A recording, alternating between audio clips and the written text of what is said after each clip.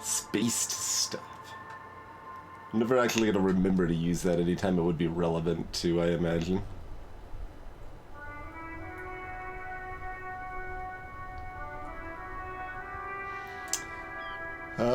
Where did we leave off? That's a good question.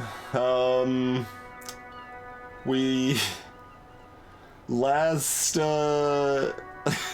called up the police precinct to report our missing badge, and they asked if our gun was also missing, and we just stayed on the line without saying anything and eventually hung up without saying anything. That is pretty much where we immediately last left off.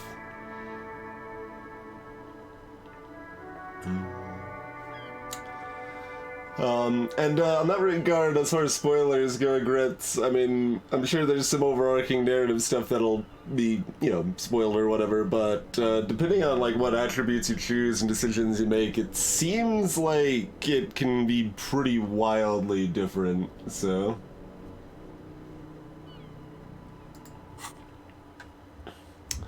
our current task list is to see if we can find our gun and badge.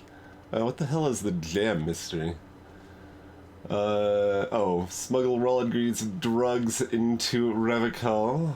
So yes, that's what they mean by the jam. I thought it meant like edible jam. No, they're talking about the traffic jam. We're gonna go question people about smuggling. We talked to Joyce, a I don't know, company to union contact on her boat, and got some background. We're ostensibly investigating someone who was strung up on a tree by a large group of people. And us ourselves, we woke up in a room with basically no memory of who we were, and we were having a conversation with multiple of our internal monologues. And yes, Joyce has all of the lore. Joyce had so much lore that the game itself is like, hey, go do some other stuff for a while, and then the lore will still be here. Come back for it later. So, we got a possible witness that isn't terribly friendly to us. The victim's clothes were in the trash, which was weird. We don't really know. Get the reality lowdown. We're basically like asking about the nature of the world. We're theoretically trying to get enough money to still stay at our hostel room, but we've also internalized the concept of being a hobo cop, so I'm not planning on doing that really. Oh yeah, we can talk to Sylvie right now, I guess. Yeah, I mean, we're right here at the car. We might as well do that one. Need to find we haven't found a sufficiently tragic tape to play on the boombox, and apparently we need to memorize the lyrics. The cafeteria manager very explicitly said there's no way we're doing karaoke, but we're certainly going to absolutely try to do so. We're a major alcoholic. We drank so much that we don't remember the past, basically. And wait, why is take the body down from the tree not one of the tasks? Why is that not on the list? Is this I guess that's part of this.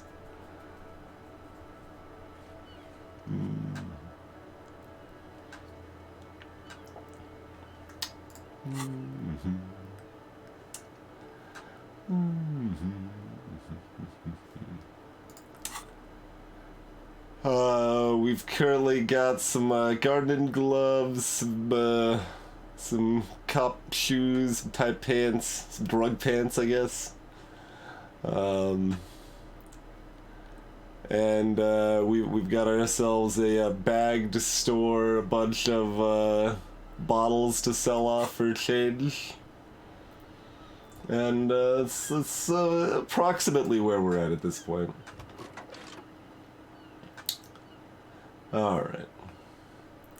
Let's call Sylvie.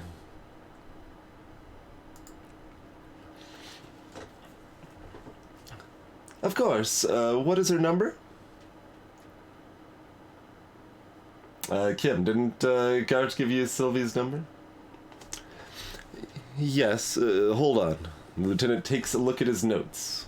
Number 005, yada yada. Received. Hold on, officer.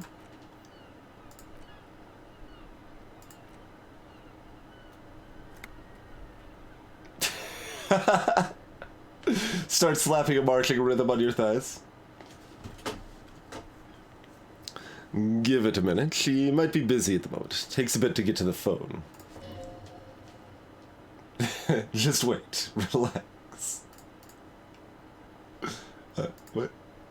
Click continue. Okay. Yep. Yep. Okay.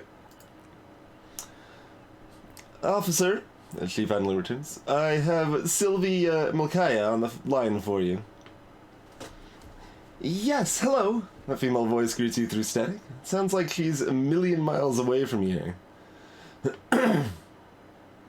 I believe we've met before. Hello, this is the police calling. I have some questions for you about your last days at work. Oh, right. She recognizes your voice almost immediately. Hello, officer. What can I do for you? You can hear resentment in her tone. She's not thrilled to be talking to you again.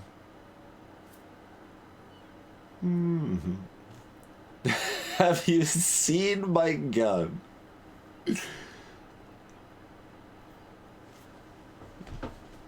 Have you seen my badge? Yes, I know who you are. You're a police officer.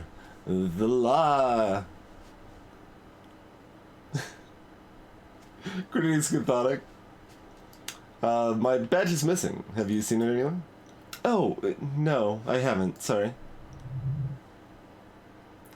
Real policemen have uniforms too, by the way. Where's yours? Not a uniform too. Kim doesn't have a uniform. Yeah, Kim doesn't have a uniform, and he seems real to me. He's in plain clothes, voluntarily. It's different from not knowing where your uniform is. There are officers who wear the signature Perseus black uniforms to the highest ranks in the RCM and end up buried in them as well. Others do it more casually. Looks like you're one of them.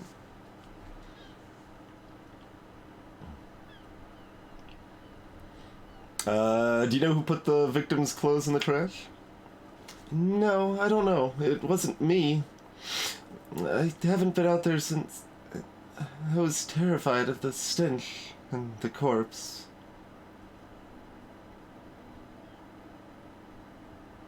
Have you seen my policeman uniform?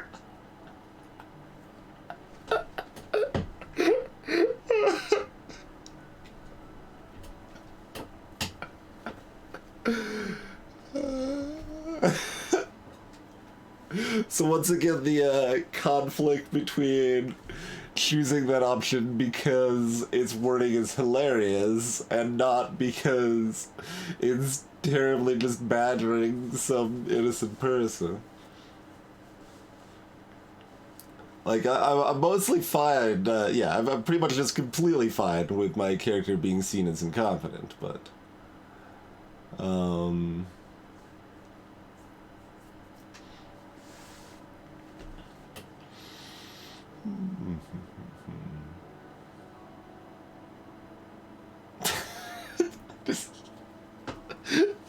The phrasing of that is a real good.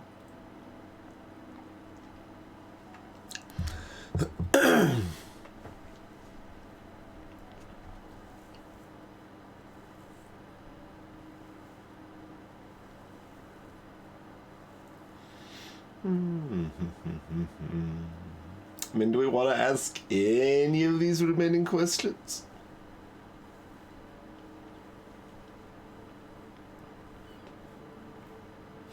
No, we're asking it. Have you seen my policeman uniform?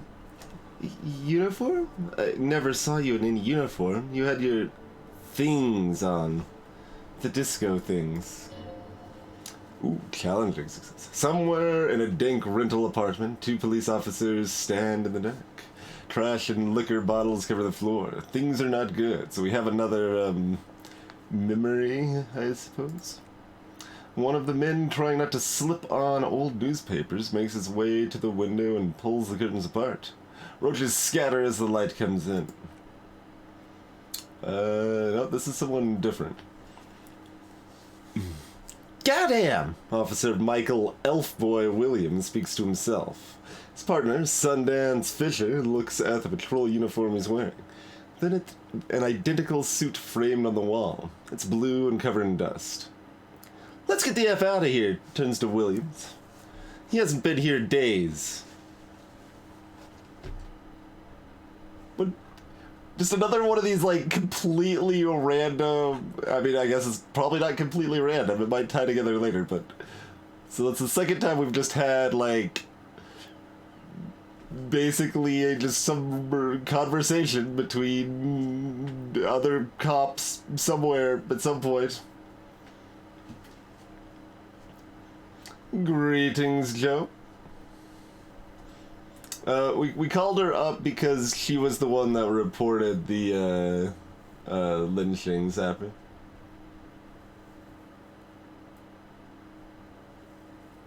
And indeed, Joe, it took me a minute. I'm still, fresh on some of the lingo.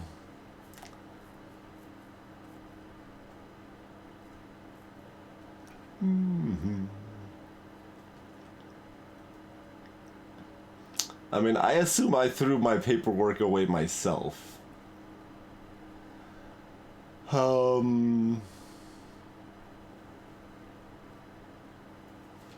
I mean, we know what she's called it, but I guess this might have more information, so sure. Was it you that called the police? Oh, wait. No, not me.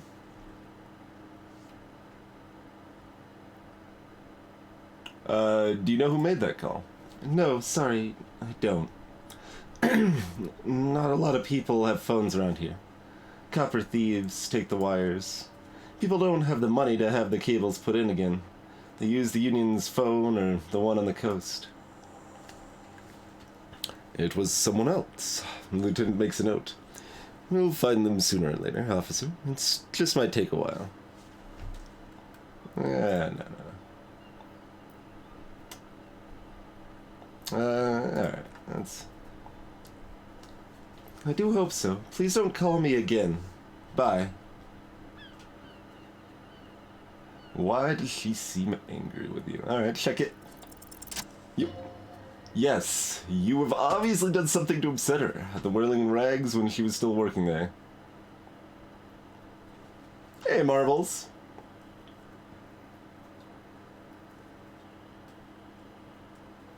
Joe, yeah, no. Heel's definitely not, protesting, footwear, for sure. But, yeah. Definitely acquire some better footwear for next time if possible. But cheers all the same. Wait, before you go, you're mad at me, right? Tell me, what did I do? I can't remember anything. I'm not mad, it's just... You were so drunk and so emotional all the time, and then the skua thing happened. It just made me want to quit. What skua thing? The stuffed bird. The great skua. You threw it against the wall while screaming, "F that bird!" and laughing like a maniac.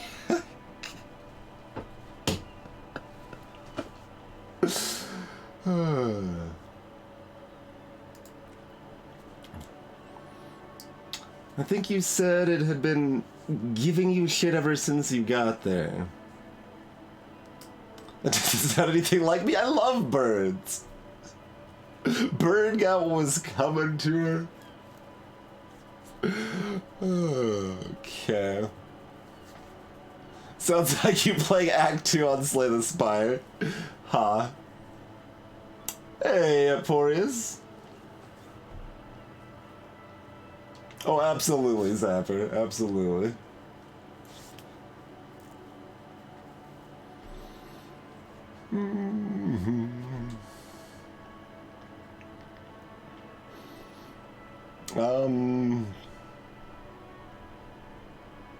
This sounds like me, alright. Didn't seem like you had fun doing it, though. So you're telling me that I was the one who made you want to quit? Yes, obviously. You were the worst client I've ever seen. And I've seen so many assholes in this place. I've had sailors fighting, union guys grabbing my ass, kids stealing booze. Once a guy was glued to the karaoke machine every night for 2 months. But you... go on. I want to know what I did. Well, you were worse than all of them, honestly. You were getting borderline aggressive.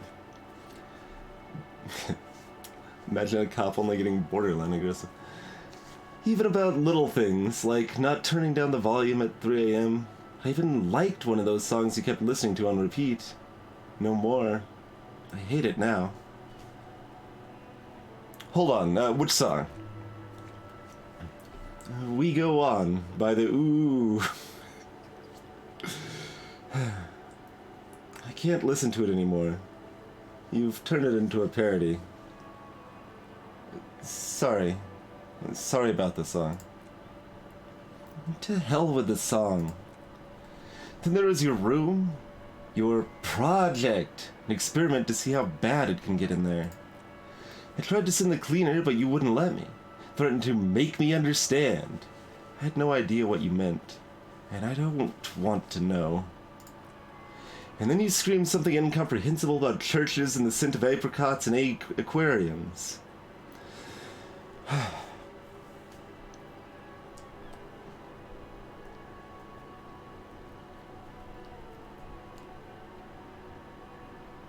I'm sorry. And then I had to deal with your toilet. The one you clogged with police documents, causing water damage downstairs in the kitchen. Won't even mention you waving your gun around, harassing customers, threatening to sing karaoke, threatening to kill yourself. Okay, I get it. I wasn't a very good tenant. No, you really weren't. You were simply the worst.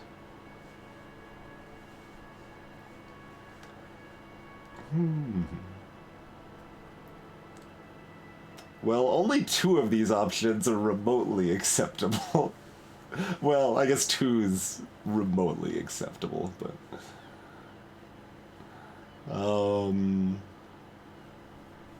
Destroyer of music, Zapper, ha.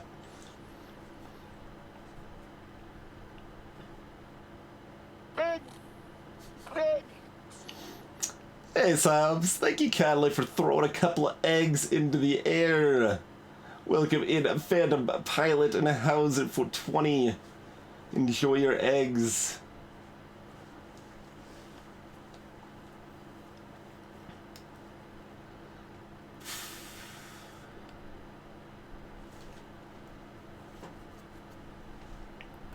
Cheers, Psyops.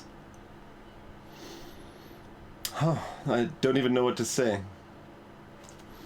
God, I knew I shouldn't have brought it up. Just try not to call me again and let's pretend it never happened.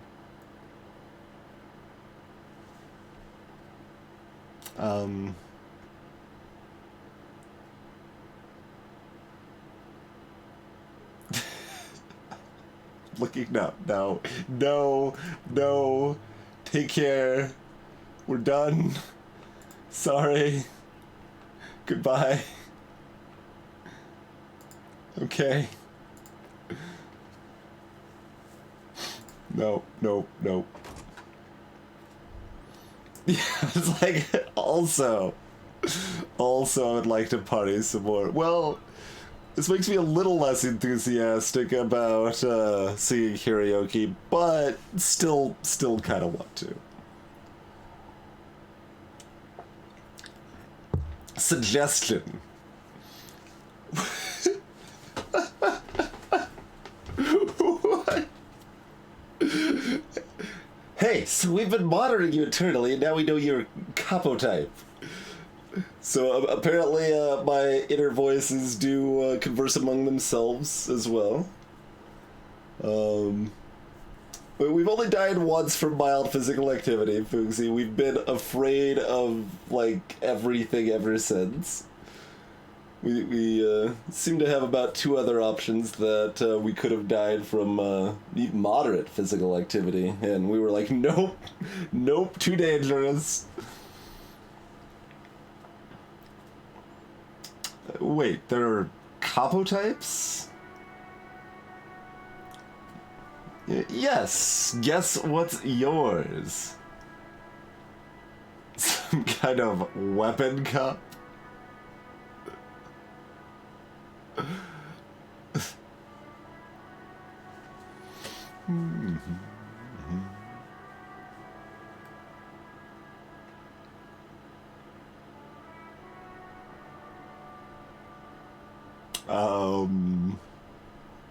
I'm sorry you had to monitor me.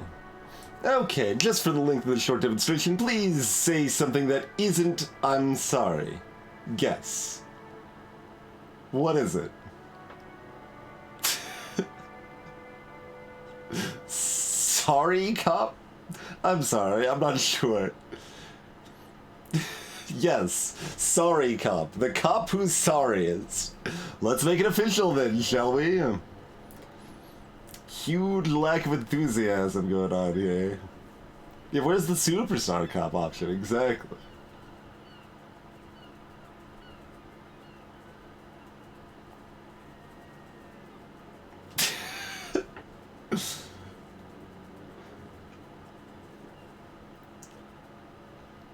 Won't the other capo types be jealous? What? Jealous of the sorry cop? I think they'll be fine, don't worry. They'll be super fine. It'll be totally okay. You can dual capo type from sorry to anything.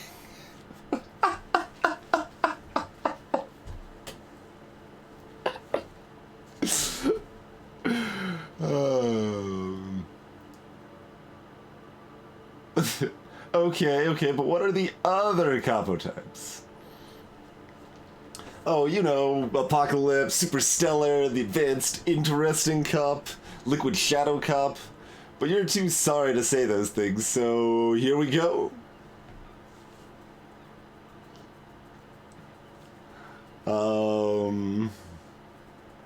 Well, 3 or 4 then.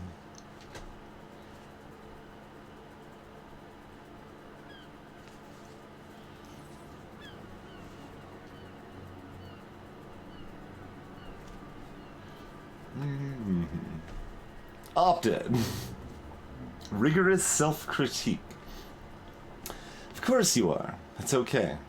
See if you can get something out of this, like info, or maybe even time you say you're sorry, and maybe every time you say you're sorry you get $1 million.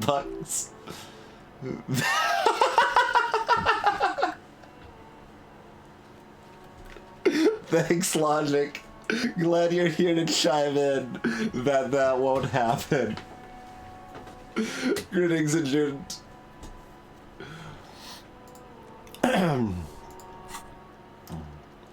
Rigorous self-critique. Penitent, flagellant cop monk. It's not the right line of work for you. You should be groveling at the feet of a feudal lord. No.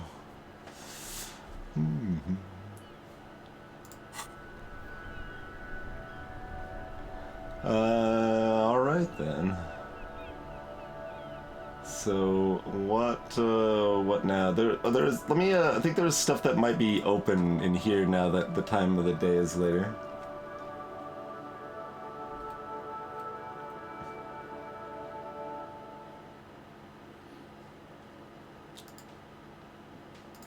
Oh, well, this is open now, so I guess we're just gonna walk in over here. Dishes are drying. The smell of chemicals and pine trees.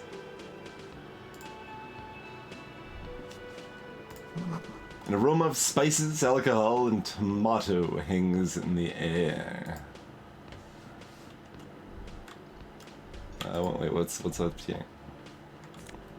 Oh, there's money. It's mine now.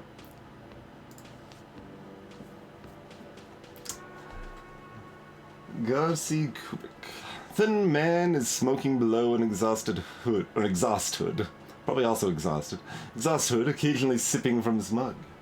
This must be Whirling's cook. As you step in, he nods towards the table and says something in a completely foreign language. The only words you can make out are Garci and Kubik. Must be his name. Garci Kubik sounds representative.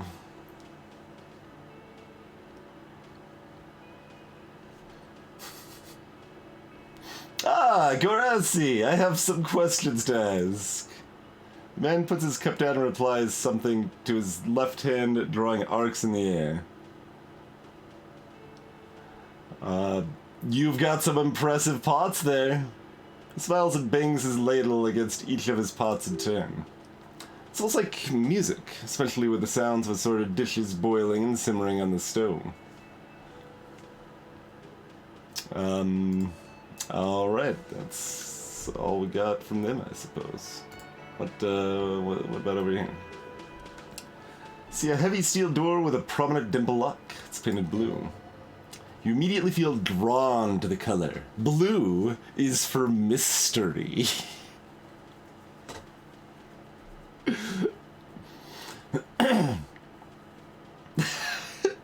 Yes.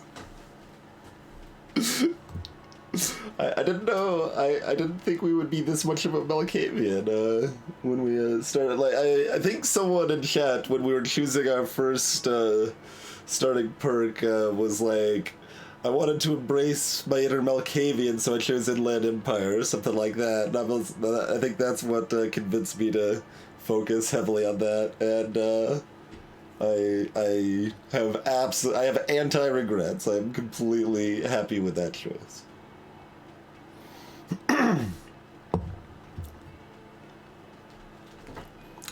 Just touch the door. Go ahead. Just touch the door. Stroke its subtle contours.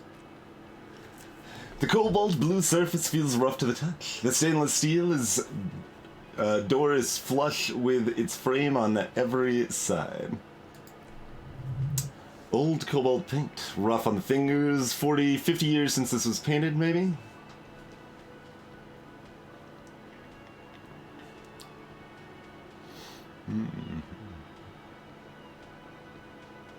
Try to push on the door. The door does not budge. I wonder where this door leads, you wonder aloud. You do? The lieutenant regards you with patient skepticism. It's a door in the back of the kitchen. Why do you care where it leads?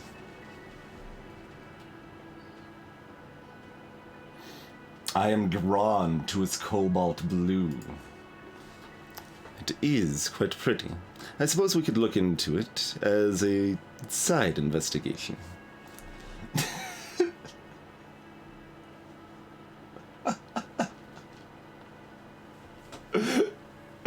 I still like all of these.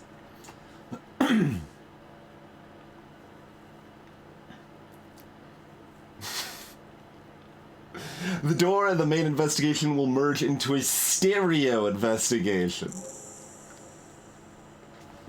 If you say so. Looks at the door, then you.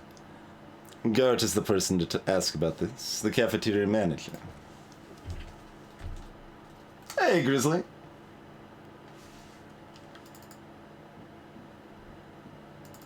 Oh, we would have chosen all of the above for many things if that was an option, I'm sure. Sup? Can I help you? Oh, hey. Here's your trash container key.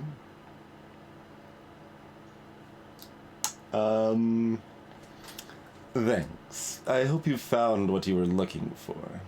I found the victim's clothes. How strange. I certainly didn't put them there. Maybe you were in a fugue state. Who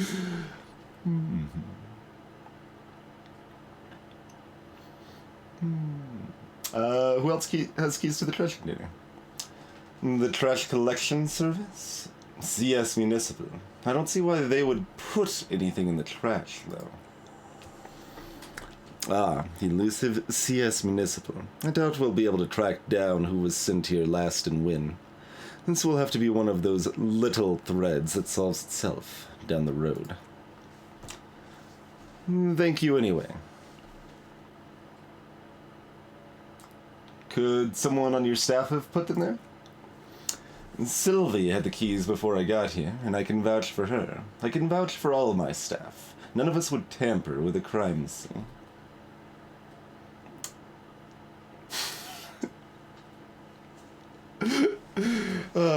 See, like, this is I'm just constantly doing this juggling act between just embracing the ineptitude of my character and the silliness of it versus, like, I don't want to be an asshole. And most of the time, those are conflicting goals.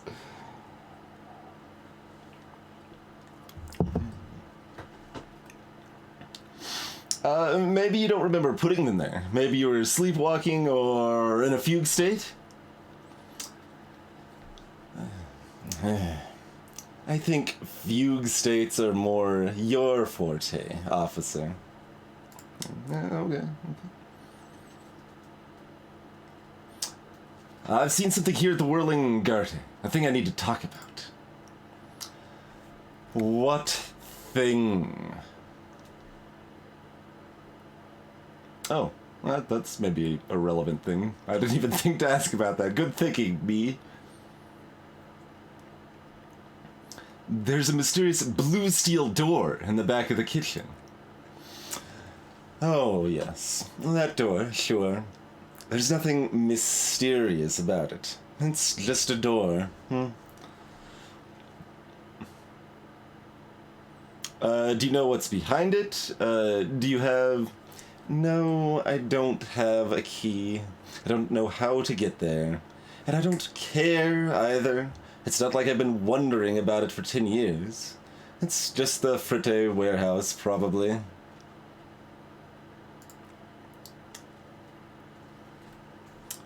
Or some boring storage space with a bunch of old junk and dust. Junk and dust. He runs his finger across the counter to check for dirt. He's attempting to maintain an air of indifference. It's absolutely not convincing.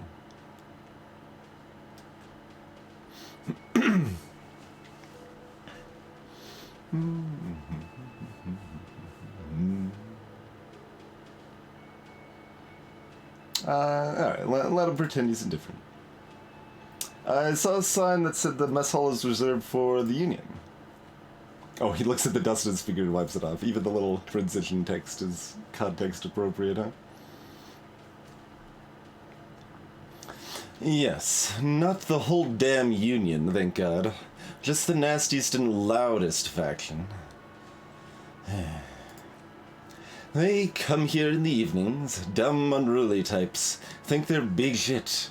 But they're good customers. They place big orders and always pay on time. He hates the Union, but grudgingly recognizes its power over him, so he's directing his frustration at you instead. Retaliate! No. Let it go. Find out who's in the Union box. Lieutenant gives you a meaningful nod. We should find out who this loud faction is, occupying the booth. Loudless means talkative, and we need info. How do we find them? We don't. We have to wait. They'll show up sooner or later. He looks towards the booth. Men are hungry, even striking men. If not today, then they'll be here tomorrow.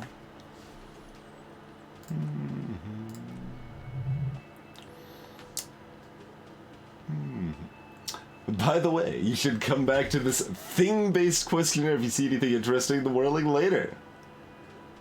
Okay. Duly noted. I'm gonna go look at the door again.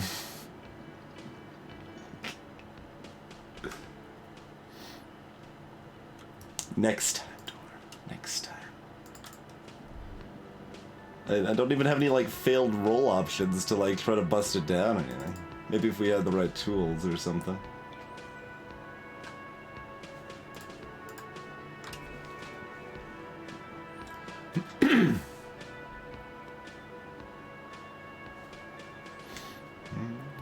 Need to pass time? Buy a book.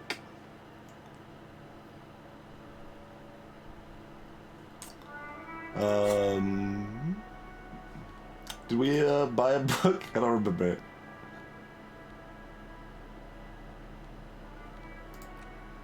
We bought a map at the bookstore. Okay, that's what I thought. If we had enough money, we probably would have bought the board game, but we didn't have enough money. And we still don't. Hobo-cop life doesn't pay super well, but we also haven't asked people for money. We've been able to ask like 3 people for money so far if we wanted. Did we talk to this person? I don't know. Nope.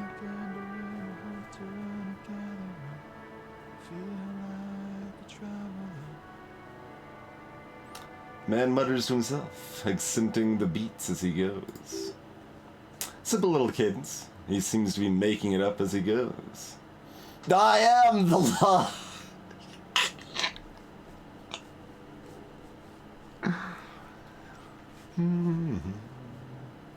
Keep listening.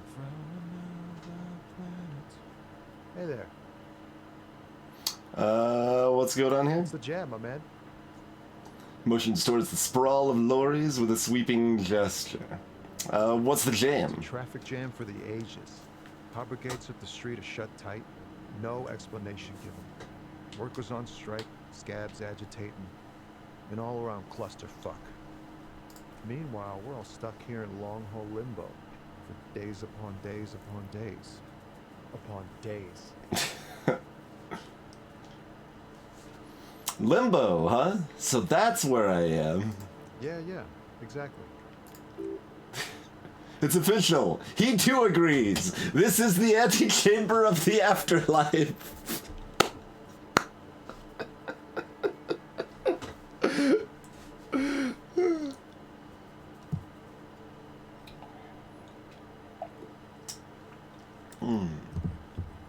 So how long have you been here? Feels near forever.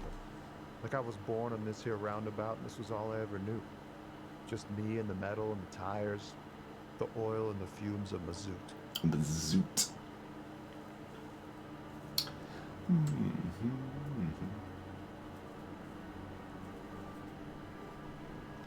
Crime questions.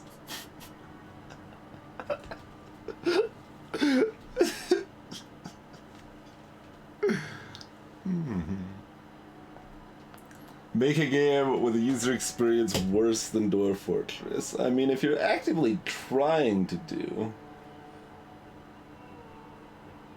Okay, so you still want it to be worth playing, despite having a user experience worse than Dwarf Fortress.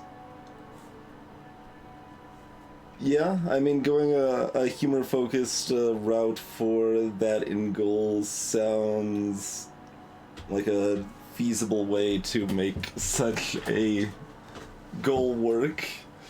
I don't know that I can endorse this goal, but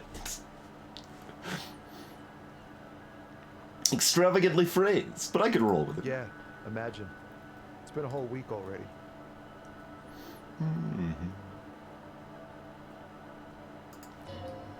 Behind the laugh, however, a touch of sorrow. So tell me, what do you need?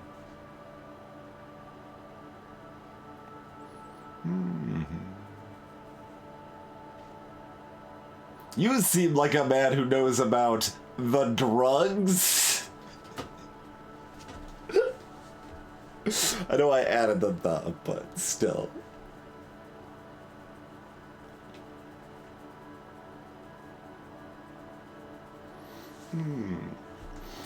Tell me more about this strike.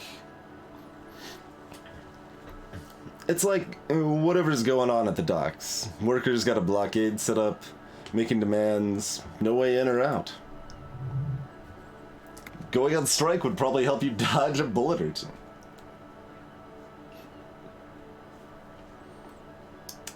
Maybe I should go on strike. Maybe you should. Cops don't get paid much and the hours are long. Plus, you can get shot. Why not? The RCM is a self-managing organization that operates on donations. We promote our own leaders. It would be like striking against your own mother.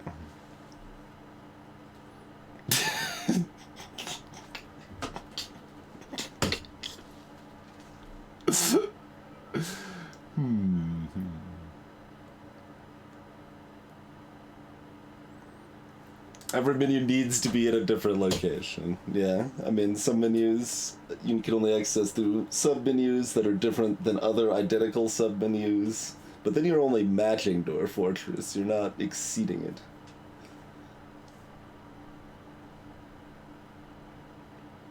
Oh, the Windows 3.1 RPG, basically? What was that called? Yeah, I know exactly what you're talking about. Someone will probably pipe up with the answer.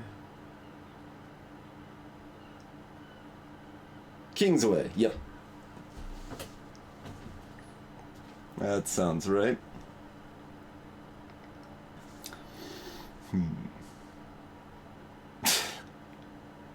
So once again, I kind of like all of the options.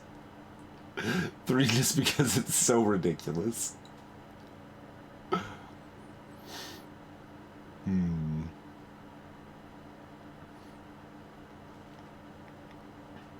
One feels a little more mocking of the value of strikes that I would probably prefer.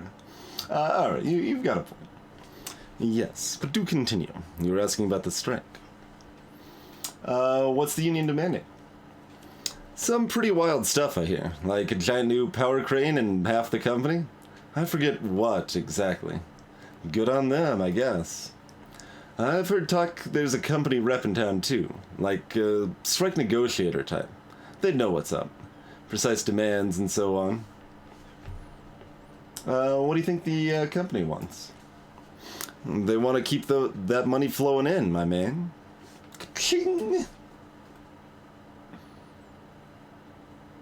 Anything else I should know? Anything else? Yeah, this ain't really my area of expertise. I just do my job and get paid. I have things to do and places to be. All of us do. All of, who? Us lorry drivers. Camioneers. Camioneers? A few still hang around here, waiting for this mess to end. Must have scurried off somewhere, to get drunk or high, or laid. Not that I blame them, really. Not you? Not my thing. Chasing transient pleasures is a drag these days. I prefer the examined life now. Thinking, reflecting, observing. He glances down the road towards the horizon, a glint of something in his eyes.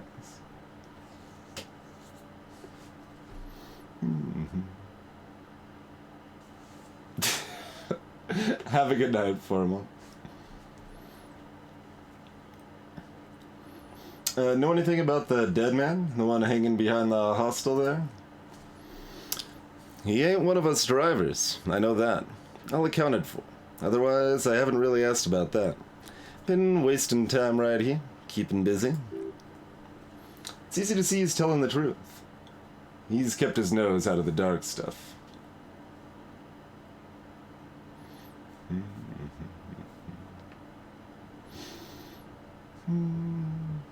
Alright.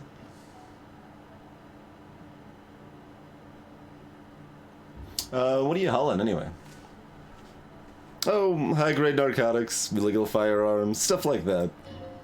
Time to arrest him!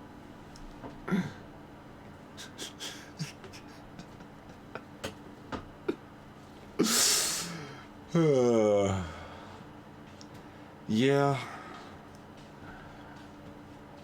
It, feels much less like an exaggeration, at this point.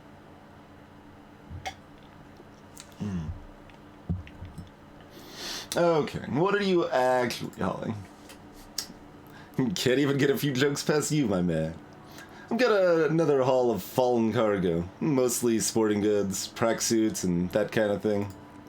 And they usually get shipped to Grad in the Occident, though we've been making headway in the Ilimaran market lately.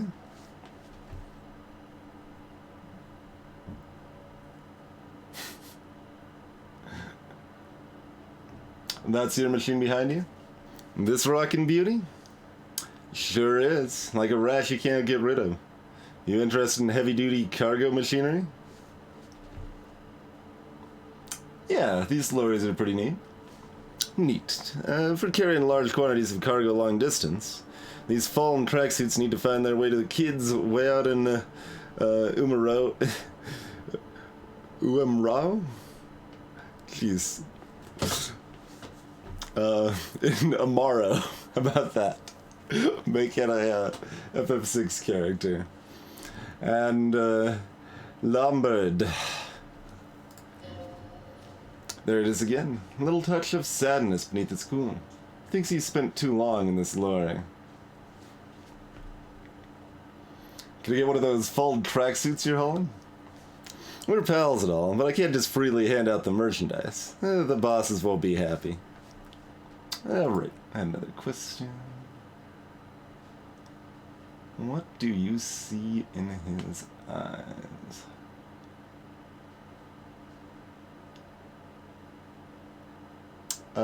Yeah, let's check it. Yes, ease into it. Don't go too far. It seems like a personal matter.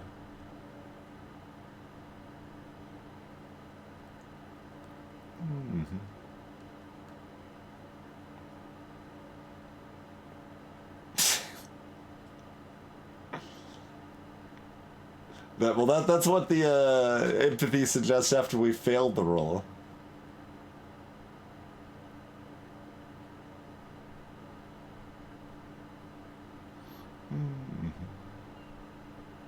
Oh, barely failed the roll.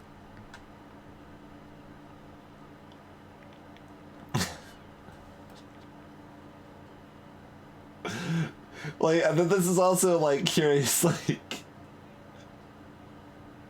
There's multiple layers of consideration here, right? So like, this is what it suggests after we fail the roll.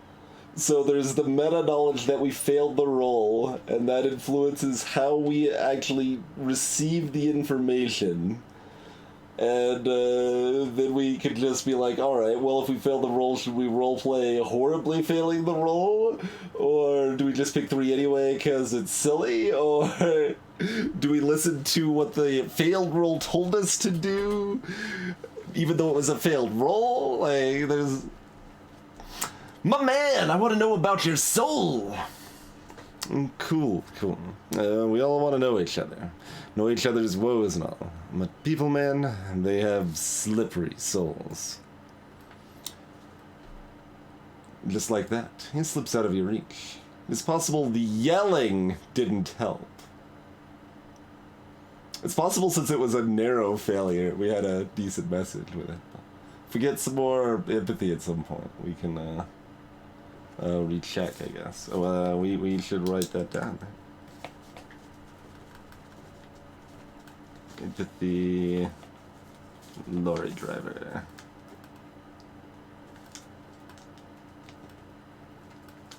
Okay.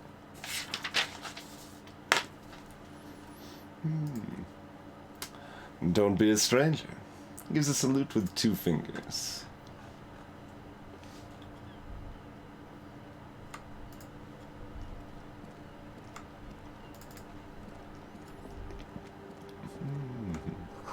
Goods from the lorry haphazardly litter the surroundings. I was skiing.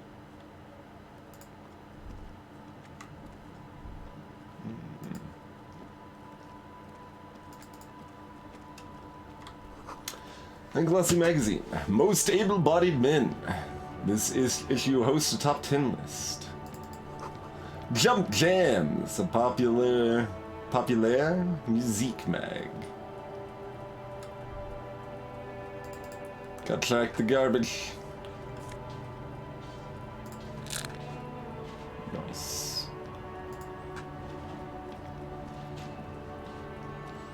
Welcome to Revachol. The remark isn't addressed to you, it's addressed to Kim.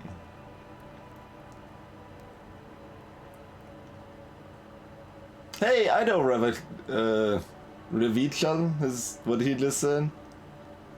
Do we just go with our pronunciation we've had, or do we adapt their pronunciation? Revichal? Revichal? Revichal? Hey, I know Revichal. That's where we are. Don't you welcome to Ravachol me. My grandfather came here from a 3,000-year-old racist isolationist culture, while your ancestors came to this island a mere 300 years ago. Every school of thought and government has failed in this city, but I love it nonetheless. It belongs to me as much as it belongs to you.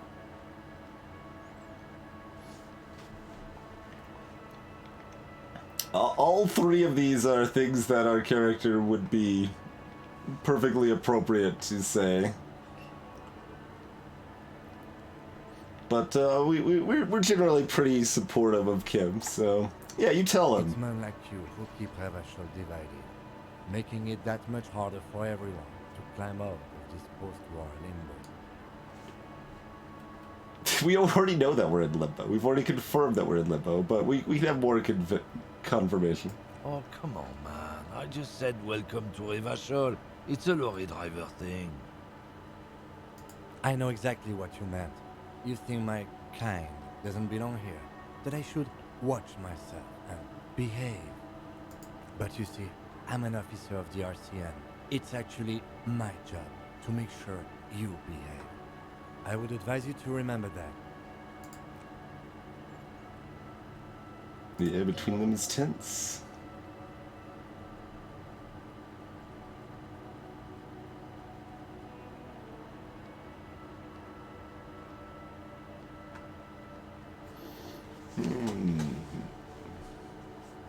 Hey, Cosmic Afro.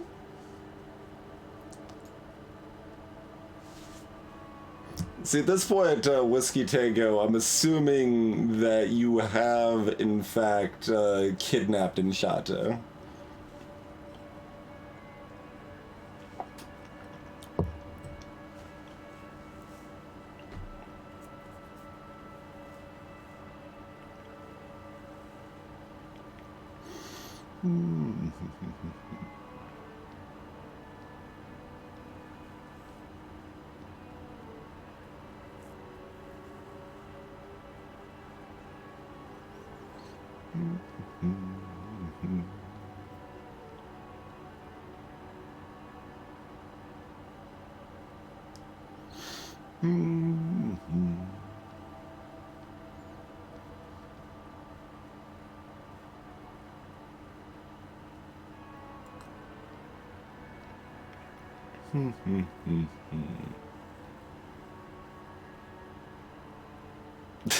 Indeed, correct.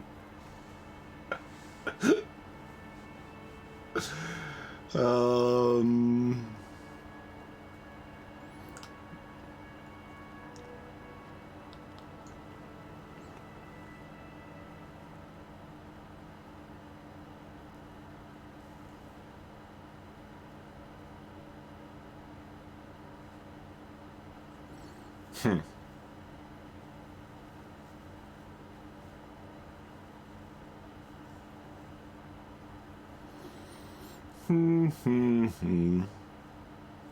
Like 2 is just crash. I'm just deciding between 1 and 3 here.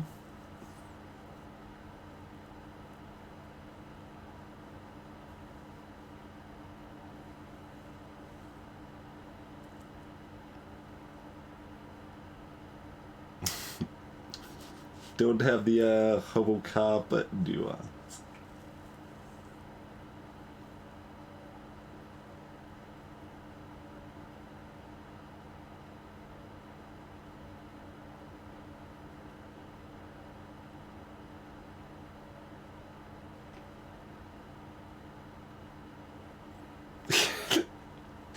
And I'm like, I keep like devolving into thoughts about just the. I mean, it's not like a traditional meta narrative, but it's a different kind of meta narrative in the sense that like I'm talking to my inner voices constantly, and they're giving me suggestions. So how much do I listen to the suggestions of my inner voices explicitly, or?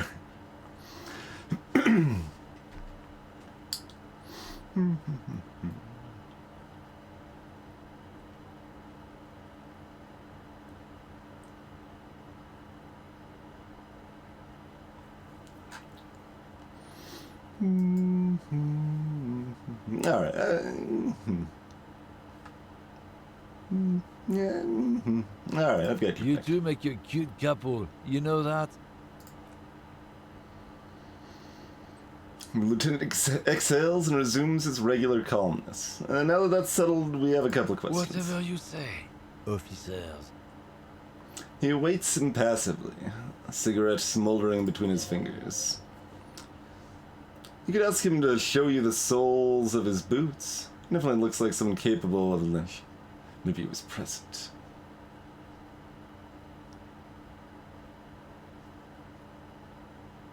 Mm-hmm.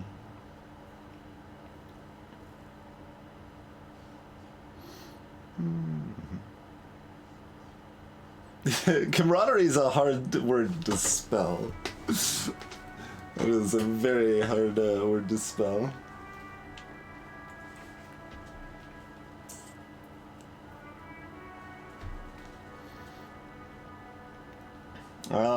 What are you hauling? Not much anymore. I'm here to pick up some cargo, but the dock workers are on strike, so it's a sit and wait on your ass situation.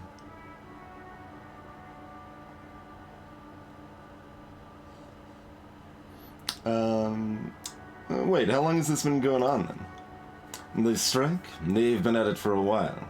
A month? 2 months, maybe? He gestures towards the lorries. But this here is just the last week or so. What kind of car are you supposed to pick up? Apples. Okay. We're playing Sheriff of Nottingham now. This lorry driver is declaring apples. Apples? Yeah, apples. I take it you had other questions? It's giving you the runaround. Let's be honest, you were bested.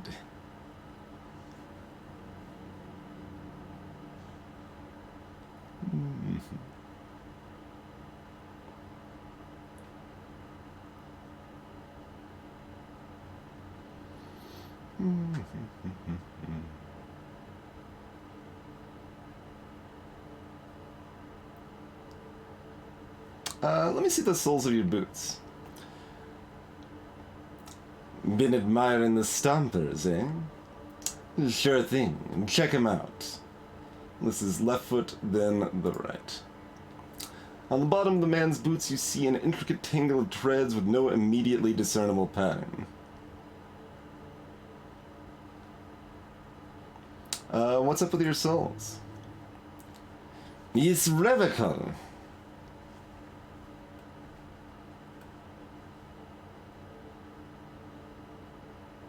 Where did you get boots like that? Custom made. Cost me a pretty penny. He rubs the back of his balding head. But why? For when the invasion comes. He glances at the lieutenant. The last thing they see before the lights go out is illustrious Revica. Does not look like the lieutenant cares. He just makes a little note.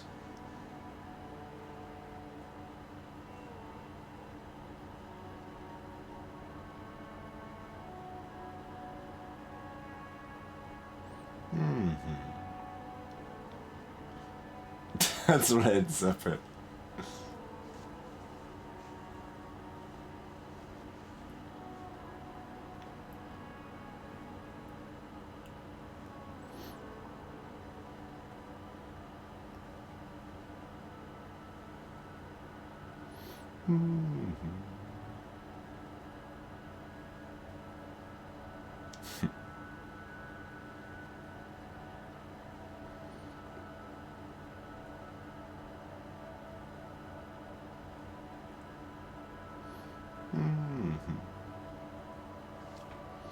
You do understand you're stomping on Revachol every day, don't you?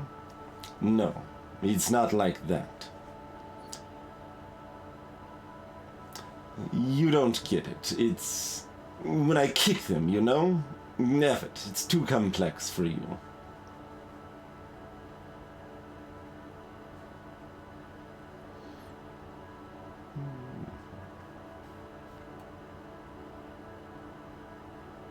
I found this mug in the trash. Yours? He stares at the yellow man mug, then suddenly explodes. No, man. Oh, man, that's great. Look at that guy go. Haven't seen anything that funny in a while. Is it yours? He wipes the tears away from his eyes. Thanks for that, but no, it's not mine.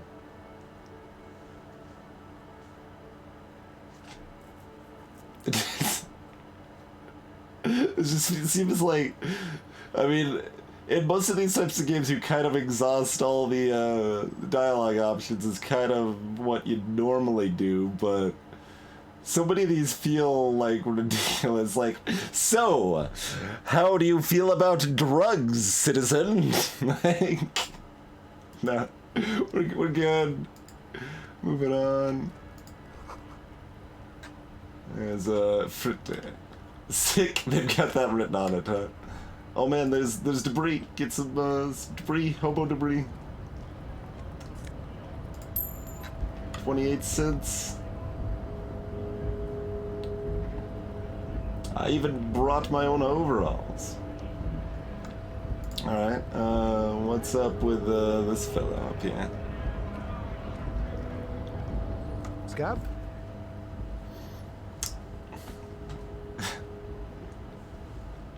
Oh, it's Call Me Mañana. A jolly man tilting his head. I'm not a scab. I'm a cop. I was just messing with you. No one's ever seen a cop scab. Imagine, you cops going on a strike, but then another cop comes in and says, let us cop for less money. Speaking of, what brings the RCM here, to the Wild North? Come to see the strife?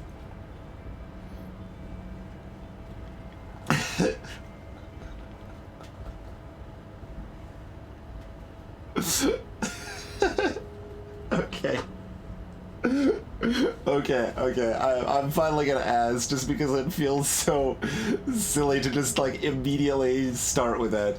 I'm a bit short on money right now. Can you give me some of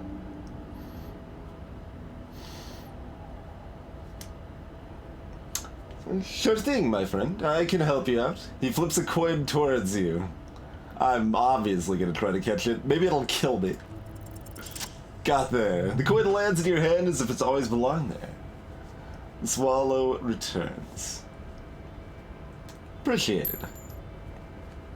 Always glad to help out the RCM. Shame I can't do more. Things are meager at the moment due to... You know, the winter's fat is slowly running out and all. Still better than scabbing, though.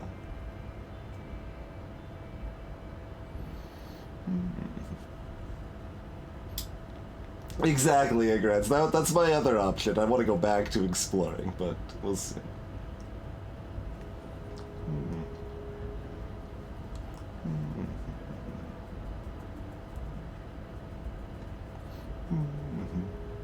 Every little bit helps, you know.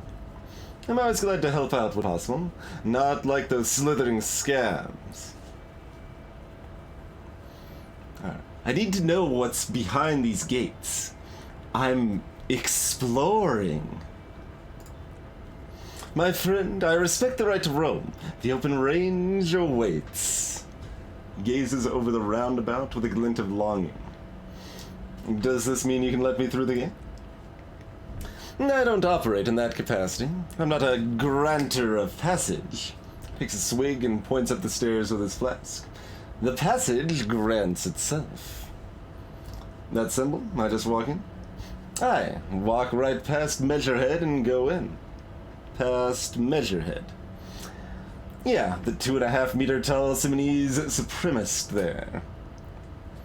Points to the bridge above the gates. Walk right past him. Right. Then press the button to unlock the door. Aha. Then go past him again, and you enter the harbor through the office. Esta.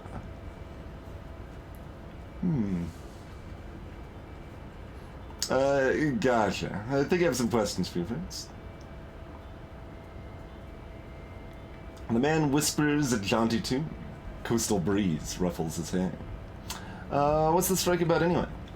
You know, serious business.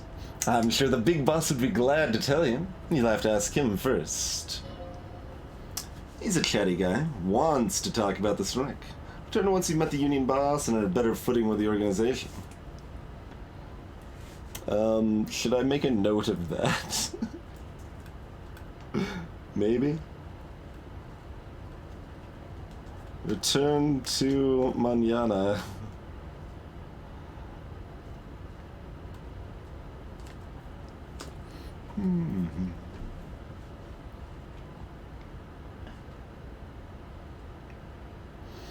I've come to Martinez investigating murder.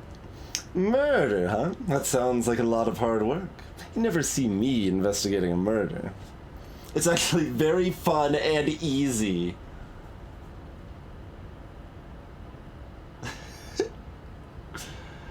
I have no idea what I'm doing.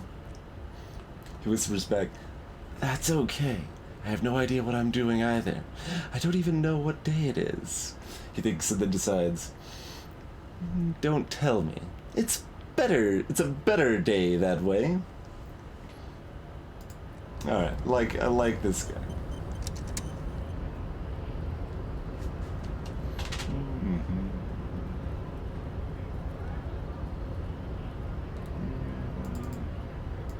Alright, let's check out these folks a little bit first. It says GRIH.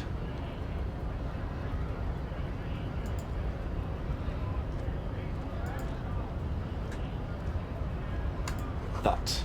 The Greater Revachol Industrial Harbor. Okay. Sure enough.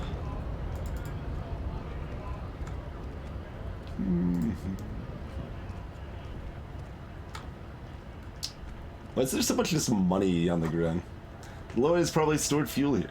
Now they store booze.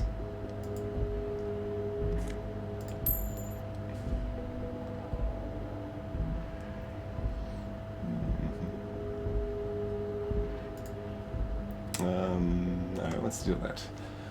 Garage Factory of Magnets and Miracles U49. Laurie's stuck in the traffic lane. This big, heavy, garage-made machine is well kept for such an old machine. Peek inside. The windows are clear. They've been recently washed. You can see Loriman's cabin with personal belongings, stickers, insignia. What kinds? The driver has adorned his space with a substantial collection of peculiar paraphernalia. Proclamations about honor, strength, and purity are glued to various panels. About the back seat. The back end of the cabin has a small perch to sleep, large ashtray. There are several suns and wheels sewn into the curtains. A book with ragged edges catches your notice. The front cover features a large, muscular man. The title reads, Man from Hedgemal and the Lost City of the Pygmies. Of course it does.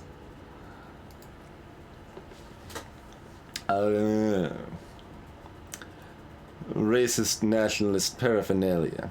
Grits his teeth. Not unusual in this part of town. This is our guy. The lieutenant nods towards the racist lorry driver.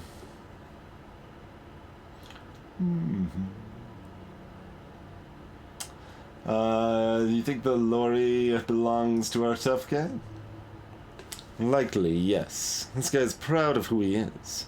Drapes it all over his machine.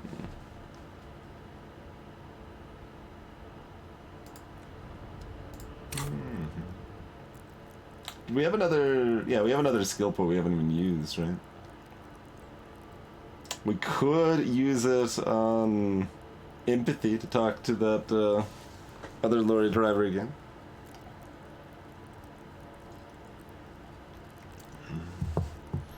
We'll wait for now.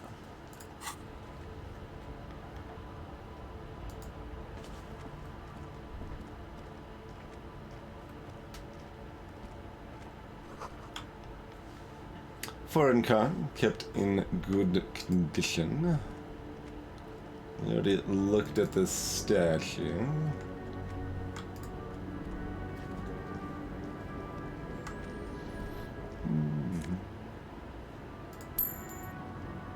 More hobo change. We're getting close to being able to afford a board game. We did look at that, right? Yeah. Unless there was a different statue and I'm misremembering. Yeah.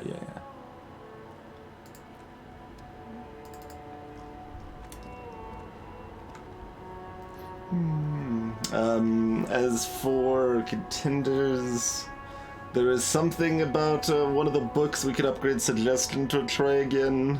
We can upgrade conceptualization to try to paint the wall. And we can upgrade empathy to try to figure out what's bothering our first lorry driver friendo.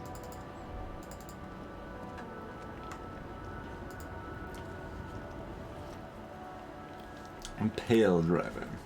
The small, wrinkled woman does not greet you. She nods along to something on a radio. Photograph is clutched in her hands, and there's a warm smile on her face. It's the warmth of a winter night's fire. Maybe she could give you comfort and shelter. Some cigarettes and food money. Maybe she's your grandma?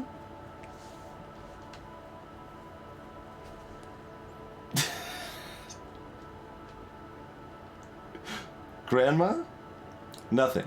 Her smile just keeps widening. Her hair is gray like lead.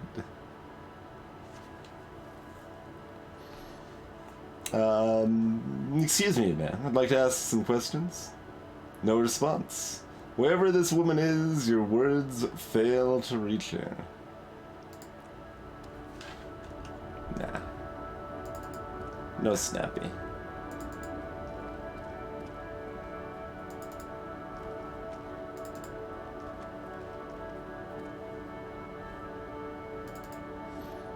Yeah, I could. That's true. Afro endurance or laissez-faire or savoir-faire. Laissez-faire is very, very different thing.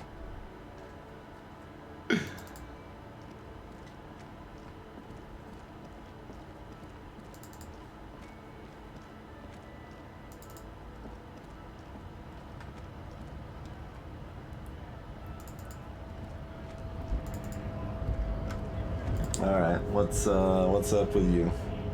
Bastards! We have a right to work! Man yells towards the harbor gates. His voice is the loudest of the lot, and oddly screechy for a man his size. What's going on Pull here? up and stay frosty, everyone. Cops are here. The broad-shouldered alpha male turns towards you. He's a full head taller than everybody else here. You here to fuck with us? Beat the honest worker down? Why should I? We're here to fight for a cause. Stripes usually have problems with people who have causes.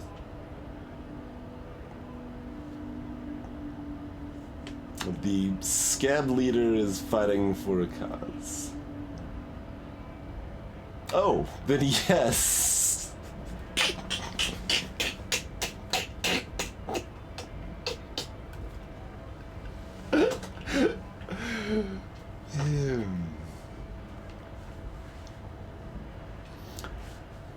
It's like, well, if that's so. I'm thinking no. Good. We're fighting for a cause here.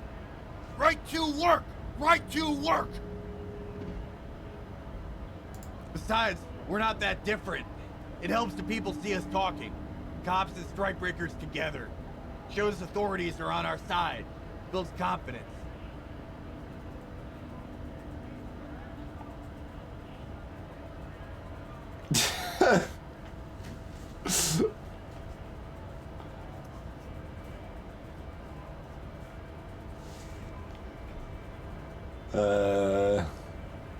I don't think I've chosen any sides yet.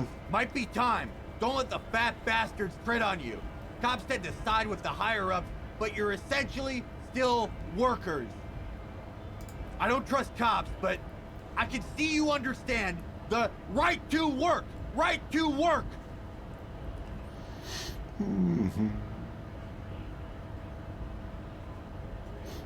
Indeed, Cousin. Regardless, I have some questions for you. Maybe you should ask them the questions. Like why we're not allowed to make a living here. Shame on you! We have families to feed, you piece of shit.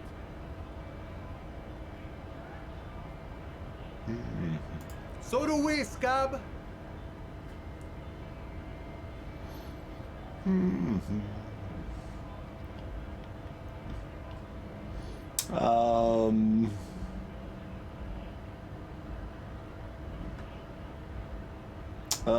Who are all these strikebreakers?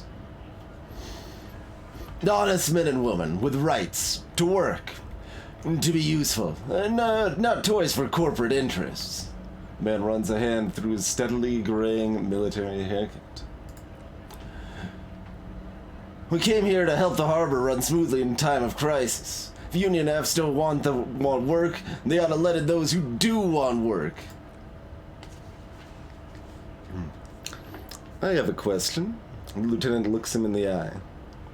Why do all these men follow your leadership?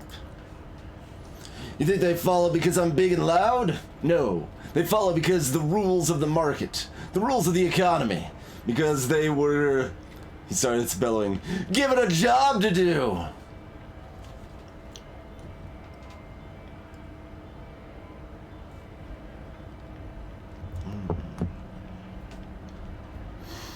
What exactly is your goal here? We were promised work, points to the gates. We'd be in there, working, if the bastards hadn't shut the gates. And you're unable to break the entrance?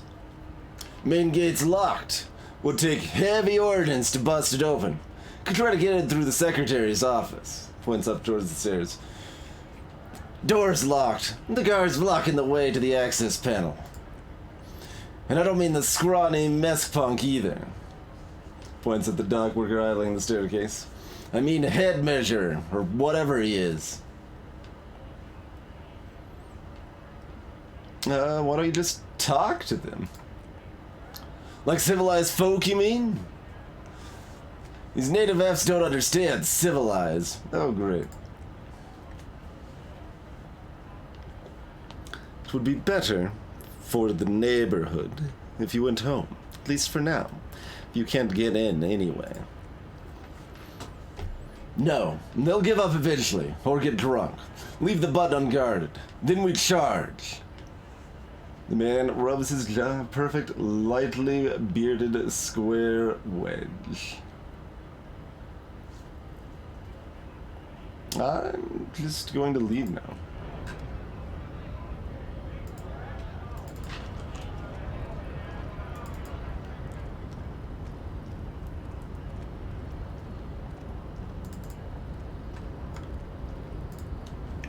What do we got up here? Case of strike press button behind guard.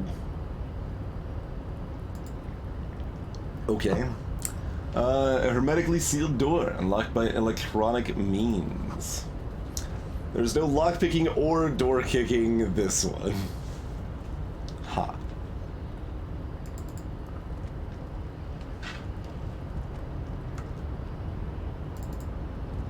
Looking monolithic. He's got groupies, apparently.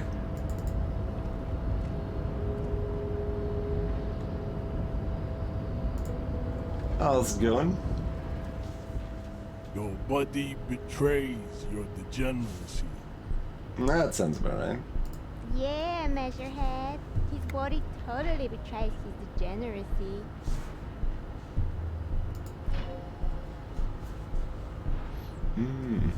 Say nothing. Size him up first. I mean, I don't like listening to the authority voice terribly much, but that seems okay. Are you admiring my morphophysiology? A ripple of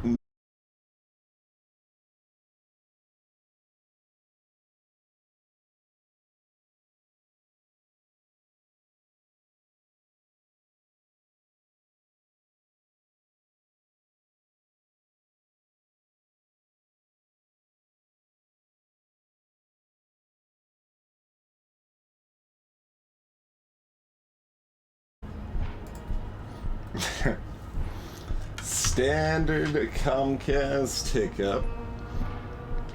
Kind of almost want to make a chart, but it would end up pretty boring, I guess, because it'd be like, alright, 0.3% OBS's fault, like 1.5% Twitch's fault, 97.8% Comcast.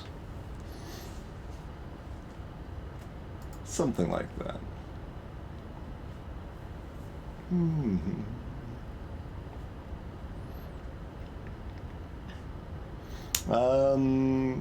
My body isn't important. I'm with the police and we need to get into the harbor. That is precisely the negligence that has led you to succumb to Al Ghul. His face contorts in disgust, as if he were smelling a dead rat. You reek of it. An invisible sword of Al Ghul emerges from your throat. You cannot see it, but others can. It is making the woman in my company sick.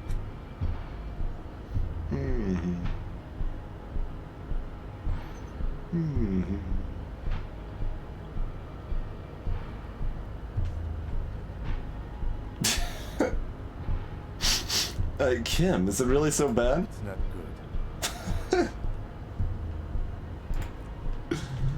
It's like a rat crawled into your stomach, got drunk, and drowned.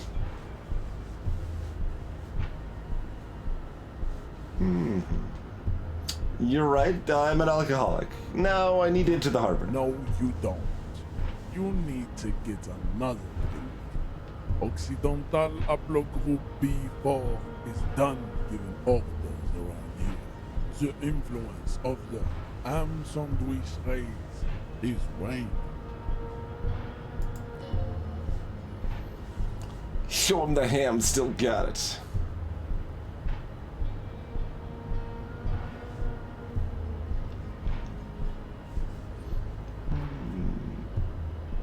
Well, I don't like any of these options.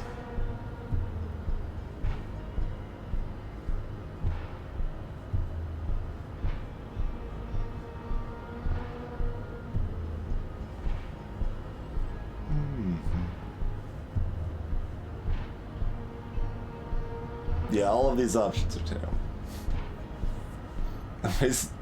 Let me ignore the first line of number 3 and then choose it.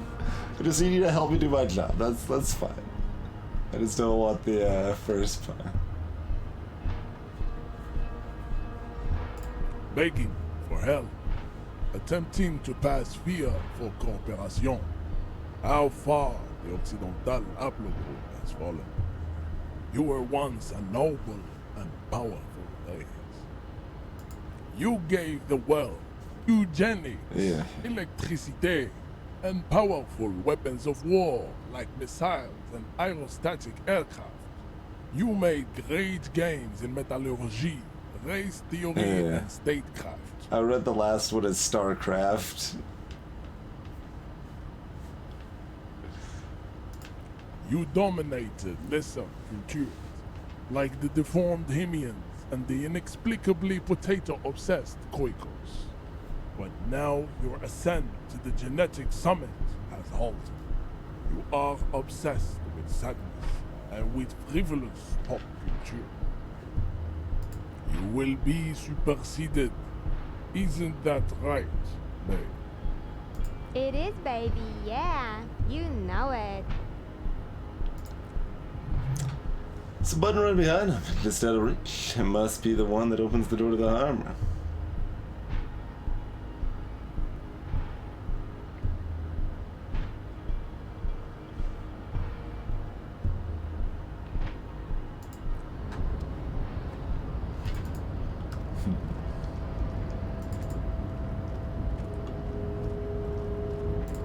Seems like interfering in any meaningful way there does just kill us, probably, so probably best to not. Did we look at this? We did not.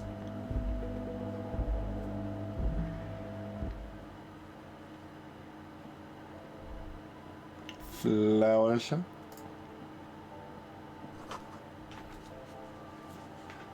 Yellow flowers. They must have broken your fall. Tulips, too.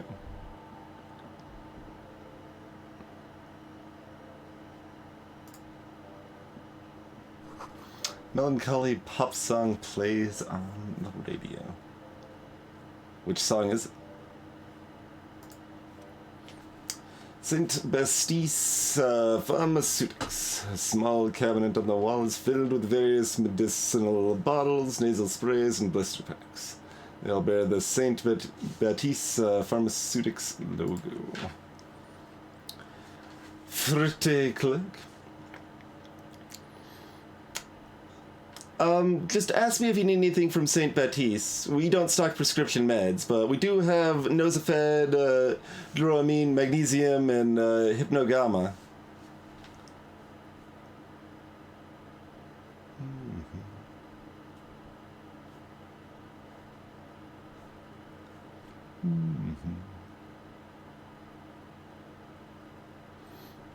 Who is St. Baptiste? St. Baptiste? You know. She nods slowly at the cabinet. The pharmaceuticals company? St. Baptiste Pharmaceuticals? The one that sells meds out of St. Baptiste? She points at the cabinet. That one? There?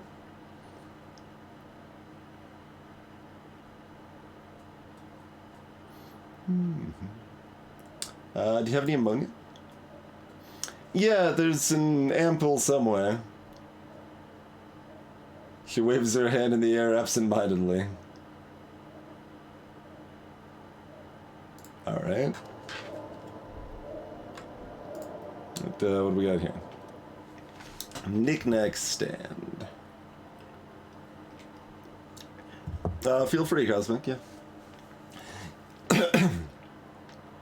You see several packaged raincoats fill a low shelf beneath a display of croissants and juice bottles. The raincoats are transparent, except for the big Fritte slogan on the back.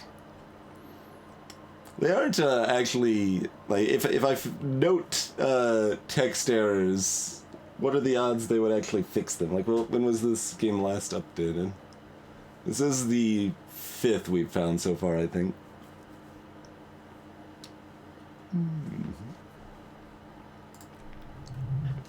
The packages are small, discreet, sloppily stacked, making them easier to take unnoticed. No need to worry about knocking over a display. 8% chance.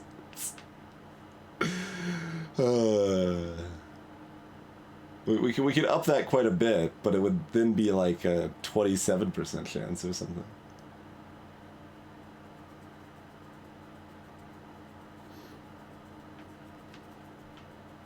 Gotcha, cousin.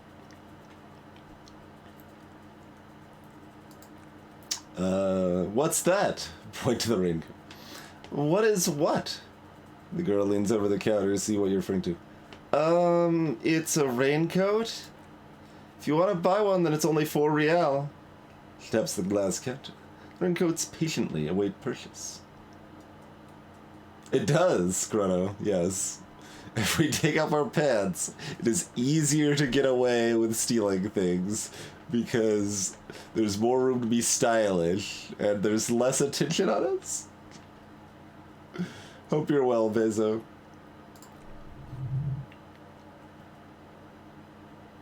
Her attention is drawn to the raincoats. Stealing one undetected will now be more difficult.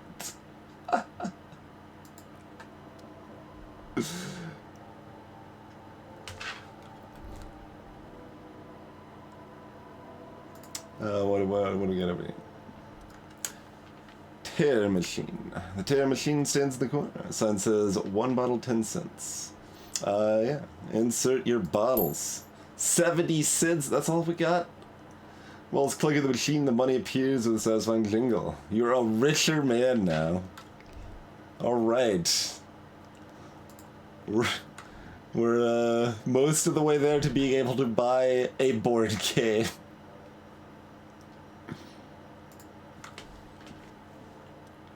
Shimmering wall of vices. Colorful display of cigarettes and alcohol bottles line the shop wall, inviting you closer.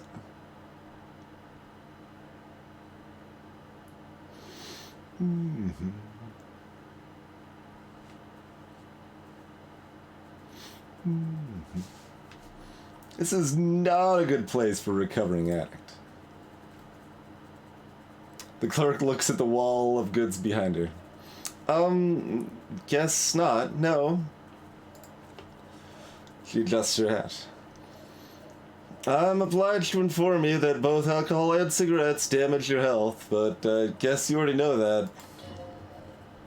Don't ask, don't look, don't do anything here. Just go away. Get back to work.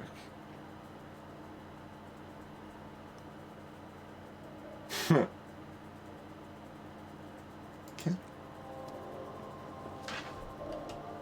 I don't know if we'll recover. I mean, we did literally lick some spilled alcohol off a countertop, but only a little bit. We didn't like guzzle it, you see. So we have some standards.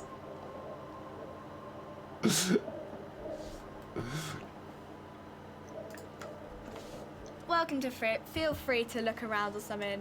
Everything is out on the shelves.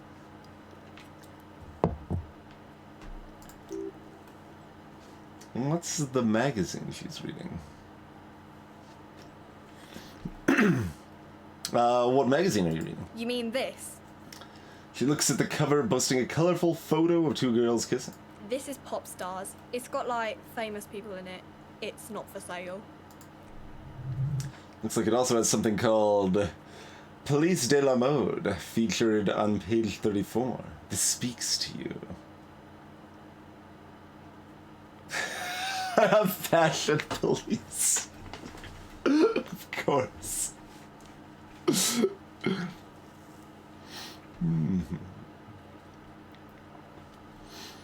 Yeah, I mean, that's the answer. Forget about all that. What is this fashion police feature? It's where they rate different outfits famous people wear. It's kind of funny. They're kind of mean. It's about who's the most stylish. Style!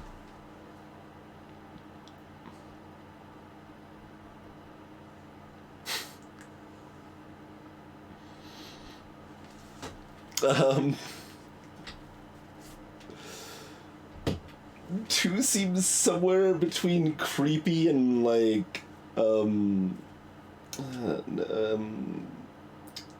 know the word I want, I can't think of it, like, condescending. There we go. Patronizing was also the word.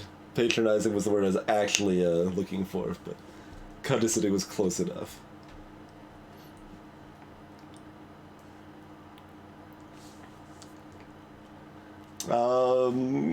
Alright, so who's the most stylish? Can't be anyone from here. Anita. She's a model. Usually it's a model. Or a singer-songwriter. Or a model. We are not the fashion police. We're the real police.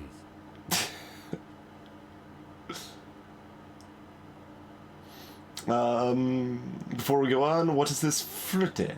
I don't know. Frit. And what is Frit? A 7 to 11 grocery store. Okay, what's with the audio there? Like, it felt like it very, very quickly panned from left to right. I think they think that the extra T makes it funkier. It doesn't. They should also, like, leave a little gap in the text there, probably, but that's okay. Alright, let's proceed. Okay, I'm not really supposed to be chatting to anyone, but... Mm-hmm. Can you tell me anything about this reality we're in? We've already got a source on reality, it's okay. Does Frit have a warehouse in the back of the Whirling Rags? A warehouse? I don't know. Maybe. I don't really care about what Frit does. This is important. She scrunches up her face in an expression of consummate adolescent skepticism. Fine. Frit does have a warehouse. Just a little back room here. Okay? She turns back to her magazine without waiting for you to respond.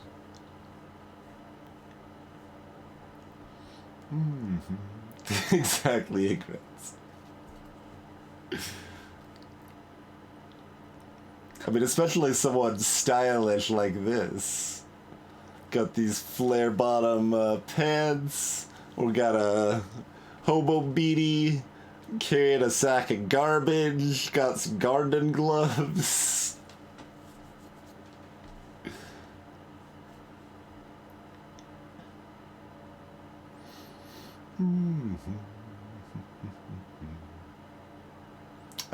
Can you tell me anything about the dead body? I don't really know anything. I mean, I know it's there, but I haven't seen it, so... what do you think happened? I don't know. No need to worry. The lieutenant's voice is soothing and professional. It's just standard procedure for us to ask around. If you hear anything, let us know, okay? Okay.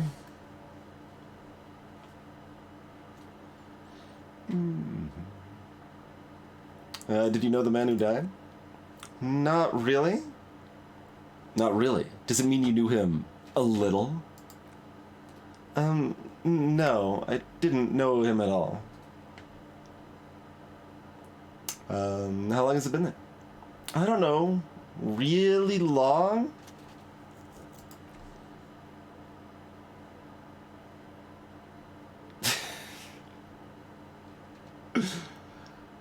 Can you tell me anything about this reality we're in? Reality? You mean... What reality? Economic reality, or... She's like a student unexpectedly called upon by a teacher. Can she answer the classroom question? Greetings, Nagaskin.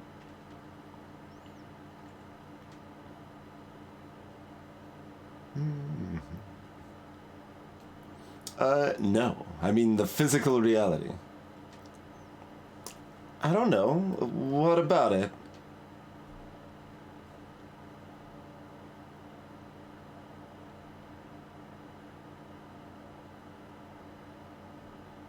Where are we? We're in Frit? No, I mean, where are we on a larger scale? As mankind, or as a nation, or... What will her essay prompt be?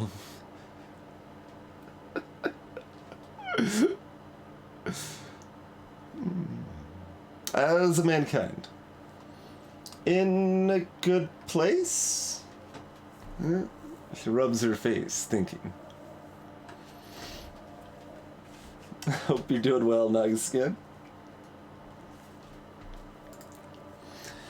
I mean, science is doing great, and this radio computer thing seems to be kind of big. I don't know.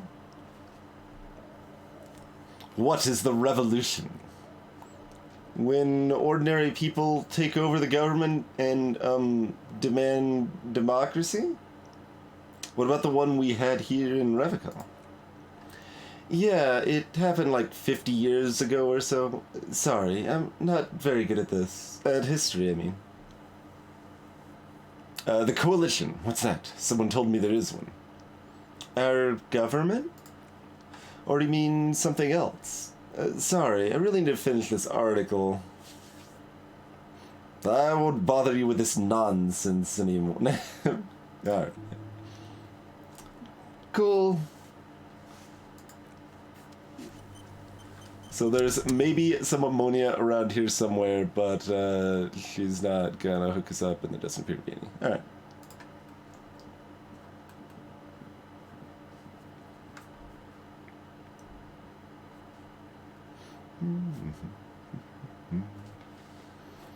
Did we want to try to internalize one of the other thoughts?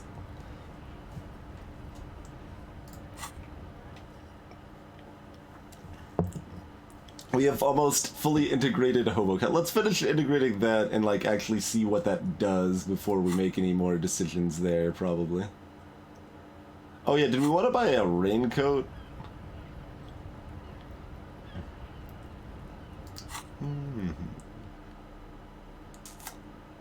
I mean, we just got a cop coat right now, although we could get a better cop coat if we risked our life, probably.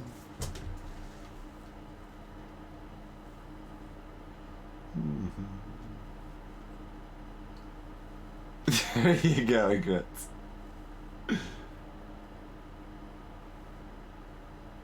Oh, I didn't actually catch that, Beza. I was kind of curious as far as that goes, if like time was partially passing in real time or what. So it's just like conversing actually makes time pass. Cool.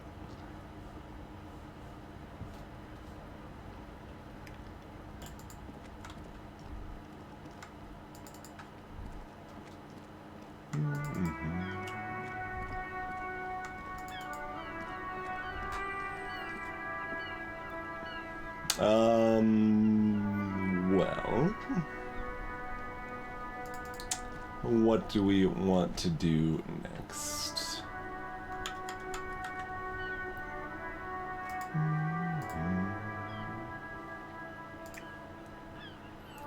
I mean, yes, you know the drill, Anvar, you know the drill. I suppose what we want to do next is take ourselves a break here. So feel free to take a moment, stretch out, all of that jazz. Grab yourself a drink. Feel free to send some donations in this direction during the break as well. Those are some good options if you have money to spare and want to help people that need it. And we'll see you shortly, folks.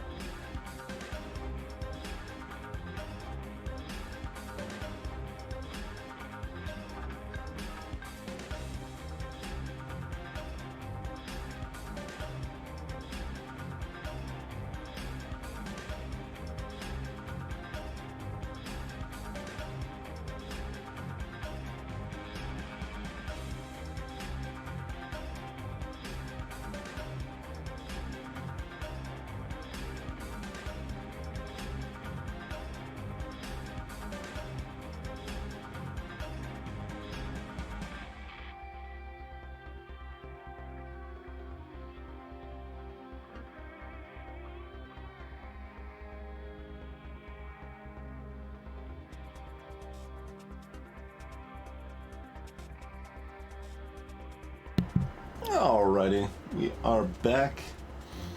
I am not familiar with Fiddler, which I'm probably butchering pronunciation of as well, but yeah, I've never heard of that either.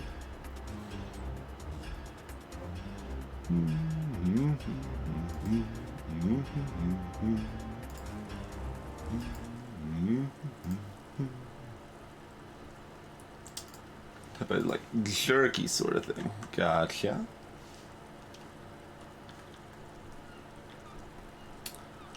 Well,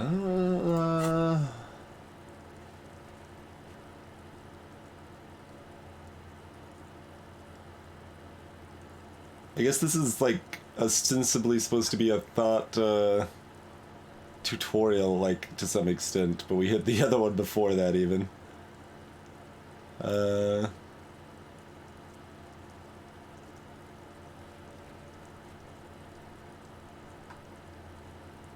Alright, still a long time before end of the day proper, huh?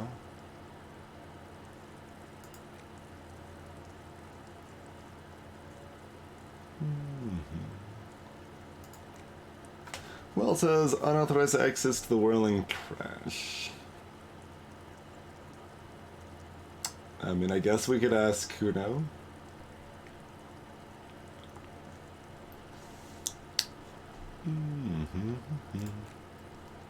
Like, we have a lead on this song, but not enough that it updated anything. We could ring some random numbers there. Any of those looked any good. Hey, do you know who put their clothes in the trash? Kuno's got this! If there ever was such a thing as an ugly kid. Oh yeah, never could be Kuno. A moment of your time, please. Talk, pig! She's coming up strong, throwing rocks!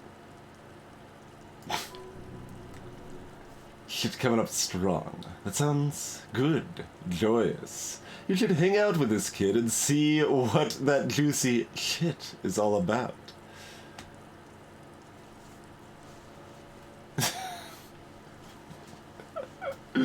What? Oh.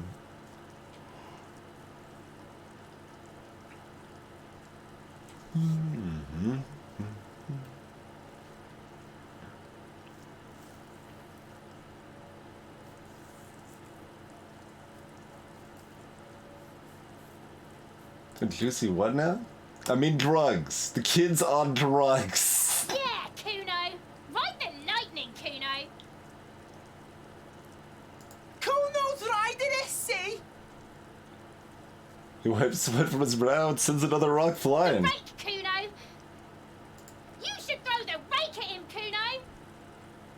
The fuck does Kuno know what a rake is? Kuno's not a gardener.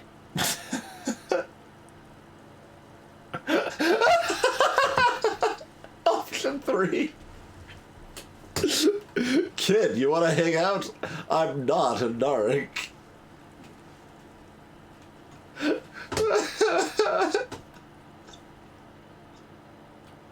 I mean...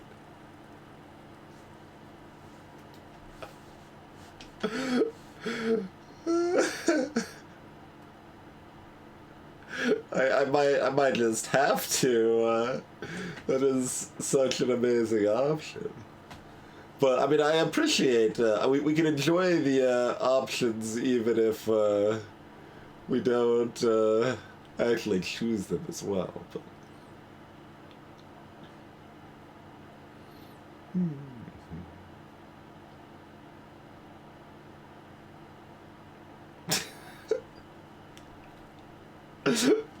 Trust me, not a narc.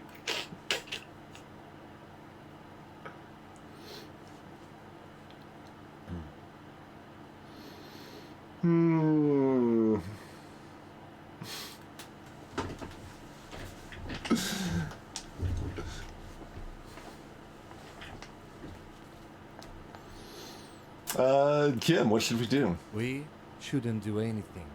I don't tempt such forces. What forces? You will see. I will see. Well, kid, you want to hang out? I'm not a narc. Fuck no! Kuno doesn't buy that shit! Fucking entrapment shit! That's fair. This kid has got street smarts. Look, I've got questions for you. Alright, entertain the Kuno. Show me what you got. What you got there? What you got, huh? Show me what you got.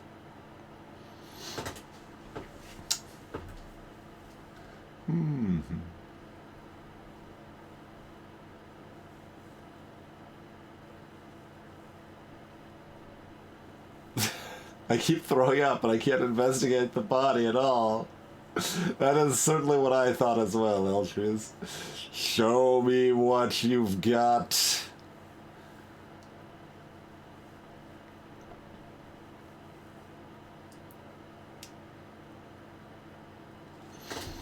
The body. What do you know about it? Knows a shitload. This is where you quickly ask him questions. Real cop questions. Like a cop.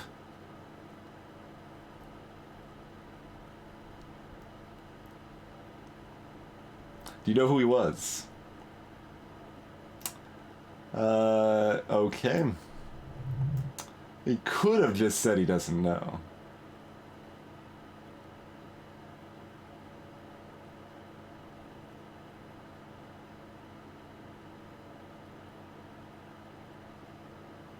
Okay. Gotta have a gift for a rock practice. Do you know how he got up there? Probably climbed. Kudo was busy down the road when that shit went down. So you didn't see it happening. You heard Kudo. Kudo wasn't even in Martinez. Kudo wasn't in Revicol. Puffs himself up. Kudo wasn't regional. Okay. Where did you go then? I don't know. Some haven't. He looks around, trying to come up with something. Mesker. I don't know. Some other place. Night City. Kudo was in effing Night City.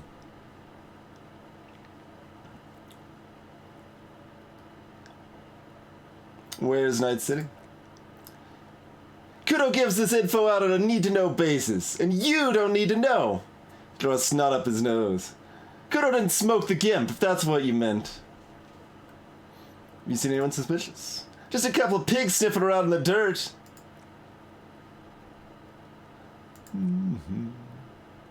You're testing Kudo's patience here.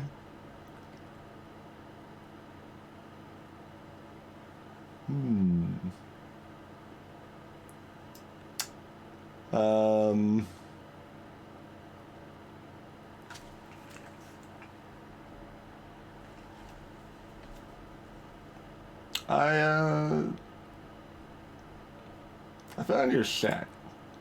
You found Kudo's secret door to Kudo's secret shack? It's closed for 5,000 years. How the F did you get in? I phase shifted through the roofing material. Get the F out of here. You can't do that. He can't do that, Kudo. He's trying to F with you again. Pigs can't displace, can't do that teleport shit. Says to himself and turns to you. How do you like it in there, Piggo boy? Kudo's got a lot of cool shit in there, right?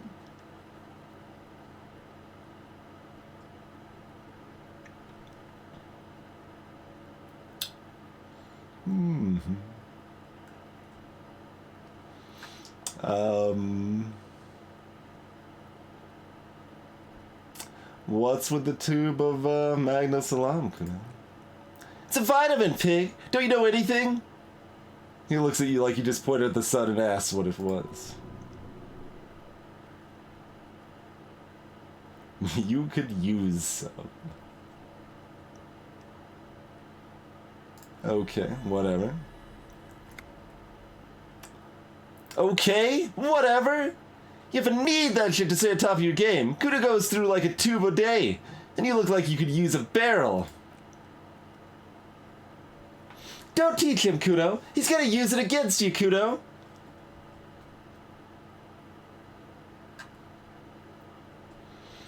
Hobo Cup breakthrough imminent. Can we look at oh, okay, so that's soon still. Still has to be another step or whatever.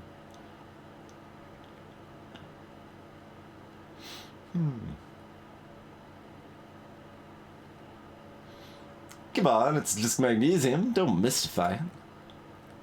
Looks at you eyes bulging. You're not getting this, pig! Completely takes away the hangover. It's like you didn't do anything. Looks like you stayed home and played with your choo-choo.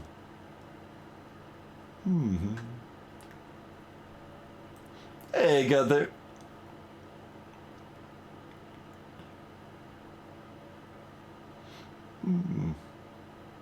Is that, my coat up there?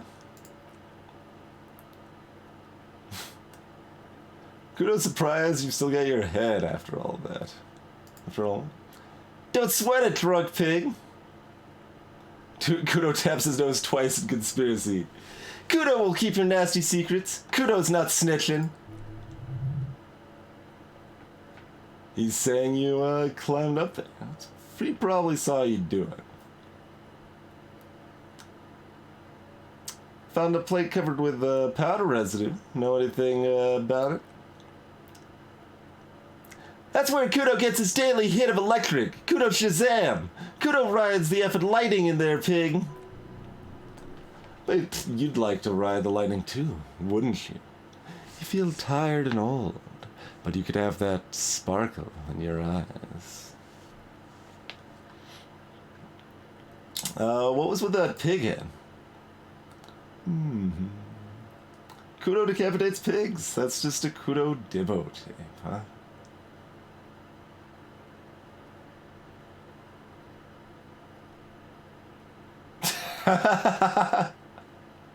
Forget it, I'm not saying those things to...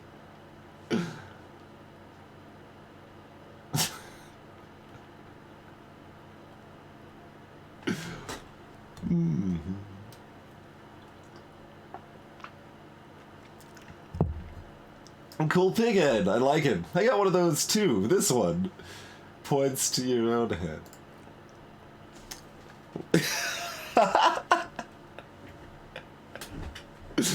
What?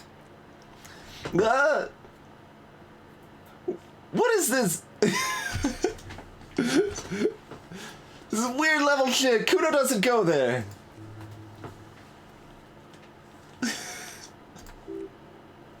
No one saw that coming.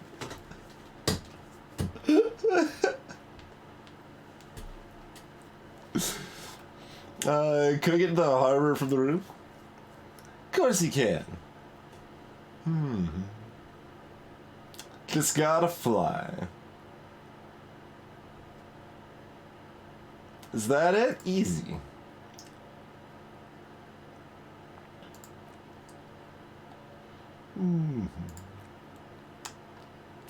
Good call, Pigmeister.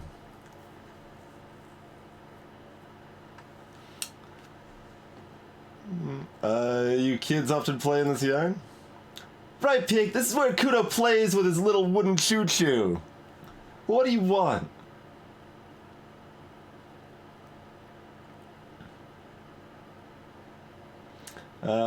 Dead man's clothes were in the trash container. How did they get there? Yeah, Kudo doesn't know crap about that. The shit's beneath Kudo. Compliments from our conceptualization. Yeah, that's pretty much what happened. I need to know. It could be a lead in the investigation. Someone might have tampered with the murder scene. Listen. Kudo doesn't care about the small talk shit. Just listen. Kudo saw what you did there. Dumpster diving. Sad shit. Kudo could hook you up with some sweet rags. Oh.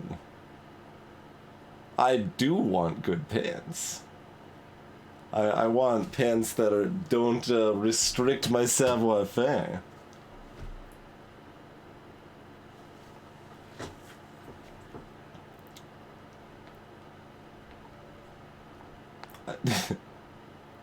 I already have pants. Like, does this dialogue adjust if I'm not currently wearing pants? Alright, what's so great about these pants? These are fall modulars, liquid fit, performance crotch, urban survival shit. Made in Morova by scientists. Pants scientists! Believe it, you need this stuff. And zips his jacket to give you a quick peek at the plastic wrap pants. They're graphite black and look brand new. These can drastically improve your chances of survival in the urban wilderness. Oh man, maybe a plus to savoir-faire instead of a minus.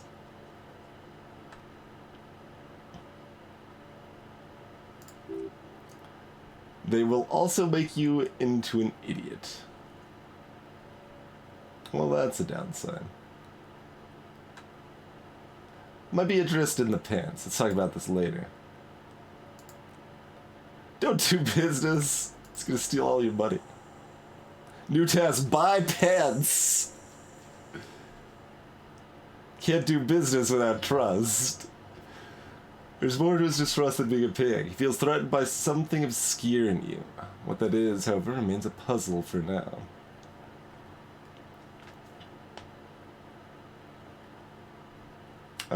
There's also a mug in the trash. Is this about the clothes again?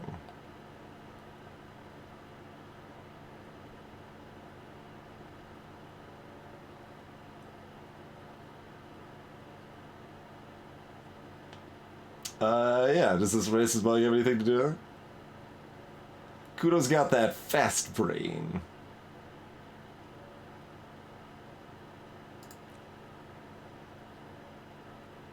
That's exactly what I'm saying, Kudo. Someone's tampered with the crime scene. Someone's going to the beat-down basement, huh? Mug guy gonna get tied to the radiator. Nods in approval. Kuno doesn't know who put that stuff in there. But if you find out, maybe you can... They're trying to get you hooked on the snitching.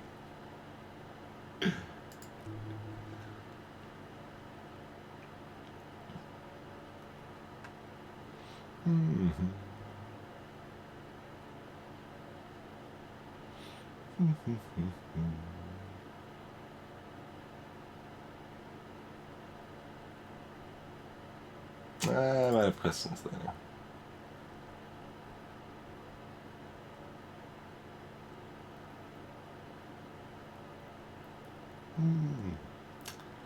Kuno, I keep throwing up and I can't investigate the body at all.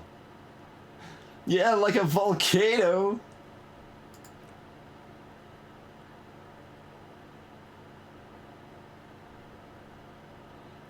Maybe get some advice from him. You're obviously handling it quite well. The kid looks to his left, then to his right, then leans towards you. What are you, like 80, right? Maybe you should stop embarrassing yourself in front of an effing kid. Perhaps you could press the negative energy and turn into some sort of Kuno field non-vomimeter.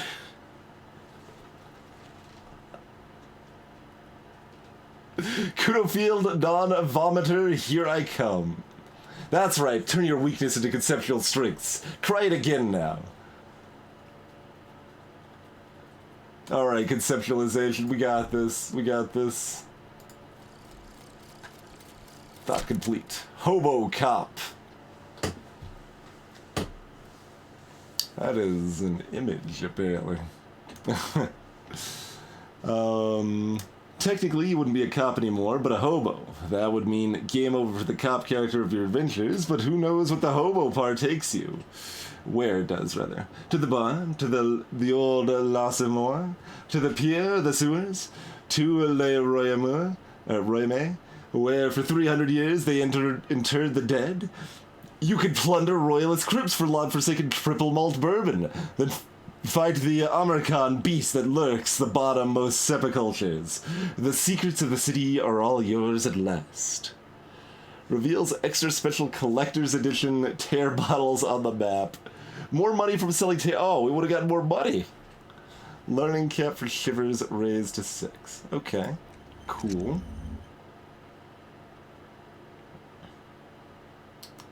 So that's beneficial.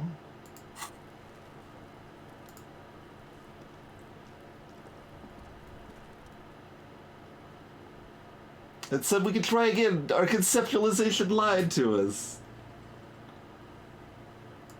How dare you, conceptualization. Alright, I guess we'll internalize the volumetric compressor then.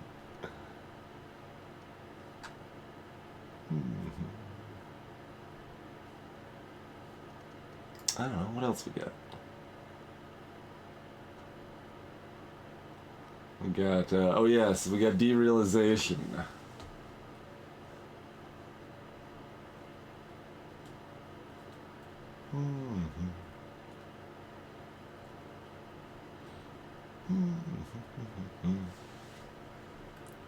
And we've also got a rigorous self-critique now.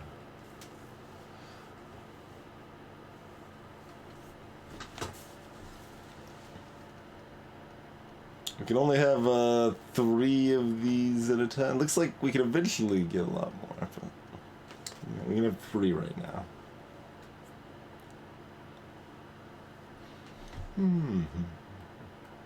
Yeah, it might have just been another way to get this thought, Fuzi.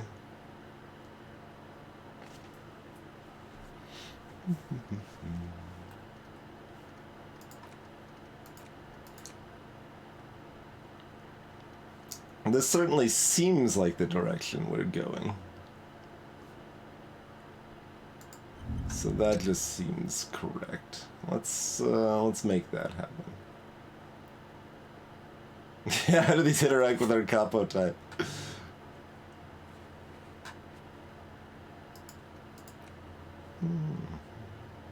Alright, so we chatted with Kuno about that.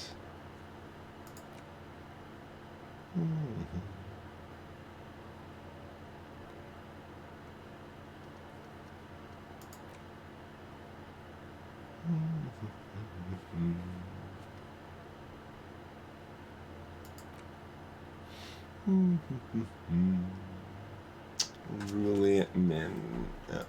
Buy pets.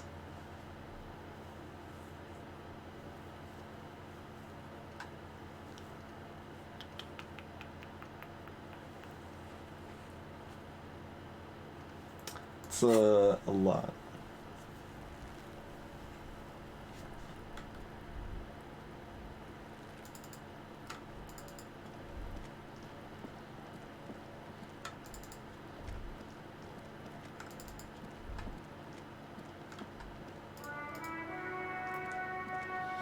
So there's a bunch of buttons here. We have no particular reason to call any of these, right?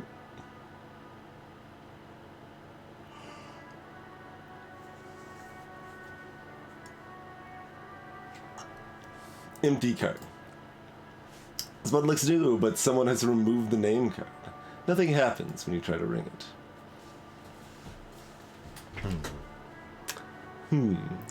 This button looks new. It's probably not connected yet.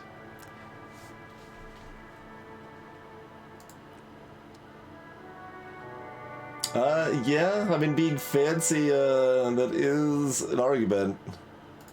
I don't know that we can afford it, but alright, sure, I'm sold.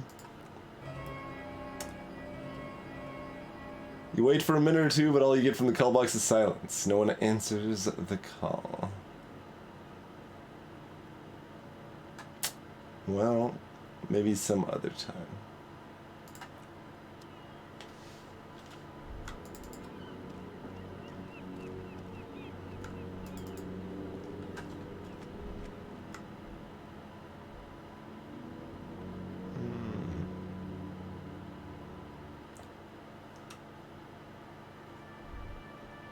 Well, yeah, I'm looking for, like, special hobo bottles now. But... Okay, so still can't go in there. I guess we could water back up here really quick.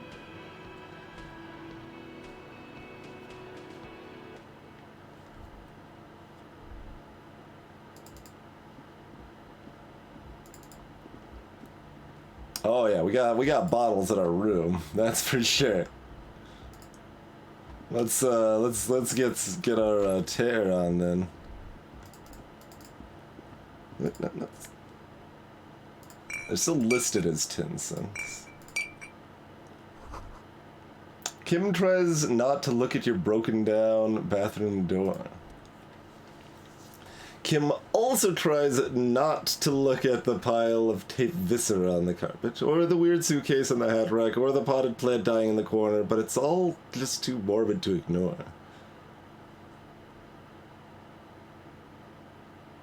Nod stoically. This is where the magic happens.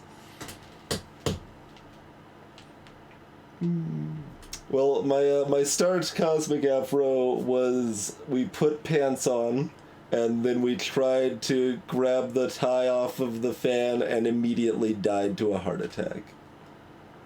That's how we started the game.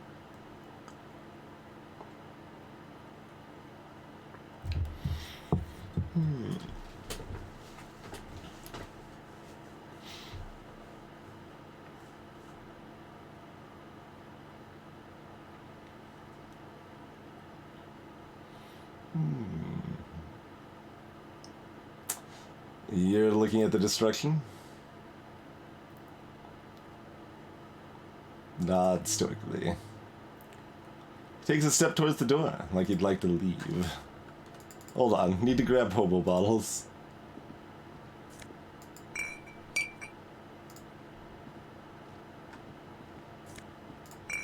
All the hobo bottles.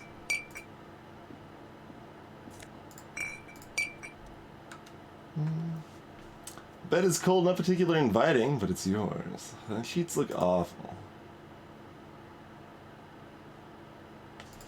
Yeah. I mean, we won't even be allowed back in here tonight, I imagine. Oh, sneaky bottle. For some reason we can't take this one, though. Have our stats changed as far as, the mirror goes? Oh god, the face! No, who would want to stop the expression from happening? Don't I want my no, it's too dangerous.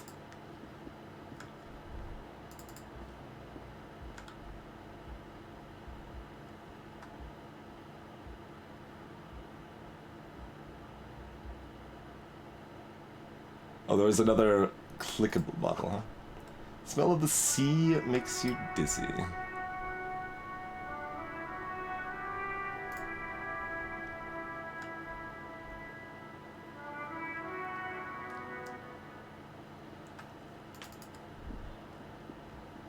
Alright, I'll take a look.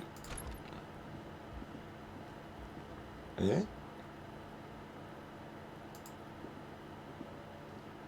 Oh, yeah, no, yeah, got the sight.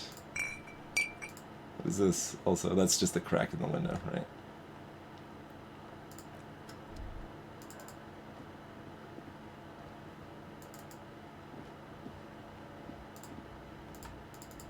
Nothing we can do over here, right? Yeah, okay.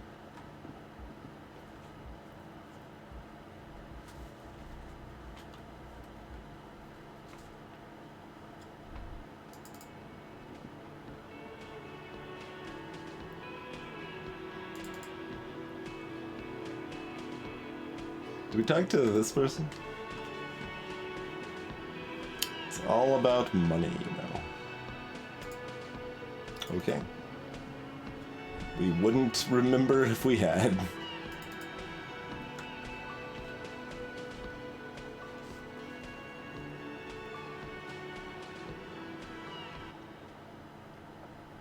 Maybe if we had some, better quality pans, we could acquire a tie, but until then, it's too dangerous.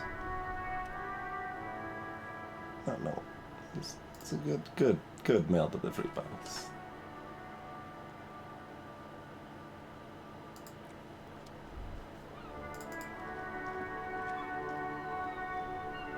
We could interrupt their game, try to throw the ball.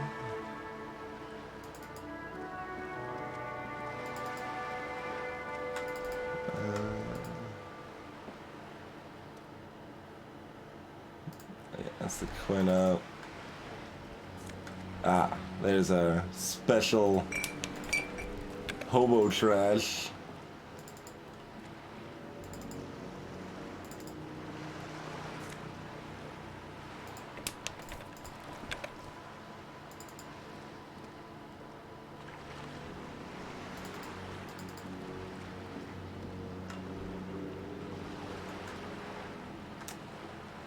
Kim's looking out. What's up, Kim? Yes? You seem to be following me.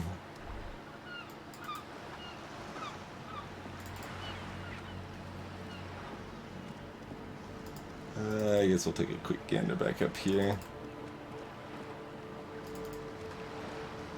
We could talk about reality a little bit more. Which I suppose we might as well if we're already walking up here.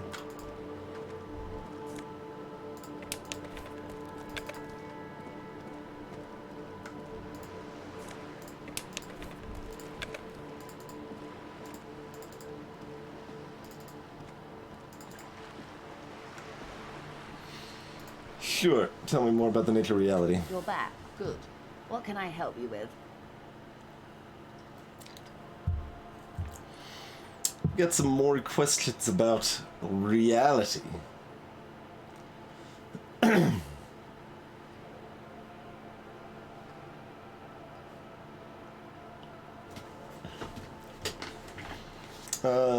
Sure.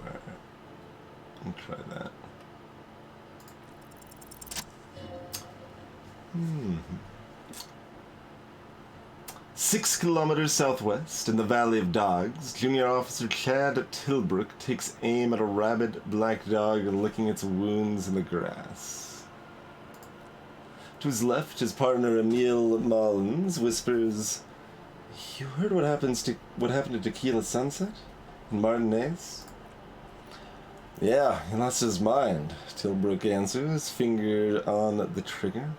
"Don't worry, Emile." He pulls on it slowly. Slowly now. He'll find it again. We always do. What am I? You are an officer of the RCM, she says energetically. This abbreviation, what does it stand for? It stands for Revachol Citizens Militia. Alright, and what is the Revachol Citizens Militia? Nothing more nor less than the de facto law enforcement body of post-revolutionary Revachol, Detective. Yes, the Lieutenant steps in to make a gesture encompassing you both. We are the Revachol Citizens Militia. You said de facto?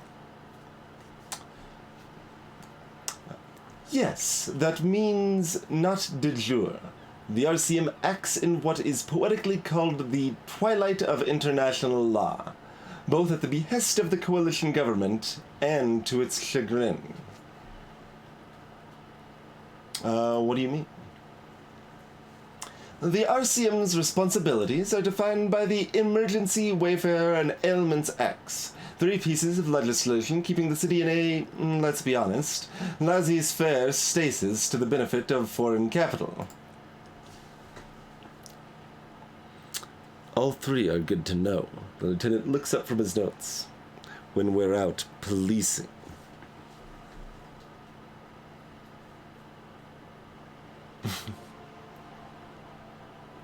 So I'm basically going to avoid this subject.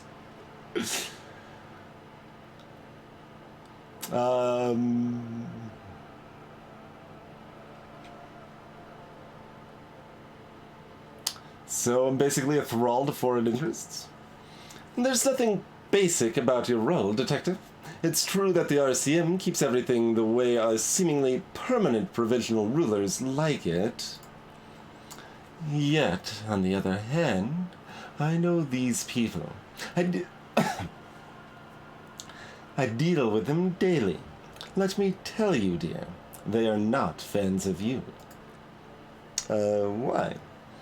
The post-revolutionary decade was a disaster for the coalition government. Revachol in the 20s was hell, especially on the west side of the river. Gang warfare, botched privatization scheme, a nuclear pile meltdown. They called it the International Zone because no nation wanted to claim responsibility. And the RCM restored peace where the coalition failed. A true Blue Citizens initiative. They will never forgive you. That's somewhat of an exaggeration, the Lieutenant interjects.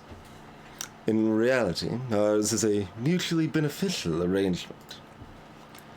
Revacholians get to keep the peace in Revachol, and the Coalition doesn't have to worry about it. Anyway, sorry to intrude. Please continue. Yes, Lieutenant, permit me to conclude with this. Who you are, to me, is the police, the only legitimate law enforcement authority in Revachol.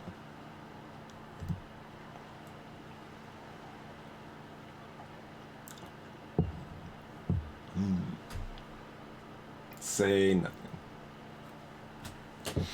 And if those authorities drink so hard they need to help recalling the basic terms of reality, well, I am here to help. He bows and smiles.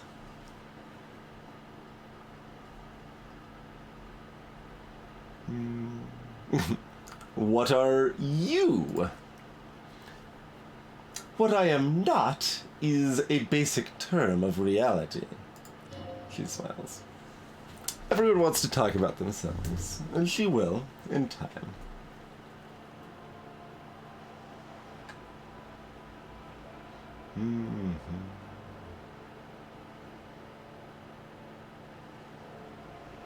That's all for now. Oh, and I guess, well... like, we might as well just take our 3% roll, right? See what happens. Strange coldness comes over you as you look at the world. The waves sway the sloop slowly. That is all. The doubt is fully formed in your head. The alien feeling persists.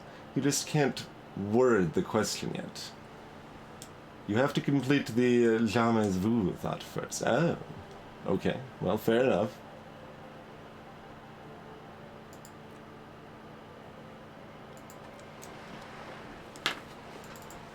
I probably don't need to write down a note on that for conceptualization then.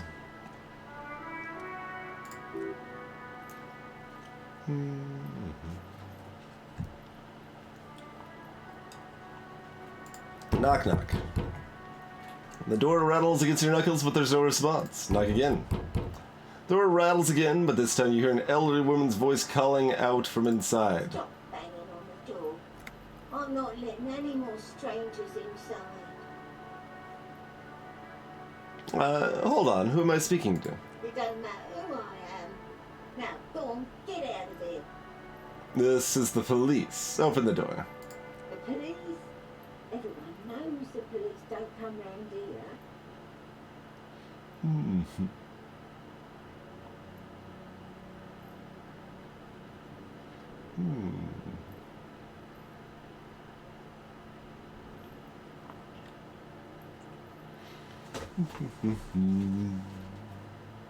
But I'm not joking. No, I already told you. I won't be responsible for any more strangers getting into the building. Go check the backyard door. Maybe someone there will.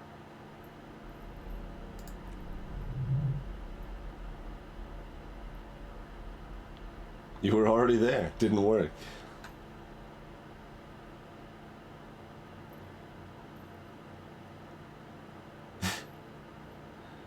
Are you there? I've checked that backyard, but couldn't get in that way. Look, we've had enough problems with bumps and drunks and thieves loitering in the hallway. We have no business here. Kim is here, yes. I do like that adds to our authority. That feels appropriate.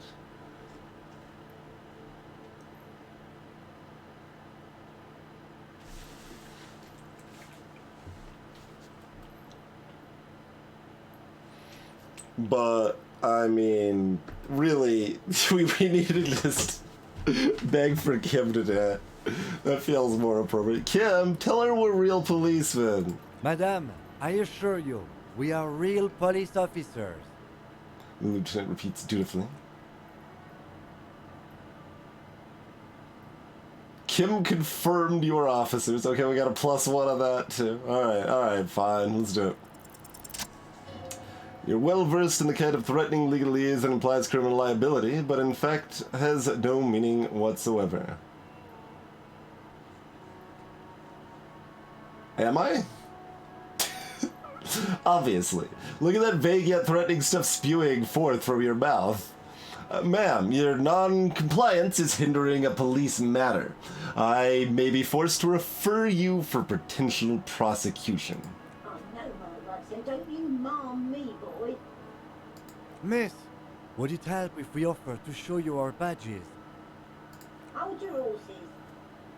You hear the click of a night latch before the lady on the other side gets caught in a coughing spasm. I don't care about the stinking badge. Just come in.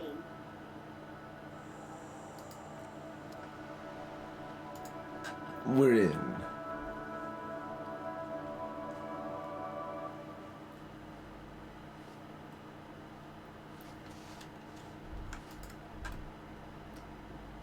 Oh, when she said I don't care about the badge, you thought we weren't getting in.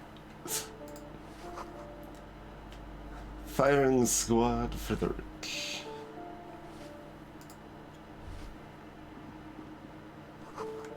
Foreclosed by Martinez Realty Associates.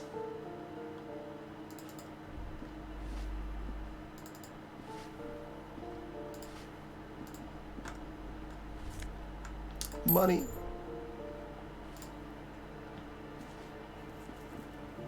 It is a bomb, exactly, Anwar. Wait, shoes. A bum and a cop. It's both. Oh, I thought, okay, there's money in someone's shoes. I want the shoes. My shoes don't, they impede my style. Another, postcard, apparently. Door number 9 is locked. There's no tie on this fan. It's suspicious.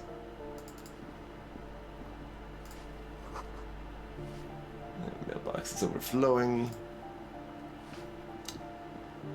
Give me a moment. The cold never does any good for my bronchitis.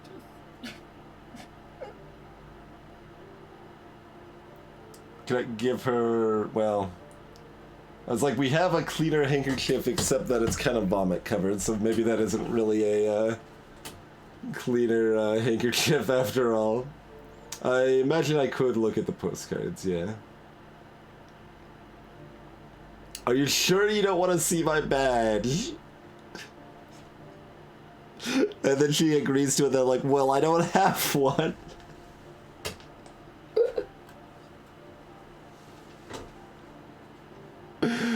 I mean, that would be kind of amazing. That is a little tempting.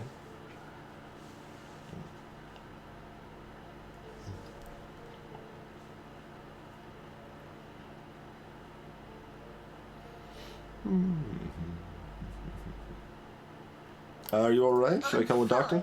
Fine, don't you worry about me. You're still worrying. It's very worrying. Now, What you want from me, policeman? She knows the floor plan and the residences.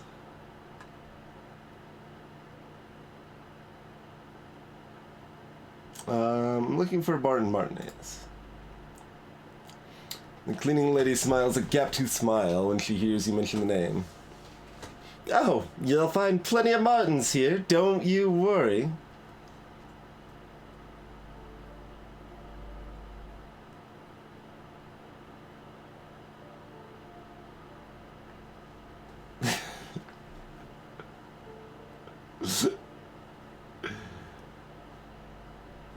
Oh yeah, Martin. Good old Martin Martinez. No, you don't understand. I'm looking for a real person named Martin Martinez. He told me he's Martin Martinez. P-Brain, someone played a trick on you. Martin Martinez is a name for anyone from Martinez. Like Jim Jamrock or Raoul Revachol. Oops. You really didn't get the joke there.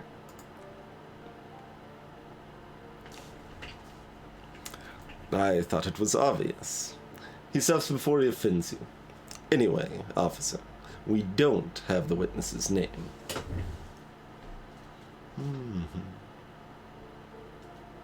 How about a young male in his mid-20s? Dark hair, skinny build? A smoker on the balcony. Know where he lives? Yes, I know who you mean. The scrawny boy who's always smoking like the devil, right? She looks at the other end of the hallway. Somewhere in the building, a child starts crying. You hear a radio tuned to a talk show and someone taking a shower.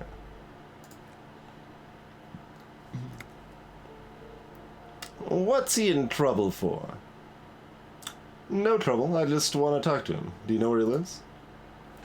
Talk! The cleaning lady starts laughing, but it turns into a violent coughing spasm. She squeezes her broom, trying to catch her breath. He lives upstairs in room 28. Go to the balcony. I don't know where this voice is going. It's already shifted to like 3 voices, and I've barely been saying lines from her. It's one of those doors there. She points east. He's usually home in the evening. Have a good night, Cosmic. Griggs Ready Deluxe.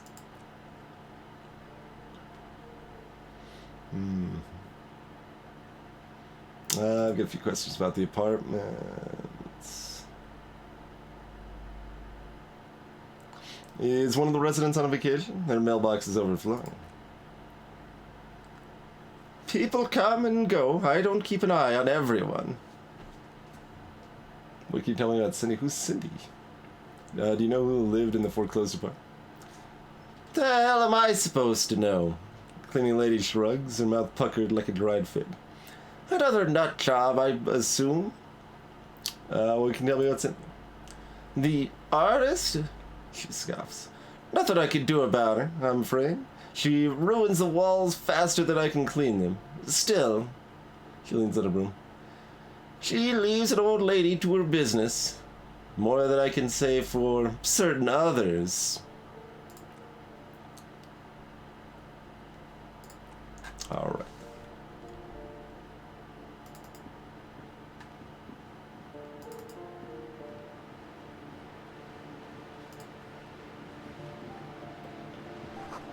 Sea below looks cold and winter gray.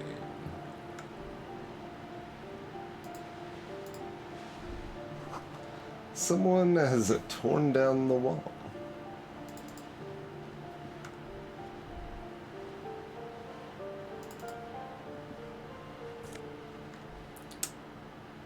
Okay. An old grocery list on the table and checks.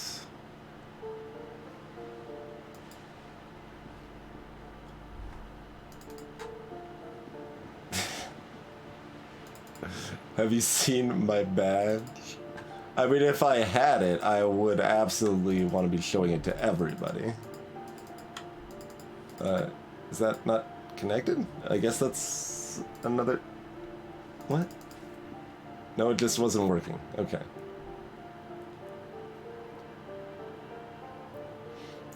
These checks have secret difficulty modders, so talking to the right person can reopen white checks. Sure.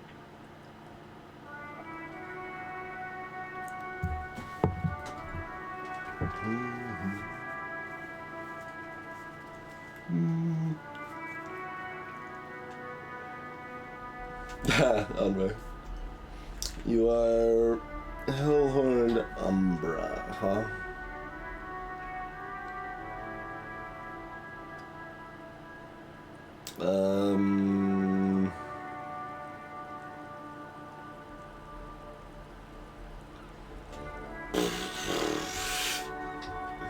How likely is any of those to help? I would say probably not Stygian. I mean, you can choose one and then you'll get 10 gold if you don't want the cards, so. Twinjoy is kind of a melting. Yeah.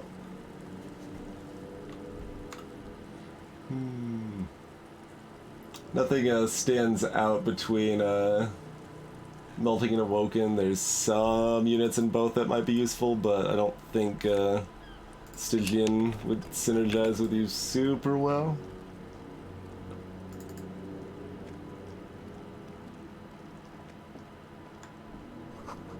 The lock is rusty.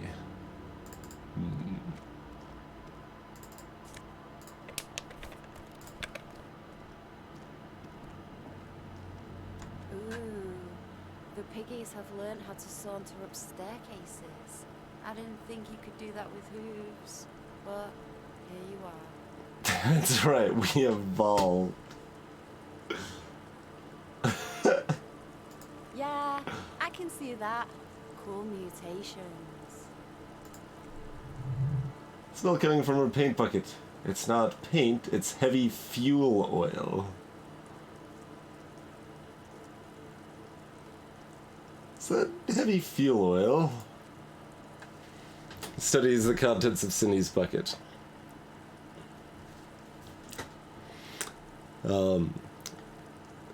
Red dyed heavy fuel oil intended for exclusive use in government vehicles, to be precise.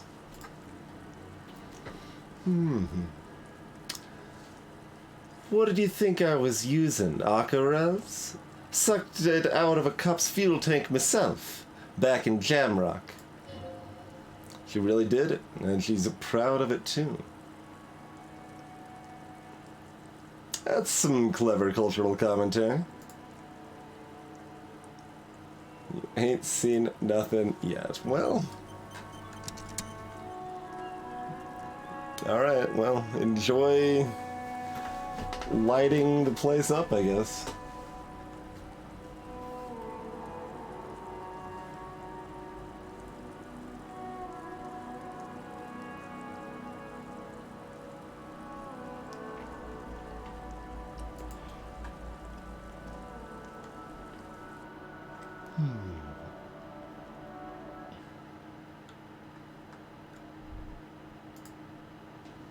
Oh, is this a place a hobo could sleep? No, someone's been sleeping here recently. Perhaps Cindy. So kind of. Enough coal to last for several winters. Smells of chemicals.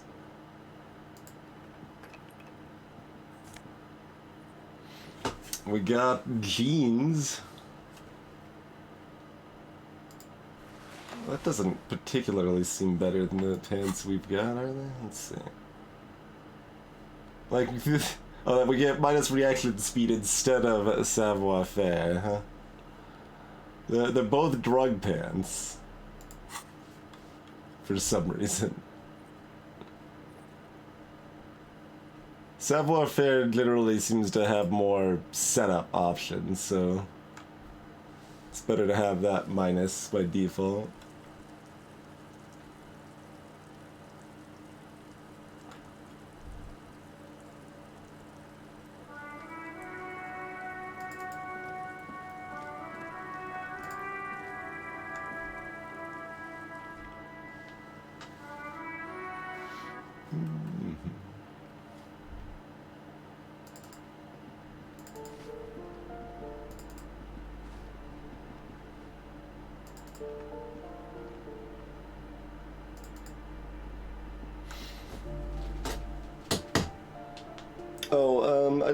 think Endless prevents Extinguish from proccing.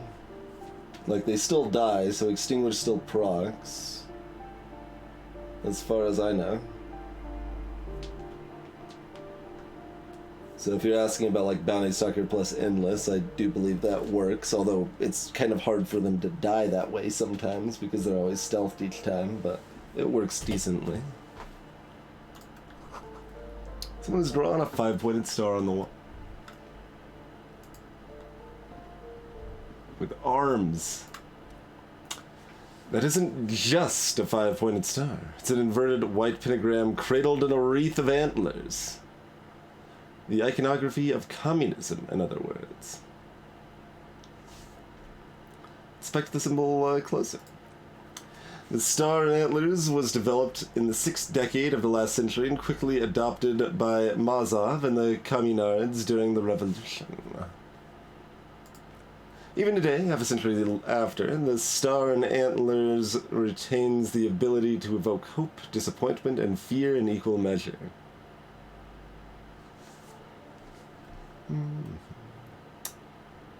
Why is the star upside down? To symbolize the toppling of the old order. What's the deal with the antlers? The wreath of antlers represents a natural crown. It was about building a society that could exist in accord with the natural world, and at the same time above it. About the coloration, because white is the color of peace. What does it evoke in me? Nothing at all yet. Right now, it's just meaningless shapes on a wall. We have not properly embraced communism yet, then. Maybe someday.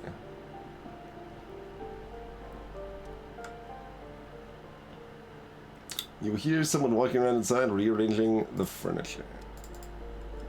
We can just harass everybody. This door's been closed with a padlock. Examine the padlock. It's a solid lump of metal, but the shackle is deeply corroded. A solid pair of chain cutters would make short work of it.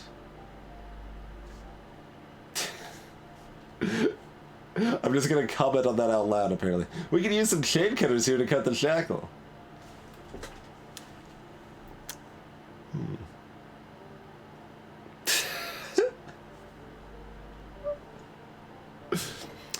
Why would we want to break into some random citizen's apartment?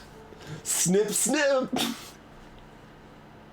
I don't know, just seems like something we could do. The lieutenant looks at you for a long moment, then blinks once. He takes a closer look at the lock. I suppose if one were committed to it, there's a pair of chain cutters in the kinema.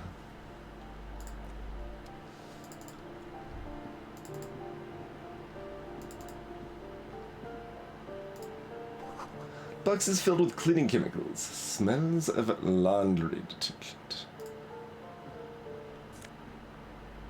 Oh, we got flip-up glasses. The Auditor. Oh yeah, perfect. Logic. Less authority, more logic. Every day.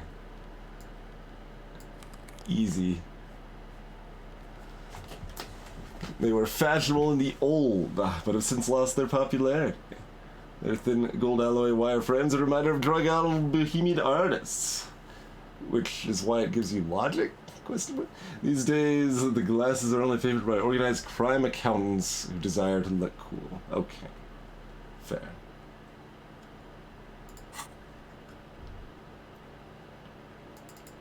Outfits start to come together. Picture notices and missing pets are plastered on top of each other. We do need some street savvy pants here. Old shoe rack, boots, sneakers, and old slippers. Can I take some shoes? Apartment 12, a loud rumbling snore comes from within. This one just opens, apparently. Alright, walk it in. What do we got here? We got drugs.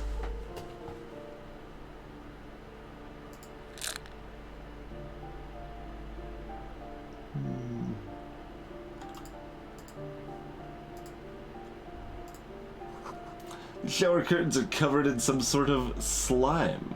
Good.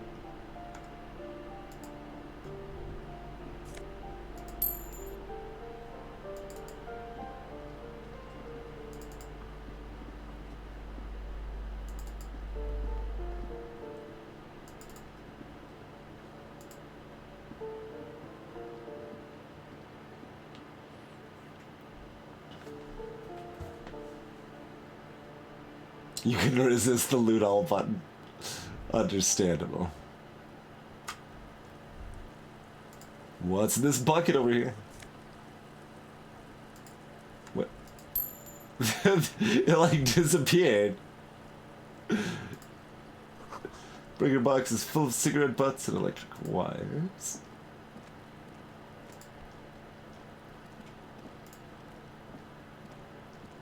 Oh, look at that bottle bonanza up there. Just a door. Nothing for you here right now. It's not cobalt enough. Someone's growing rosemary, thyme, and a cactus.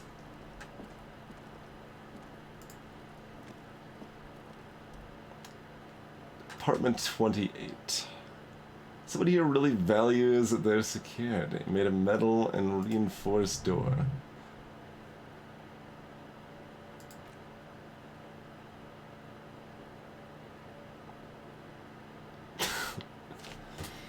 Let's see if anyone is home. Knock on the door. Nope. Looking at other stuff. Complete silence. Whoever lives here isn't home. Over there or over here? Probably over here. Apartment 30. Voices from within, singing along to some buoyant dance track. But what's the song?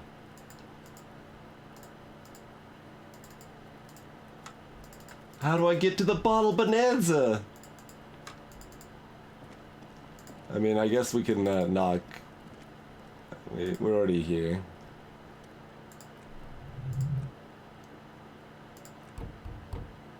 No one answers. Looks like the young man we're looking for isn't home. I think our best chance to catch him is in the evening. Looks around, taking in the cold spring air. We should return tomorrow after we have finished with our day's work. How about 2100? Sounds good?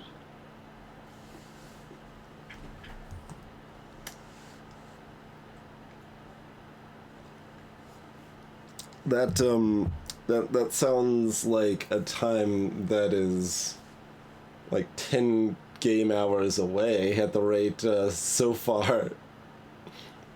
We can always read a book, though. Take a look.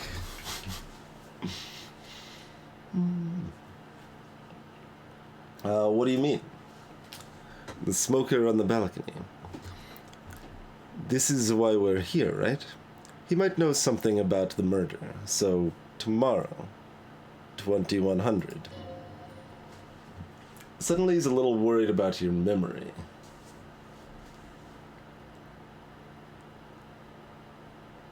Well, there's a 2100 today, but he's saying tomorrow 2100. For some reason. Sure. Tomorrow, 2100, right here, apartment 28. Writes it down in his little notebook. Good. Let's go. Turns out it's quite tricky finding someone in a big apartment building. Don't worry, you'll get him. Remember, tomorrow. He's probably gone for today.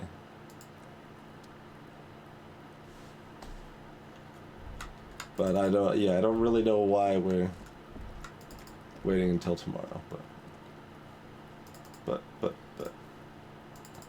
oh, if we jump over to get our coat, can we reach that area? Maybe.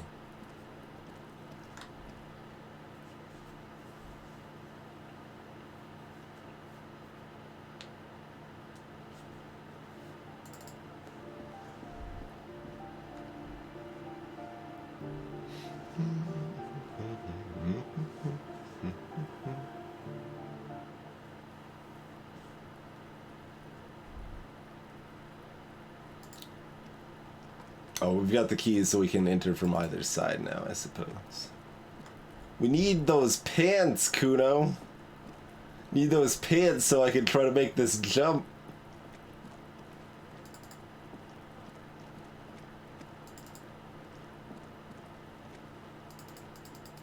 I'm gonna look at this wall again. Sorry, Kim.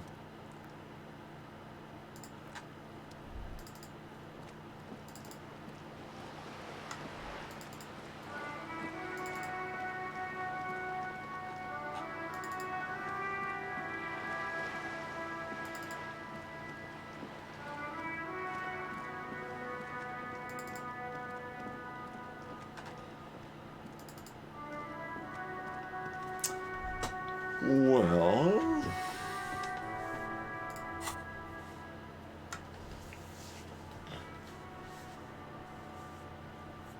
Find booze and drink it.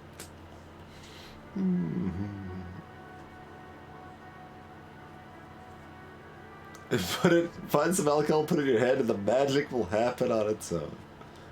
Nah.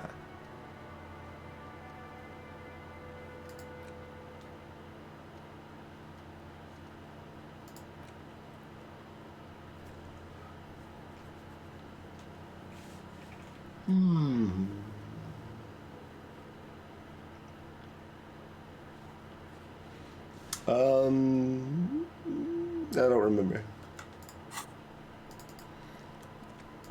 We could, take a look at that again real quick. Hi, Ace Detective. Are you here for more books? Suggestion.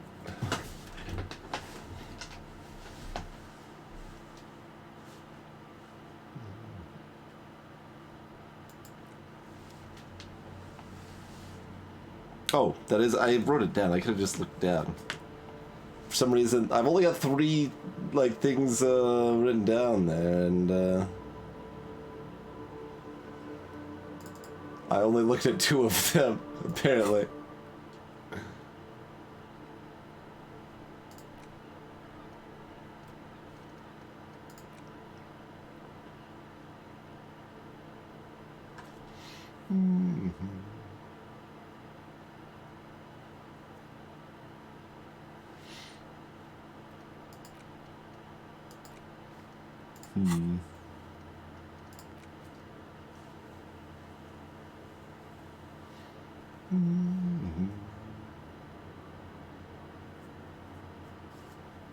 You can also ask the local pawn. What local pawn shop? It felt like we've been everywhere. I guess we could look at the map.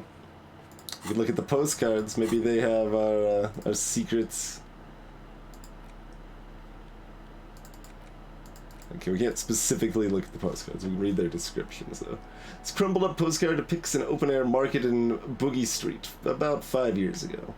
A vendor smiles as dead roosters line his stalls, hung by the feet from canopy. Red blood flows onto the muddy street. Blurry shadows of people pass.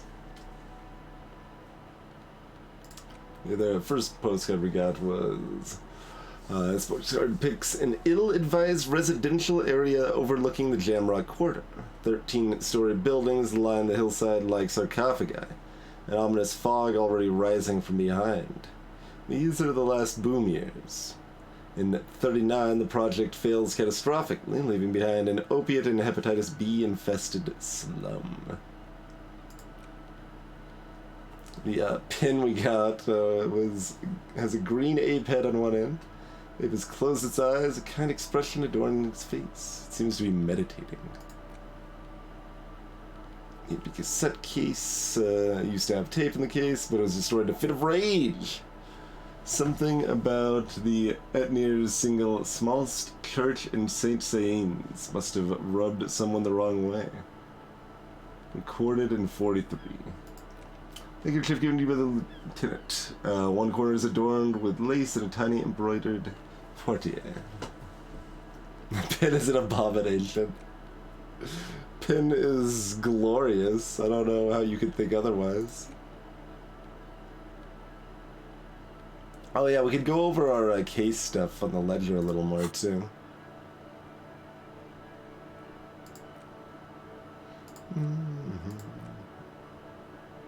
Right, there's a map tab somewhere. There we go.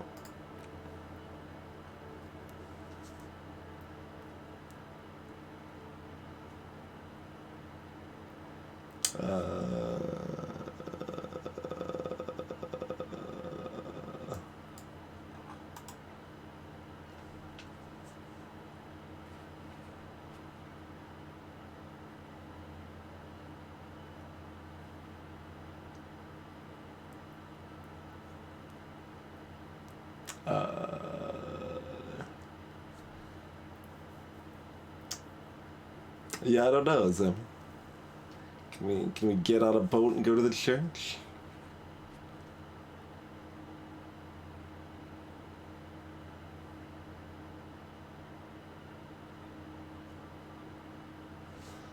The only like area of new area it feels like we can maybe go to is jumping towards our coat, and that might let us get to the harbor over there. But I kind of refuse to do that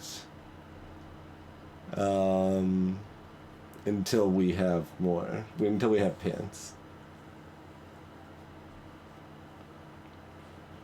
The water gem? What do you mean by a water gem, Zephyr?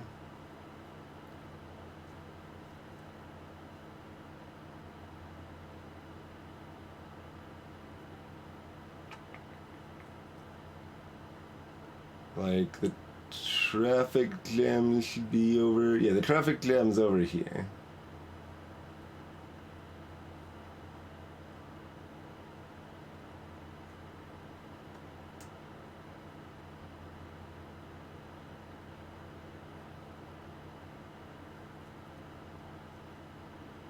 So I guess that's... yeah.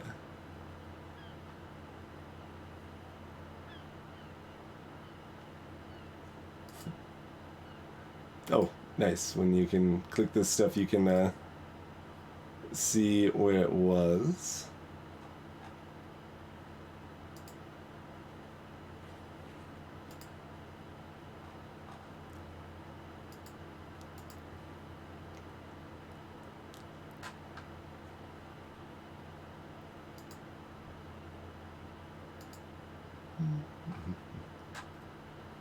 Shelf of crime novels. I don't remember what we failed on that.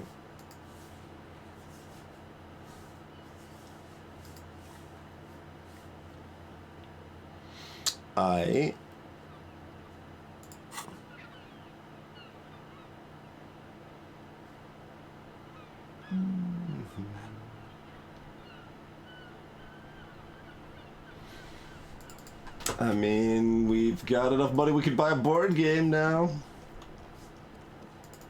Especially if we turn in our hobo dealings here.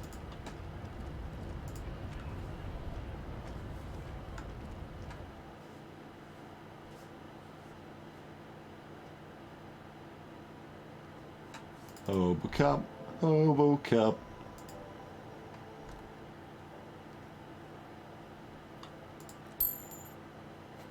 $3. 100% sure you got a special hobo cop money for that tear. At least 100% extra tear money. The numbers on the machine told you otherwise. It's a lie.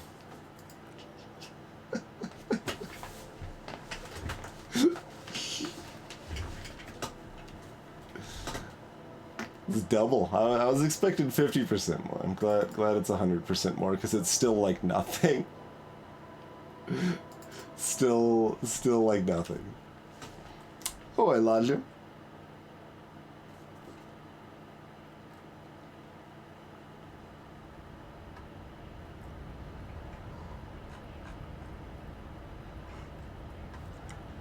For some reason we wanted to talk to Manana again. We were returning to them for some reason. I don't remember why. Hola, Wandering Man. How can I help you? Nothing is new here.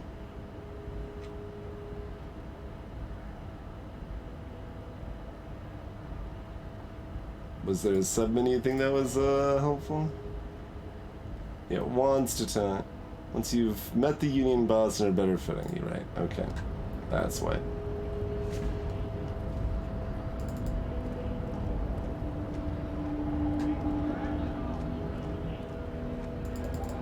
Is there any special hobo trash down here somewhere? No, that's not something glowing green. Okay. It kind of looked like it was.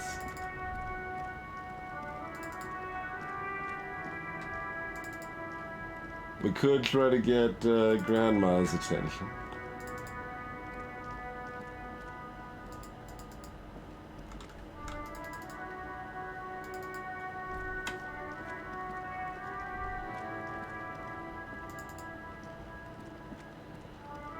Otherwise, it sort of seems like we're mostly supposed to advance time in some way, like reading a book. Unless we want to break into some person's house. Or could we walk down here the whole time and we never even looked? Yeah, okay. We never went down here. Check. An ancient fountain. It doesn't pump water anymore. There's a tree in it.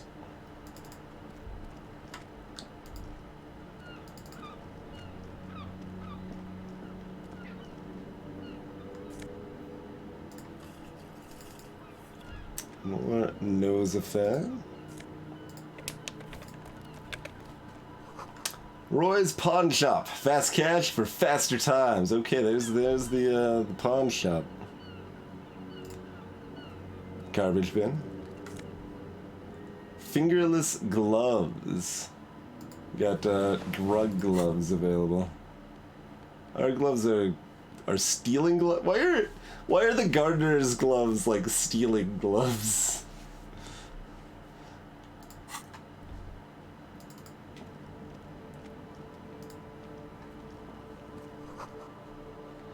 Water lock out of order until Wednesday at 7:15. Do we know what day it is? I don't. Maybe we should have asked Joyce or asked the Frit shopkeep about that. Butter sign down. Oh. We could maybe get across. I got meat to sell. A couple of indicator lights are missing from the control panel. Loose wires dangle from the now vacant holes. In the middle is a lever.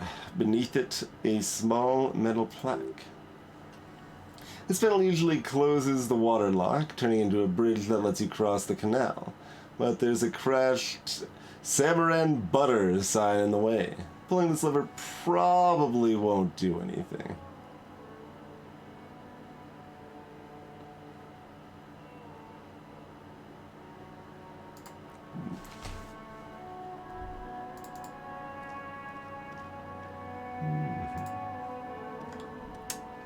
Crumbled billboard reading Samarad Butter soaks in the canal. Two ugly lines mar the bright countenance of the blonde boy depicted. The sign billboard has fallen on the water lock, keeping it open, and thus out of order. Tip to reconstruct what happened here. Judging by the size of the impact and the parallel... Oh man, look at this! Look at this, like, special vision mode here we got. Judging by the size of the impact, the parallel lines of the burnt rubber, the cause was probably a motor vehicle.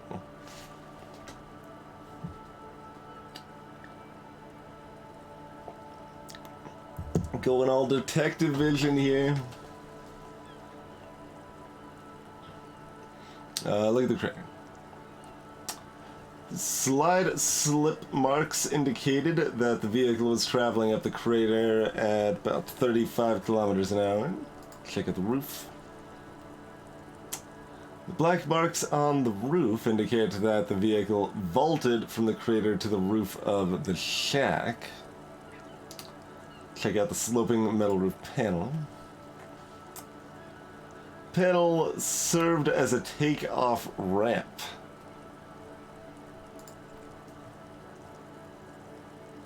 The vehicle soared through the air, hitting the billboard and upsetting the posts. Then it continued its flight, taking the billboard with it. The sign broke the vehicle's fall into the canal. The Samarad Butter billboard still looks freshly painted, suggesting it took the plunge recently. How recently? Within the past 3 days. The opposite bank. Still speeding, the vehicle made a loop and vanished into the fog along the coasts. What was the model of this phantom vehicle? There are 2 good candidates. The Capri 40 and the Linnea G22. Why? The Capri 40 is about the right size. The tire marks look like they came from the skinny tires frequently found on that motor carriage. Hey, Formal. Greetings, Dilettante. Why the Linnea? Very sturdy but light motor carriage. More likely than most to have survived that jump. What should we do now? Now, you'd have to follow the tracks to be sure. Blink. Lieutenant looks on, waiting for you to wrap up your analysis. Is there anything else we wanted to... Oh, no, we got it. Oh, he wants to talk now, though. What's up? Any theories about what happened here? Some top shelf shenanigans.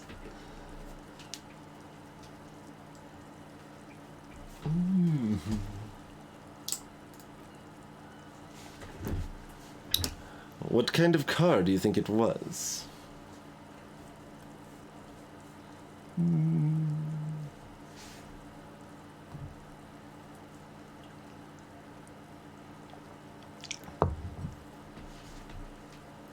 Let's go with Linnea. Seems impressed. That's quite likely, from what I can tell.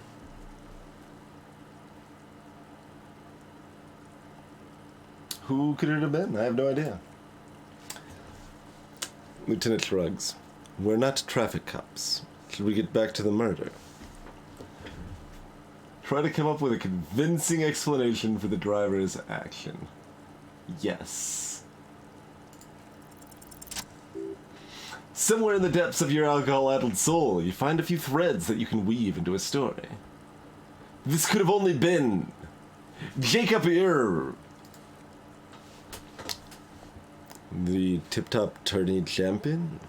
After the untimely death of dear friend and fellow racer Alfie Delatraz at Fjordhammer, Jacob Earl was desperately chasing death on the racetrack, but death eluded him. Lieutenant patiently listens to the words coming from your mouth.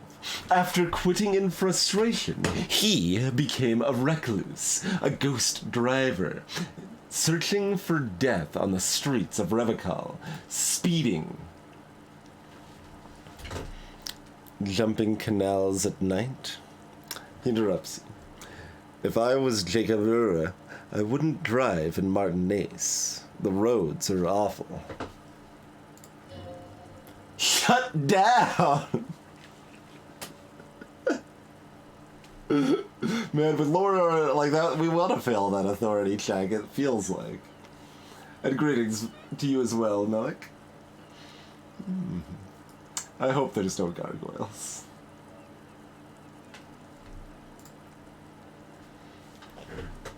In conclusion, it's a colorful theory, but I don't believe Jacob Ear did this. Should we go?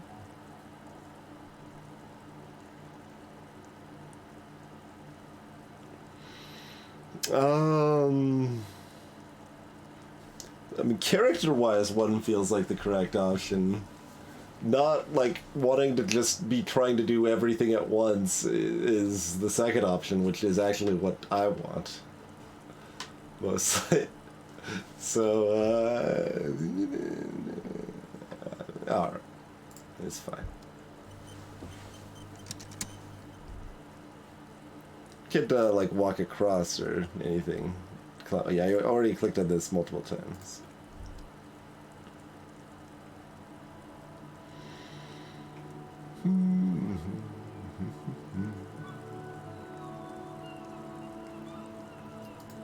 I guess we will talk to the folks.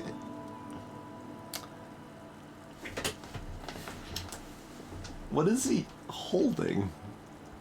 Looks like he's angrily brandishing a plastic knife at us or something. Good day to you, officers. Burly man hangs out by the waterlock, carving up a generous serving of salami with an old hunter's knife. Okay, there is in fact a knife.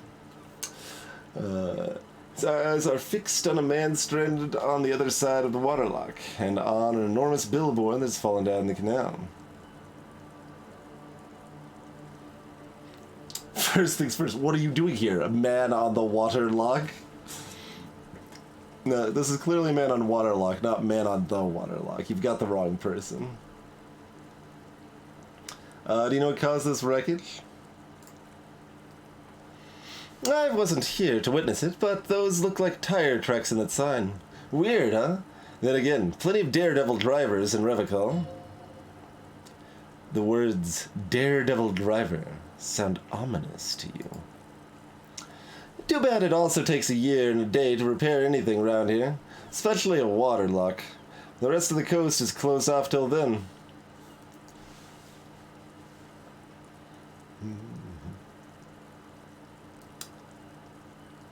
Do you know what's further down the coast? Well, there's the fishing village, an abandoned fish market, a bizarro church. Not much use to the congregation, though. There always seems to be something wrong with it. Thinks for a moment. Yeah, not really much else. Just bombed out ruins. Can I have some of that salami? Sure thing. Cuts off a slice of salami. Want some too, officer? Turns to the lieutenant. Lieutenant ponders the officer for a moment, then decides to go for it. Why not? Takes a slice of salami for the man and chews on it. Right, bye! Thanks for the meat, sucker!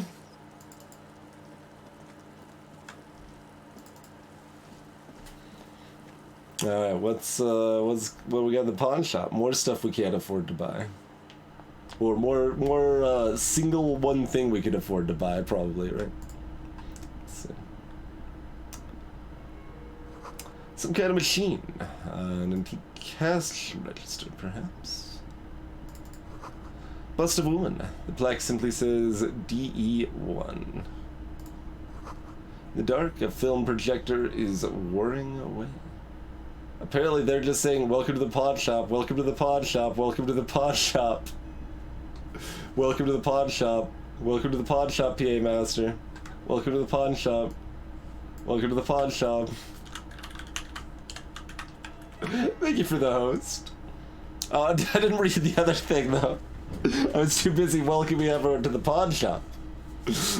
Didn't see what the other thing was. That's okay. Sawed-off streetlight. Typical Martinez streetlight sits among assorted floor and table lamps. Let your gaze run over the streetlight.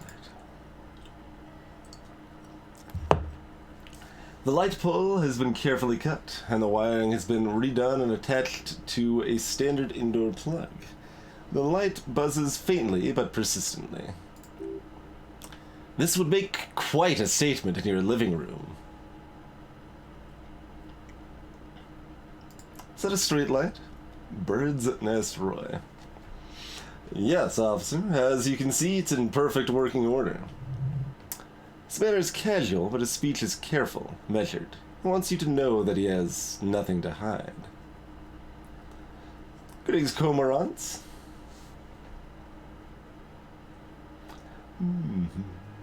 Indeed, Corm. Where did you get it? It was brought to me to be altered. He leans in so the pawnbroker wouldn't hear him.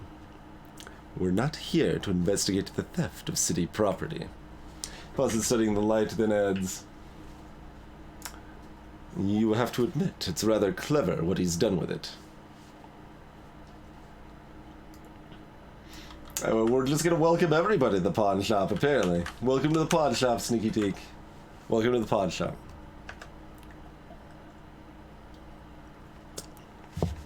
Thank you kindly for the host as well. Welcome in, everybody. From PA Master and Sneaky Teak Streams. We are playing Disco Elysium. So this is a, text-heavy RPG. So along the lines of something like the Shadowrun games, or has some similarity with Mass Effect, has some similarities with like point-and-click adventure games. So there's no combat, but there's lots of clever dialogue, and we are a hobo cop. We are officially a hobo cop, so we're just like investigating a murder, and we don't remember anything about us or the world at large because we got so drunk we forgot everything. And we are afraid to take our necktie down from the ceiling fan that it's stuck on because last time we tried to do that we died. So that's, you know, that gives you some idea of the state of affairs in this this world of this game. How much for the street light? 700 real. Yeah, that's a lot.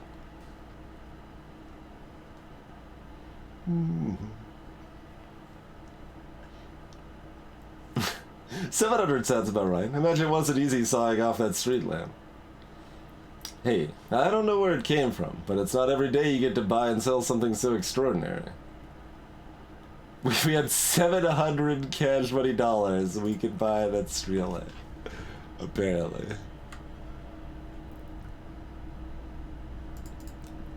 Is there anything else for us? Knick-knack stand. Rows of toy soldiers guarding the rest of the trinkets displayed on the table. Some on horseback, others in rags, others yet in bright blue uniforms. All are stern and unyielding in their duty. KT Tag, welcome. Yeah, that sounds quite possible. I mean, we could make it work if we wanted to. We could figure out a way to get $700. I could do it right now if we really wanted to, but it'd be kind of funny if there's no dialogue program for it because you're not supposed to be able to have the money. So if we edited in the money, then all right. Try to find something pretty and cool here, then use it to win her back. What?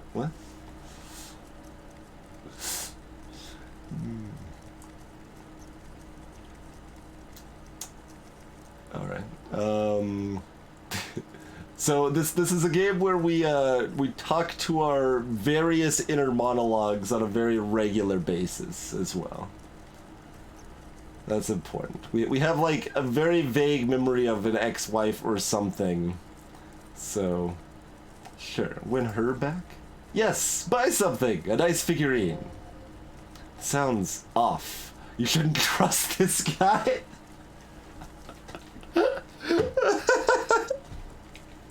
Sometimes our inner monologues disagree as well.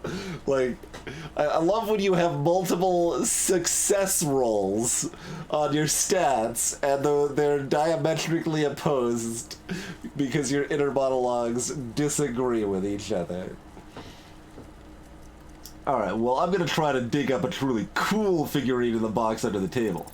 Yeah. Why, what's this? A headless man riding a horse? A headless man wearing futuristic tracksuit trousers that say Fallen? What is this? Oh. Oh, that's a headless fallen rider. Who? The Headless Fallen Rider. It's an urban legend about a man who rides the streets of Revachol sporting a fallen tracksuit. As you can see, he's missing his head. Points at the decapitated figurine. Is the audio actually broken? That's not supposed to be looping in my right ear? This feels weird.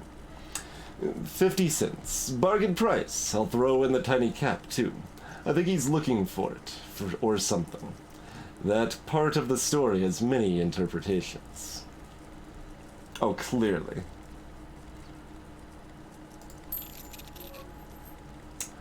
Did I mention that this figurine's supposed to be lucky?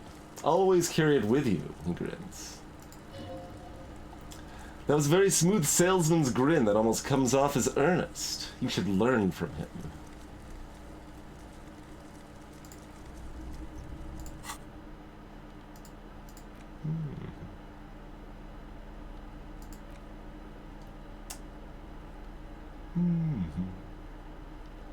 The head is not included. The plastic headless fallen rider sits atop his equally plastic bull, his posture indicating either desperation or pride. Comes in set with the infamous fallen cap for which he lost his head. Can I hold it? Wait. Okay. There's like a category there, so. So if you look at the colors on the left here, they're like, it looks like hat and pants are still lit up. I can't wear this as pants, right? It's just kind of a weird visual thing there. The shoes too, for that matter. But the jacket and shirt go dark, so that's why it's weird.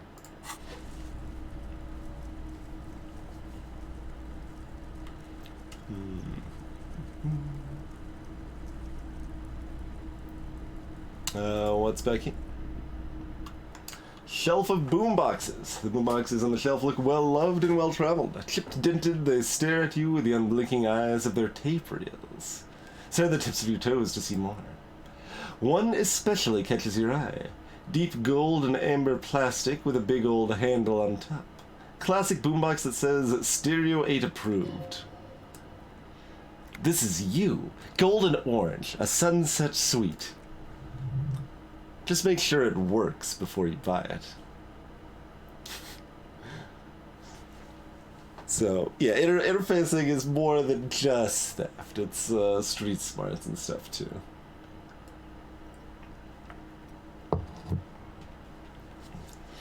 Shopkeep, this Stereo 8 approved machine here is the Harmon Waushi W02.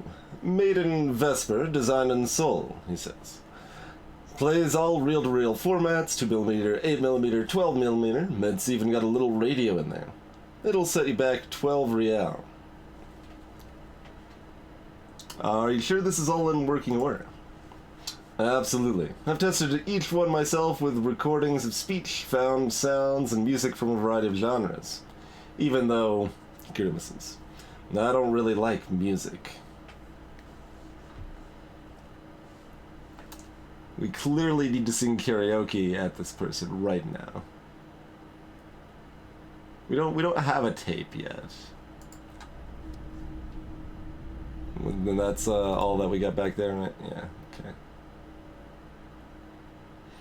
The gold and amber Harmon Waushi stares at you longingly with its tape reel eyes. Feels a little weird to have a welcome to the pawn shop, by the way, reel-to-reel called a boombox. It's not often that I see officers of the RCM in my pawn shop. Man, the counter turns to you slowly. What can I do for you? His courtesy is not insincere, but he prefers being alone with his projector, just watching the movement of light across the walls of the shop.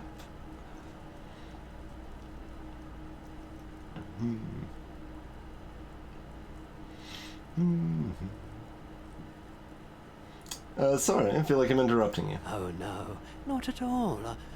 I guess I haven't had many customers lately, RCM or otherwise. Who are your customers usually?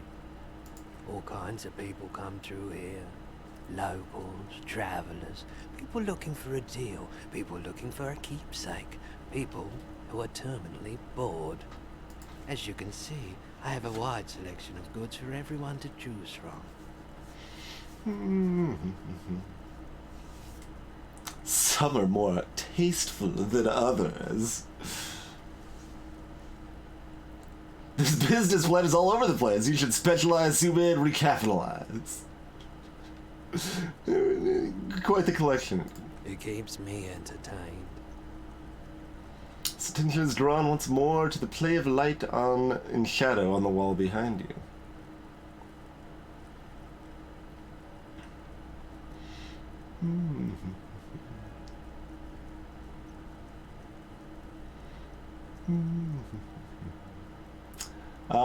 We'll check it.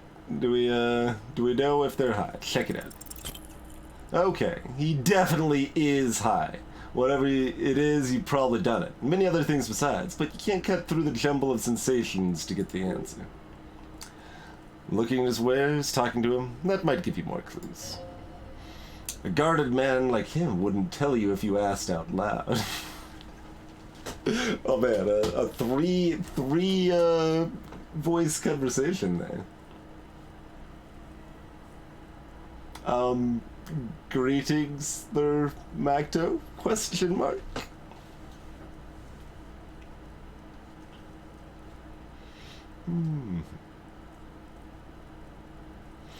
By the way, do you happen to have any guns like the ones carried by cops?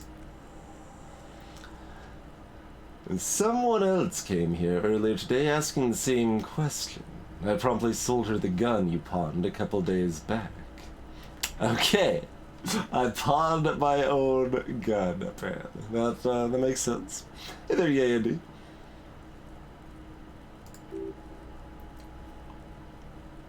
This is a pawn shop, and it did feel as if you've met before. Oh, God. Lieutenant shifts from one foot to another. Alert.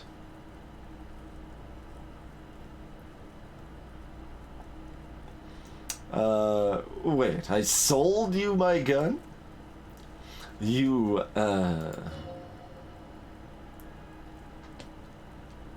with Kim here too? That just sounded really, really bad. You were adamant about getting rid of it, officer. He hesitates. Said you were undeserving of a service weapon of the Revocable Citizens Militia. And I don't like keeping guns around the shop for long. Off the charts photon emissions. The unhealthy kind. He's not telling you the whole story. Seems he's trying to spare you.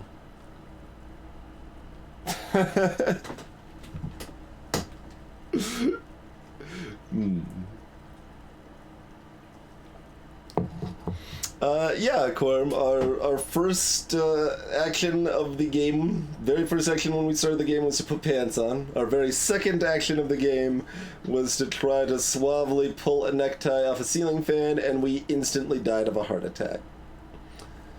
But yeah, the stats were needed elsewhere, clearly.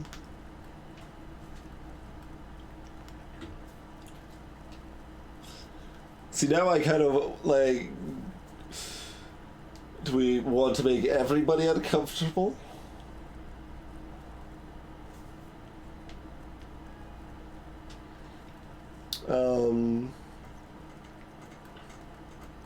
We're also trying to buy some fancy pants, possibly stolen fancy pants, off of some kid that's been chucking rocks at the body all day.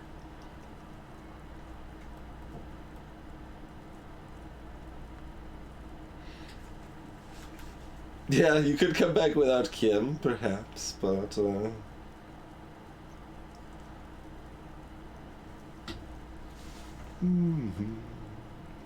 Alright, let's let him drop it for right now. Was the buyer police as well? She didn't seem like a police, although she kept referring to herself as a pig, which was odd. I found her interest in the gun a bit obsessive, but I was just happy to get rid of it, and of her. Truth be told, she was terrifying.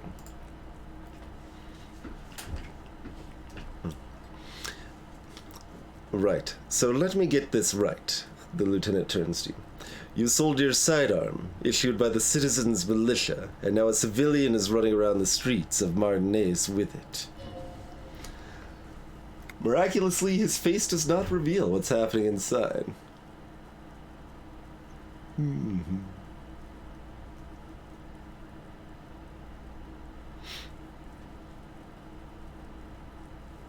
He must be one of my rabid fans.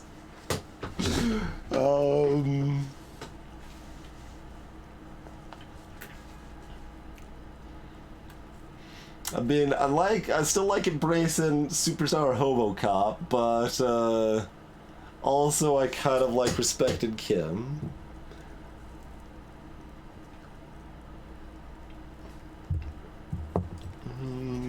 Alright. I'm sorry. I'm sorry I sold my gun. Yeah, it's not good. I do hope we manage to clean this mess up somehow, while also keeping our focus on the murder investigation. This mess. It means your mess. Any idea where I can find this buyer? My apologies, officer, but I have no idea where she was coming from or where she went. A needle in a haystack. There's nothing you can do about it now. You'll just have to hope you luck upon her somehow.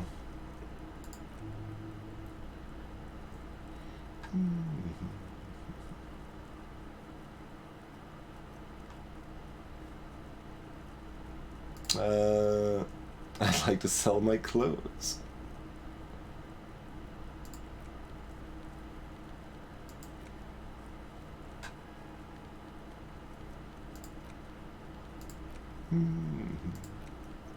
We did have one thing that actually used the kind of ape pen. We could sell them back the headless rider we just bought. I mean, if we paid 50 cents, they're giving 42 cents for it. That is, how does this pawn shop stay in business with small margins like that? It's only a 16% markup.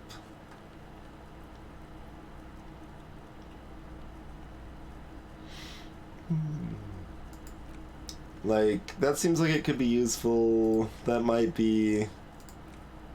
But how likely are the postcards to be useful? That is fair, Gunther. The odor is quite high.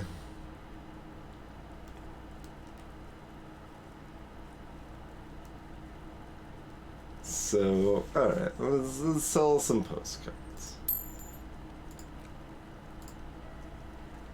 And, that was oddly delayed.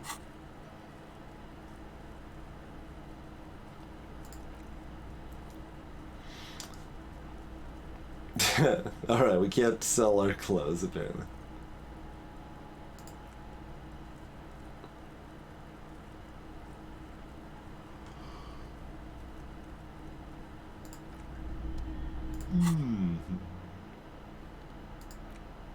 Yeah, we did have this, but that was...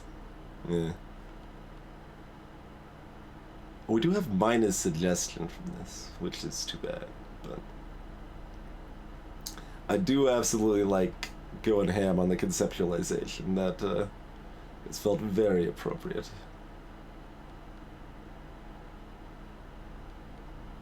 Well, I suppose we could see if we could figure out what they're high on if we swap that. Is that a thing? Those are, but so are the pants we already have, right? Yeah. Okay. Hello again. Okay. How can I help so you? So that does have to be increased in some other means, it would seem. Little annoying. But so it goes, I suppose.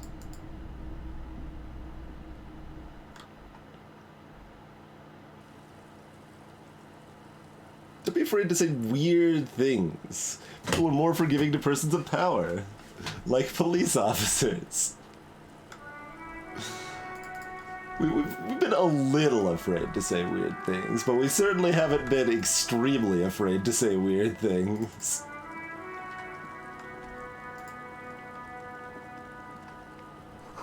A helpline to the company that controls the drawbridge.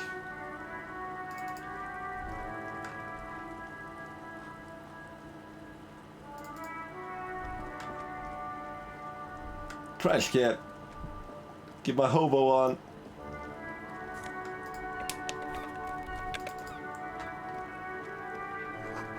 How day rises up from the sewer, sour, acidic, and strangely comforting.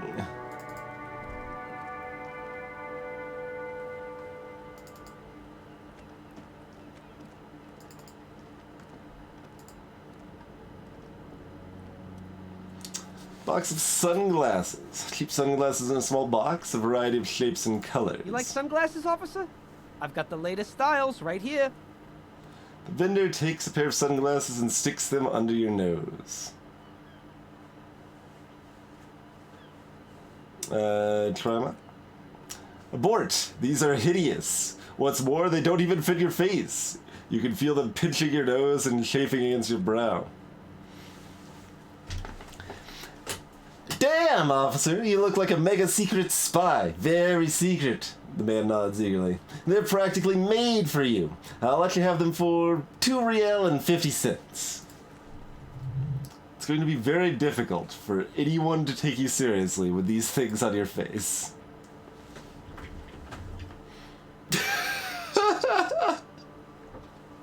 I like how many things are saying no that you can then still be like, no, I'm getting these sunglasses. No. The lieutenant gently removes the glasses from your face, setting you free again. You're definitely not buying those.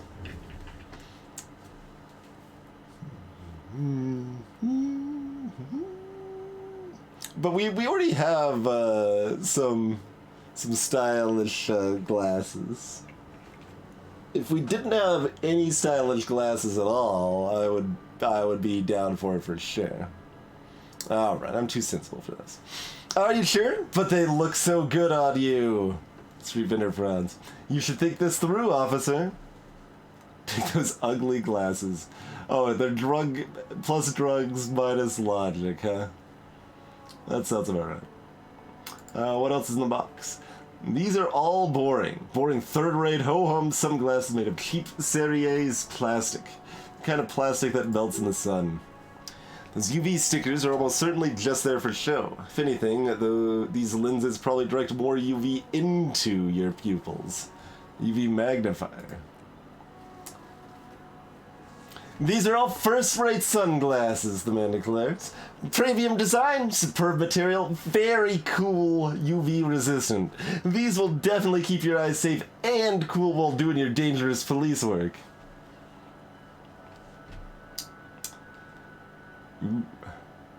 It's a tough call, but maybe you can find something cool in there if you believe.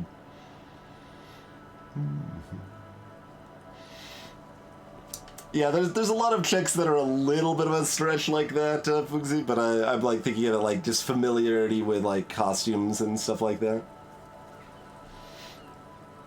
Yeah, I'm quite good at conceptualization, and we still have this up here. Alright, check it out. Let's try. No luck. All you find is this lime-colored cellophane visor, produced by a bargain sportswear brand called Amphibian, apparently. There's a malformed green frog at its bed camp. There's a frog. Oh, that visor's perfect for you, officer. It'll definitely keep the sun out of your eyes while you're shooting criminals. Or your own citizens. The street vendor makes a bang-bang sound. All for a mere 6 real. Hey, at least it might actually offer some protection against the sun. Not like those cheap plastic shades.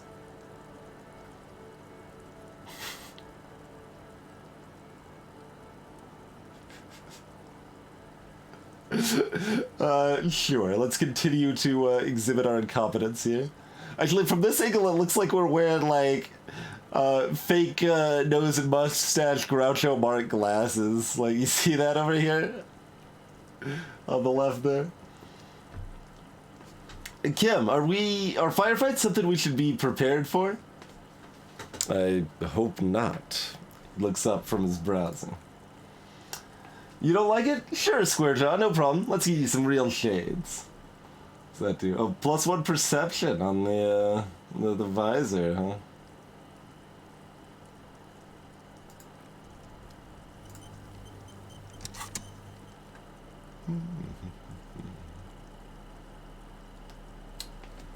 I mean, that would be one that only has a plus rather than a plus and a minus.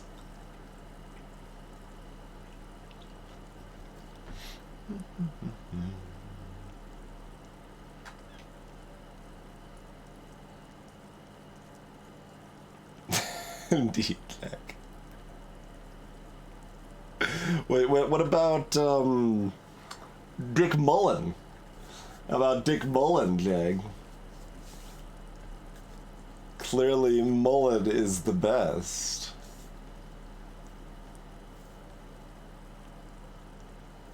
We didn't buy any books of Mullen, did we? Dick Mullen's a dark, yeah. That's fair.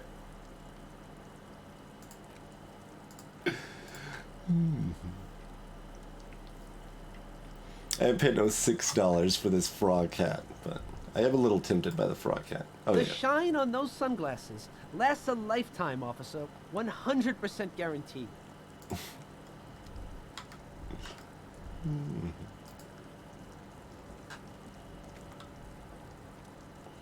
There are piles of clothes inside. Cheap secondhand clothes smelling of strangers' body Don't be odors. shy. These are premium class clothes. Good quality fabrics, best retro design. Save the economy with your style, officer. Oh man, he said style. We gotta look. You find your hands deep in tattered and faded garments made from weird polyester balloons that make your body itch and sweat in all the wrong places. Economical, but also trendy, the street vendor shouts. Look firsthand, buy secondhand. Keep the economy moving. Find something worth salvaging from the pile of rags. Check it out. Got that. Something cold grazes your hand. Synthetic and sleek. A windbreaker. Surf, it says, but also wind, summer, 100% waterproof, and sport. All in different typefaces. Good choice, officer. Mega sporty, and it's only $4.50 for you, sir. A composure jacket.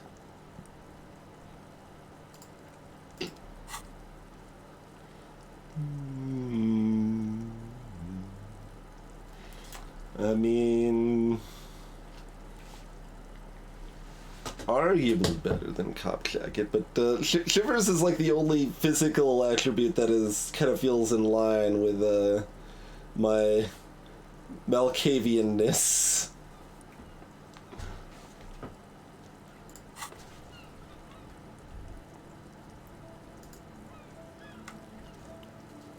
Fallen sneakers on a pedestal of speakers.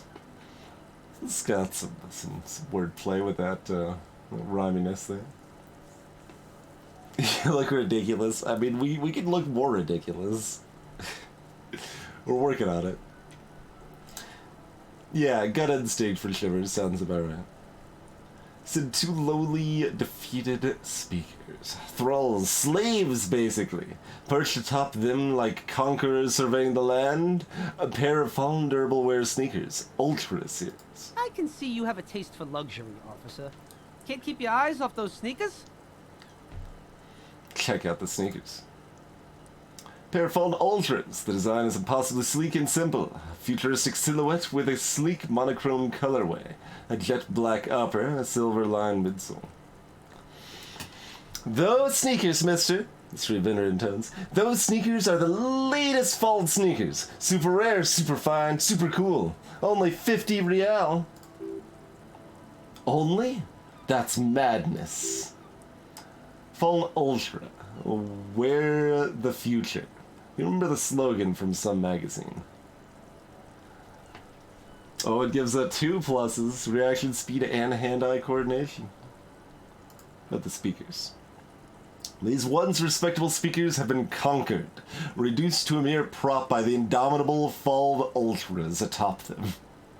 See, like, this is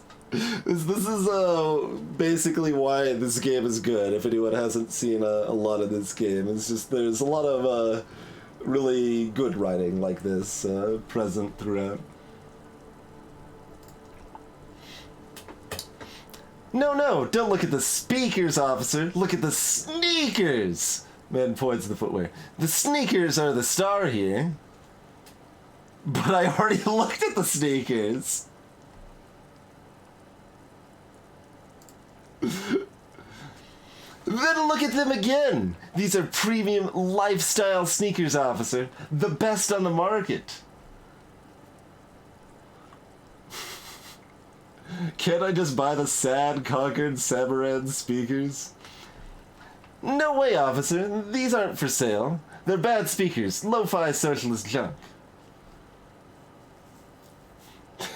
That's why I want them. I think I might be lo-fi socialist junk myself. No, officer. You're a high-class policeman who accepts nothing less than the best. Lucky for you, I've got the best on sale.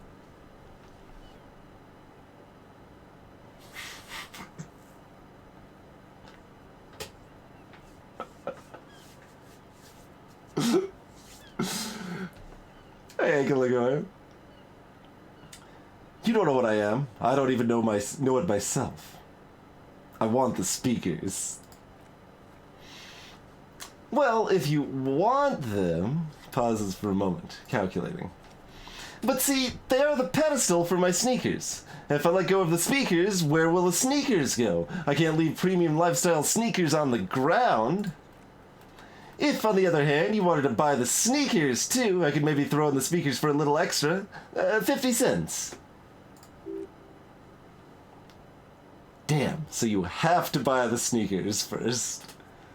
Hold on, I want to go back here just so that I have the option to pat the speakers. No, don't pity them, officer. These are old Samarin garbage. Don't even look at them. Check out the super cool Fun Ultras instead. How dare you? Okay. My rhetoric is speaking up. Hey. Psst.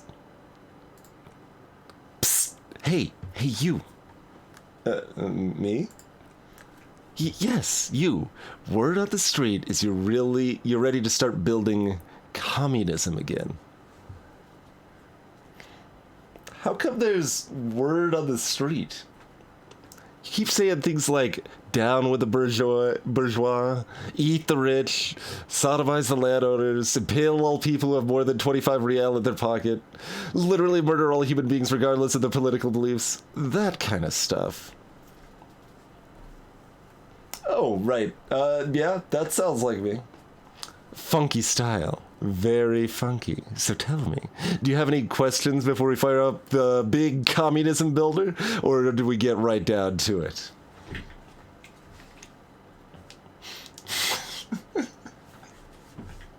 There you go, JT Jack.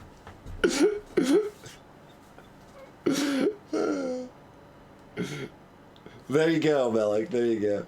Yes.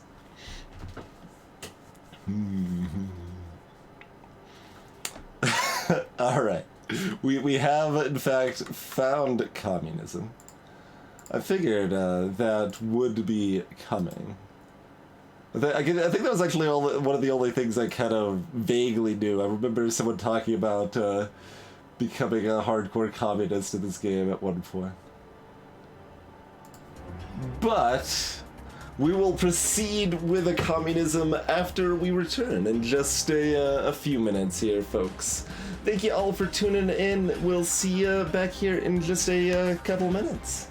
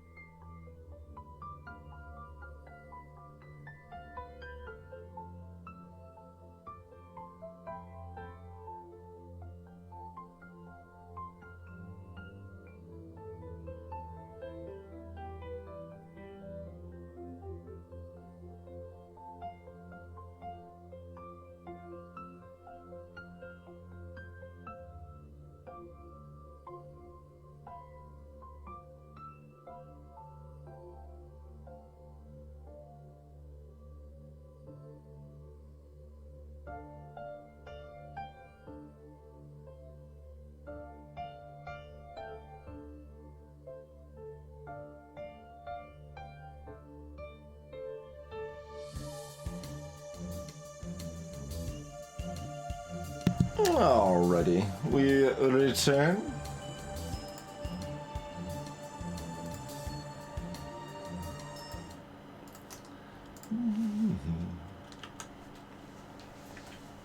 We return to communism.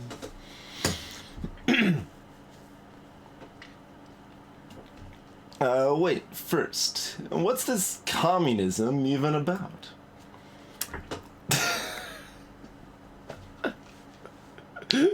Okay. Failure. It's about failure. Failure? Yes, abject failure. Total irreversible defeat on all fronts. Absolutely vanquished, beaten, curb-stomped, and pissed on until you came along. You will reverse the fortune of the workers of the world. You alone, against every living thing, against every human alive, 800 trillion real in the hands of an impossibly well-organized ruling class, towering city blocks of bankmen who have the ears of prime ministers, million-headed armies of nations and the love of your own mother.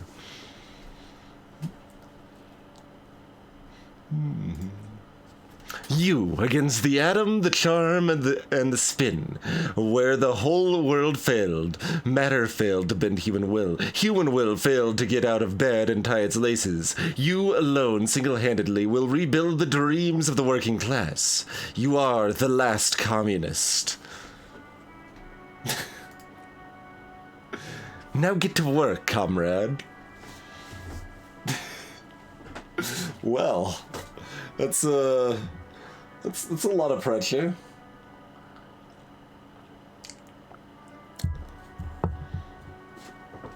Alright, guess it's time to start building communism. Oh yeah, get the firing squads and the edible wagons ready. Oh, wait, what? Firing squads? You didn't say anything about those. Too late to back out now. You can't make an omelet without breaking a few million eggs.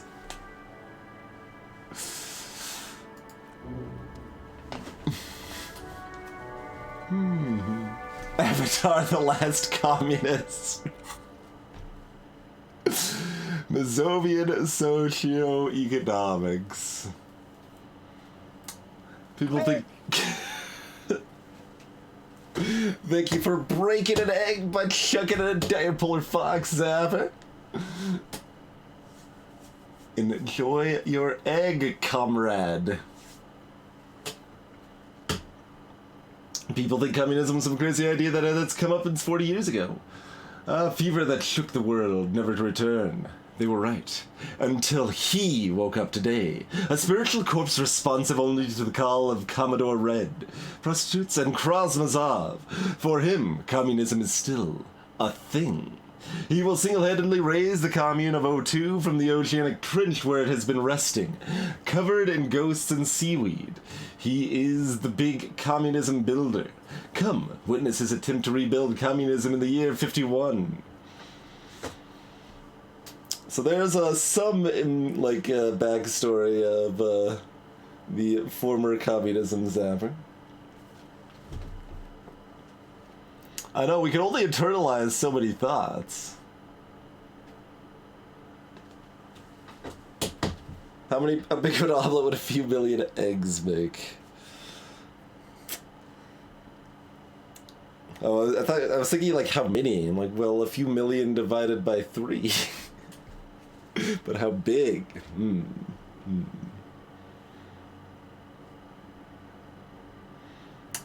So we've got too many things we want to internalize here.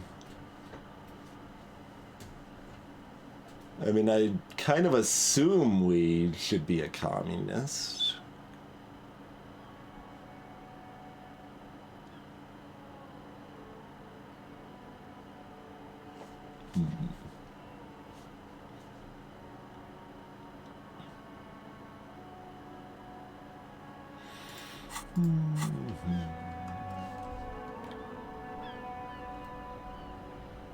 What if we talk to them directly?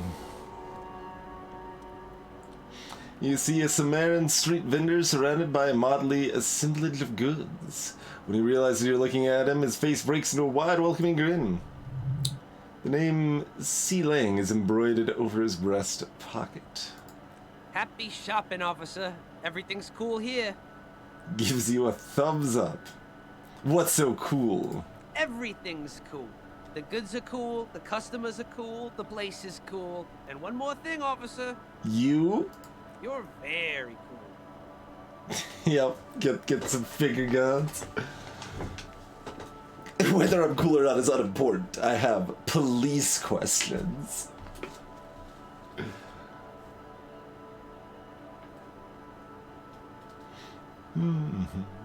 Really? You think I'm cool? Oh yeah, you got style. You got personal style. You know what you like. He surveys his consumer's kingdom with an air of satisfaction. You like premium menswear. Look around and browse. Everything looks cool on a guy like you.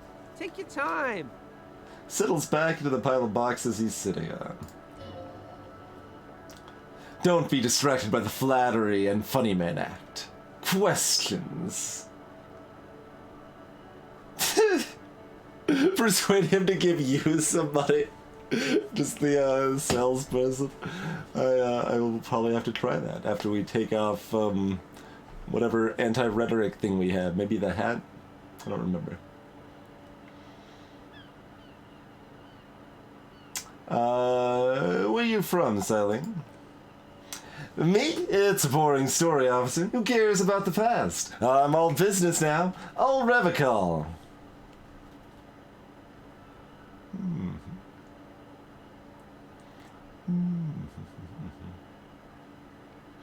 Sounds good. Let's get back to business then. What kind of stuff are you selling here?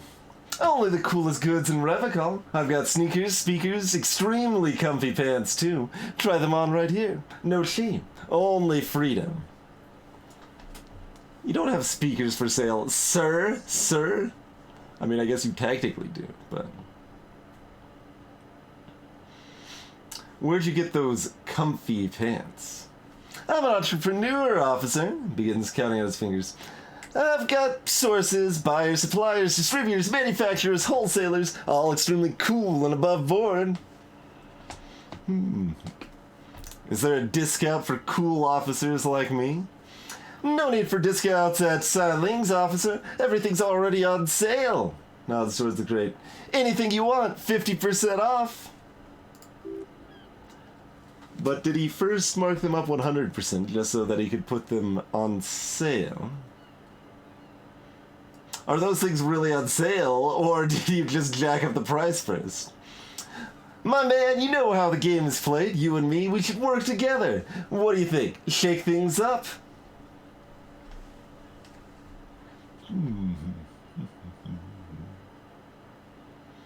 No, that's all. Let me ask you something else.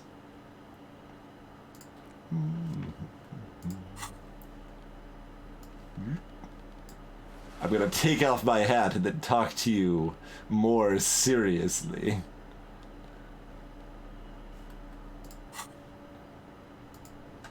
Everything's still cool here, officer. Maybe you should be the one giving me money. No need to dress this one up. Just tell him what you want. You! I want your money. Now!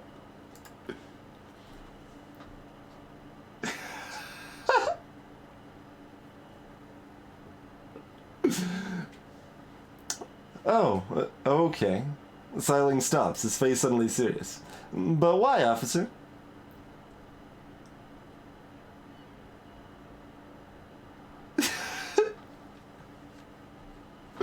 No bribe garbage.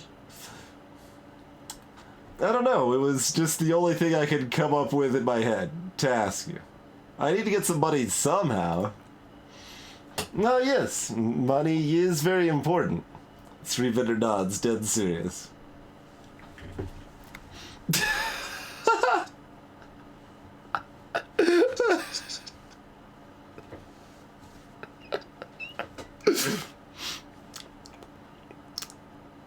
Are you trying to ask for a bribe? If so, you're not doing a very good job. He looks at the vendor.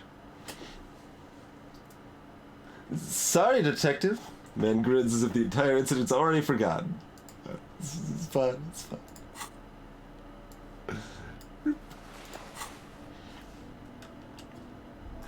Let's the goods do the talking, huh?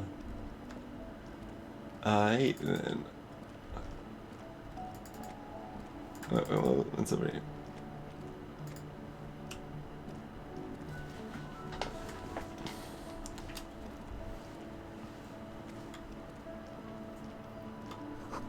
Tire tracks leading onto the roof. The slush and rain has almost washed them off. Right. Sure.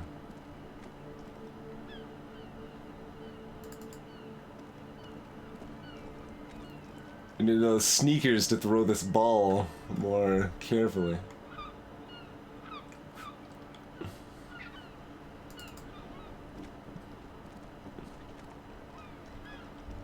What was that, like, thought we just had there? What was, okay. What, excuse me? There.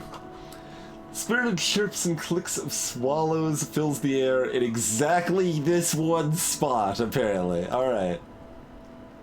Sure. Can you please stop whining for 1 second and let me take the shot? Rene, you're the angriest man in the world.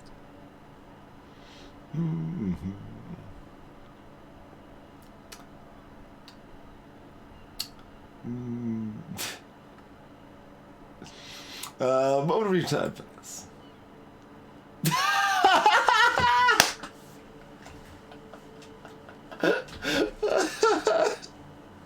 I'm being called out for not interrupting the game. Sure, officer. I am René Arnoux, and my specially able partner here is Gaston Martin. How can we help you?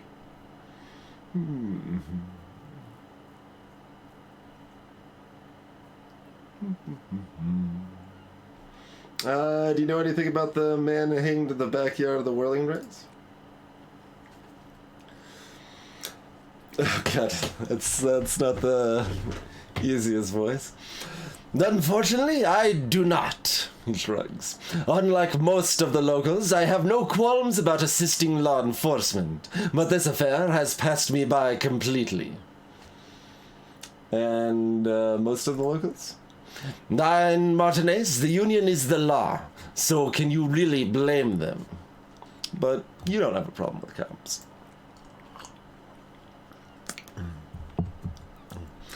Cop is a pejorative term. I don't have a problem with policemen. On the contrary, I admire the effort to bring order to our streets. So again, you don't know anything? If I knew, I would not be afraid to tell you. I simply do not. I am an old man, not a coward. The daily business of the riffraff no longer concerns me. This is a man with a lot of past, but little present, and almost no future. I saw the statue of Philippe III near the roundabout. Ah, yes, King Philippe III on a steed, a reminder of what Revical once was. No, absolutely. He smiles as if reliving a pleasant memory. At the mercy of a cocaine-snorting tyrant who emptied the treasury so we could sleep on a bed of gold. A superpower, feared and respected, a testament to what the country can be under the leadership of a true king, someone who knows how to rule. What was that about cocaine?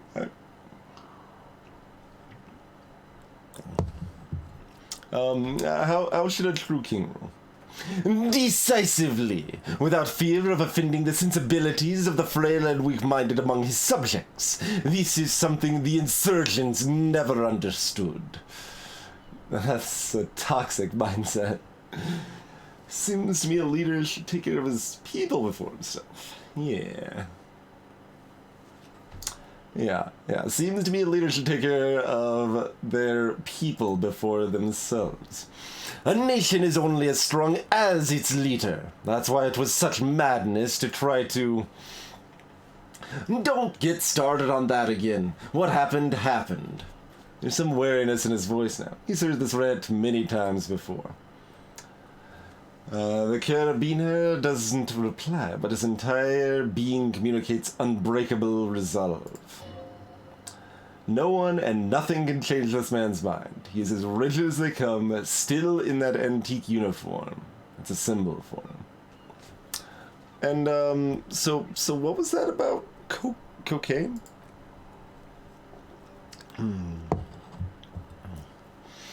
No, old Philippe was a big fan of the purple nose candy the nobility loved so much. A cocaine connoisseur of sorts.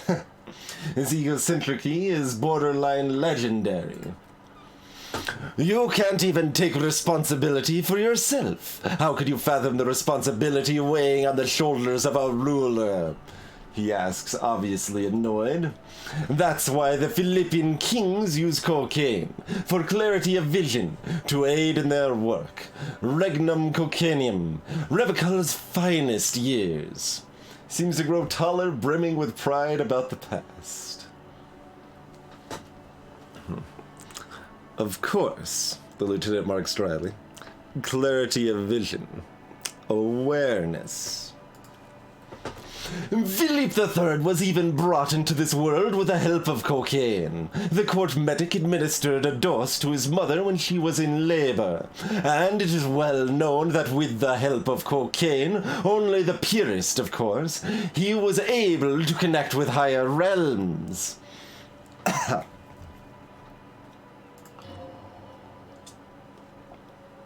Higher realms, of course. It all makes sense.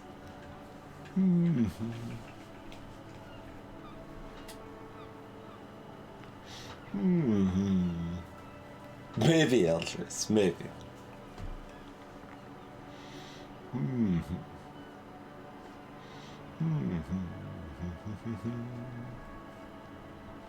What was that about higher realms? Sounds interesting. It's really not, tunes Trine. Please do spare us the cocaine fairy tales. Yes, indeed. We are not here to investigate the drug trade of centuries past. You seem to be playing in a crane? Yes, the man nods. The terrain here provides an interesting variety to a familiar game.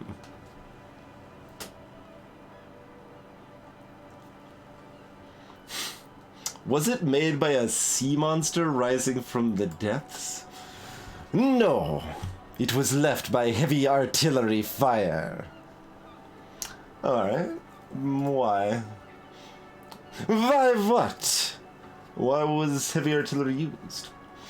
Because that's what happens when communards hijack your country, execute your supreme leadership, and turn your capital into a slaughterhouse. You use heavy ordnance to clean up your home.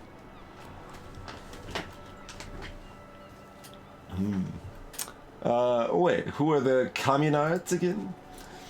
Commies, communist, socialist, anarchist, call them what you like. They just chose the name to feel special. The carabiner founds. Senseless sentimentality.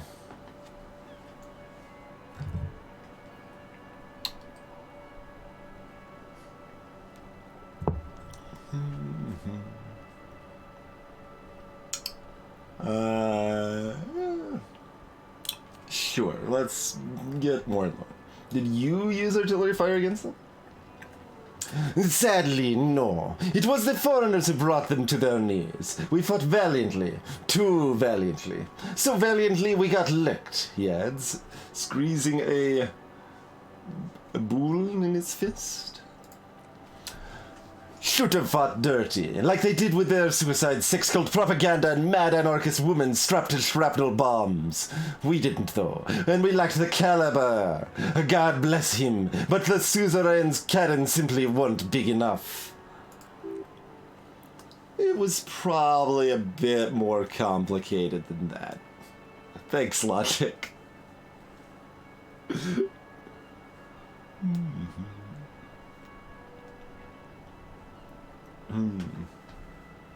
Why shall them here in Marnez?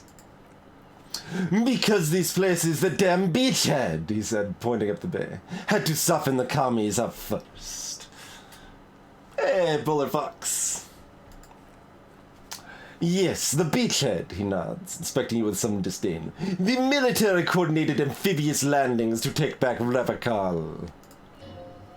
Finds your lack of historic knowledge troubling, sign of mental deterioration in the preceding generations. Martinez was used as one of the 3 footholds in Revachol during Operation Deathblow in 08. The other 2 are off in Stella Marie and the Delta, he points to the northeast. Nod thoughtfully and turn to the northeast. This here is Blood Ground, where Coalition boots first made landfall and cleaned those rabid dogs out. Most likely, he says, looking down at the soil, we're playing Petanique on their mangled corpses. Blood Ground, the other one shakes his head. You got old Rene going there, like he isn't angry enough already.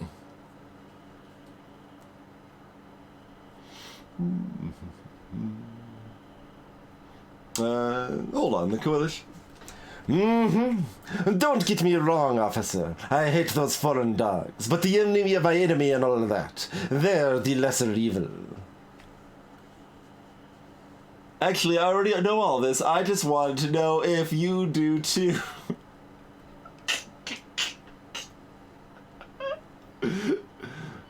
Putonk. Okay.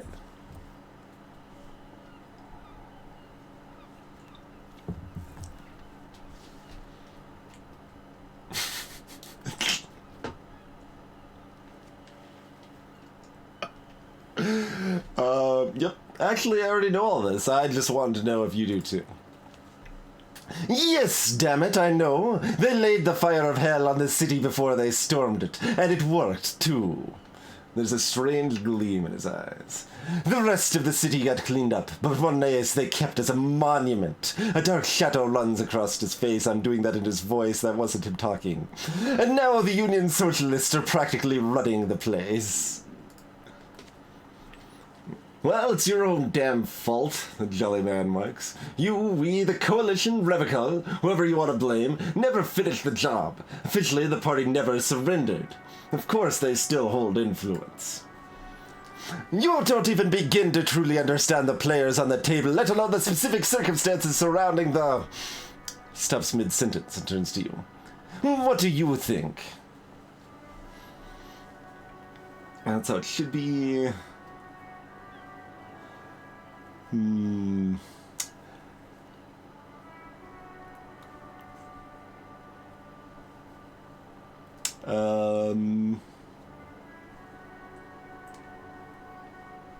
We're like, oh, I have an internal, like, maybe if I had internalized communism already, I would have another option here. Since it's just like a passing thought, I'm not like ready to jump in to be like, nah, screw you, commies number 1.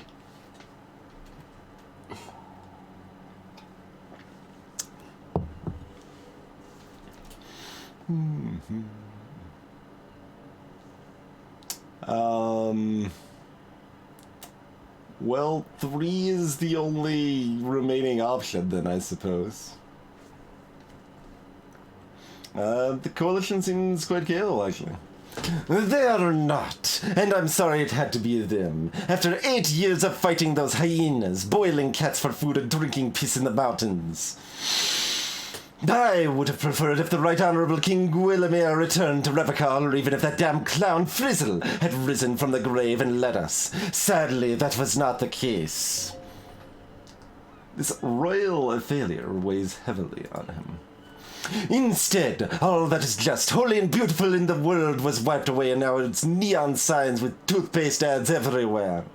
Foreign influence peddling garbage and stupid music on the radio. This is just what the commies wanted. This was their plan all along. This is what they wanted to replace the rule of suzerain with. That's a lot.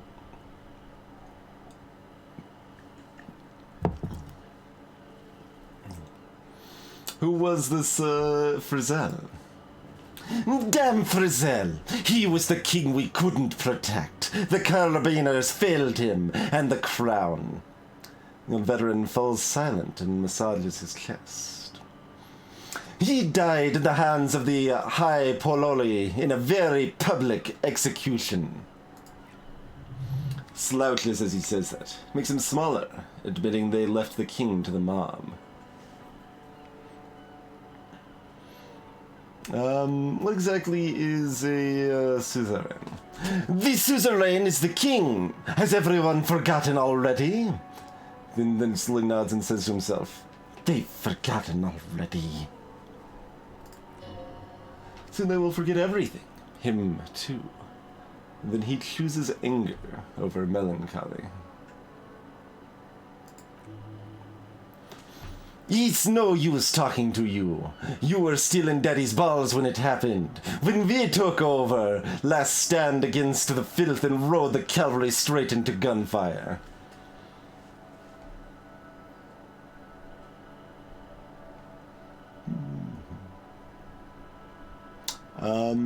Sure. What is it about this old soldier that makes him stand so proud?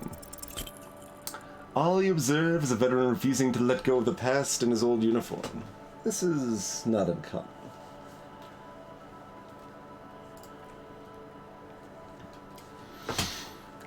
He catches your glance and nods. This is the uniform of the Royal Carabiners in service of Frizzell I, Gualemir le Lion, and the valiant King Philippe V before him.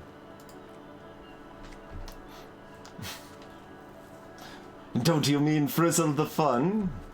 You do not speak his name, Craven, although he was a clown, he adds. He turns back to you. But he was our clown, ours to ridicule and to mourn.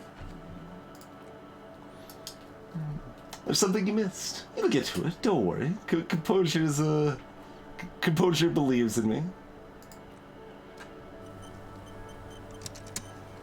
Did you have anything else to say? Oh, I have really outdone myself. This is divine. Quite the sandwich. Yes, that's what you need, Gaston. More padding on that fat ass of yours. I hope your heart gives out. René, it's the little pleasures. Life doesn't need to be a struggle.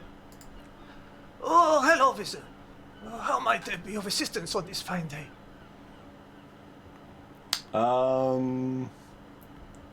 What are the rules of this game? Oh, the goal is to throw your ball. Holds out the orb. As close to the coconut as you can. Coconut? Like, makes me think of castanet, but, that's the coconut. He points to a small wooden ball in the middle of the crater.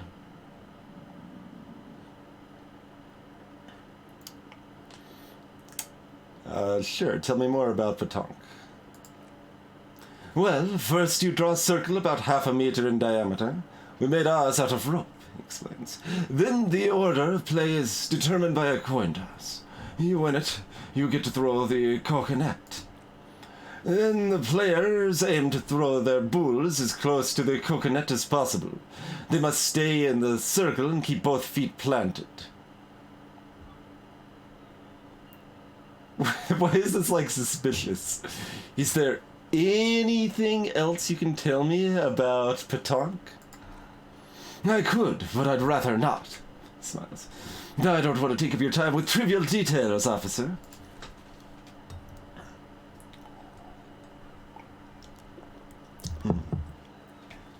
You'll put that knowledge to good use in 50 years. I'm sure of that, officer.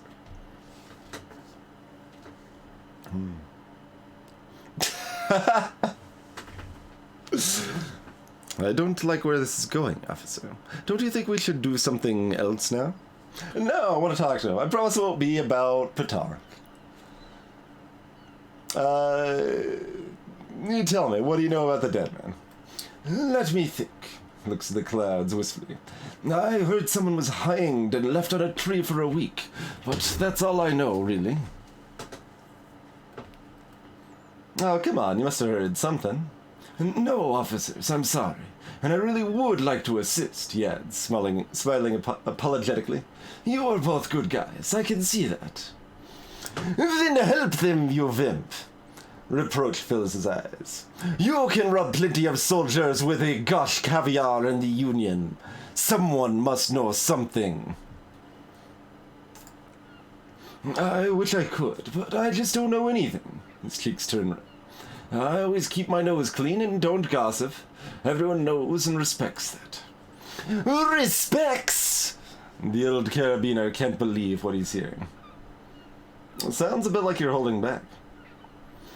I'm not, he assures you. I'm not even any... I gotta take more water here. Those voices are hard. And of course he's holding back. The carabiner crosses his arms. His mouth is so full of Union prick that he can't even speak properly. Can I at least finish my effing sentence before you piss on it? Is that okay, Renee? His eyes are furious. I'm not anyone important in the Union. I just know Everard. Yeah, apparently so has happened. How do you know Everard? Everyone in Martinez knows the Clare brothers, he says solemnly. I taught those boys human studies and history in the gymnasium. What do you know about history? The carabiner snaps at Gaston. You never witnessed history, only heard about it years later when it had already moved on. You don't know history. The old soldier mumbles something under his breath and turns to face the sea. There he stands, proud, rigid, and alone, like a cracking marble statue.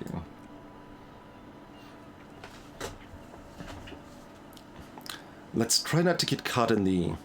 Lieutenant lowers voice. Crossfire. You'll get caught up in the crossfire. Crossfire. Crossfire. Crossfire. Huh. Lest we leave riddled with bullet holes, this animosity is ancient. Are you a Union member? Oh, his cheeks turn red again. In many ways, yes, like an honorary member. I attend meetings and parties, help with little things. Everett, Edgar, and the older Deverdeurs all know me. In many ways. Oh, yes. So you're not an actual member. Not in the technical sense. His eyes fix on the bulls in the crater. I don't have a vote or a membership card, but Everard keeps me on the payroll, just for the little things. And of course he's not a member. He's not a member of anything. I knew that. He frowns. He's a weather vane, turns to where the wind blows and tries to look important. I hate the socialist rabble, he continues, but even siding with them is better than living your entire life at the fence, never committing to anything. Pick a damn side already.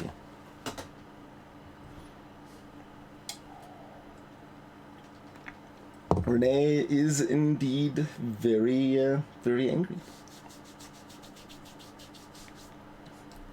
What are the little things you do for Everett? Writing work, mostly, he smiles. Occasionally needs something written, and I happen to have a way with words, people say. What kind of things do you write for him? Oh, nothing official, I assure you. Just essays for the newspapers about Martinez and how things are and how they could be.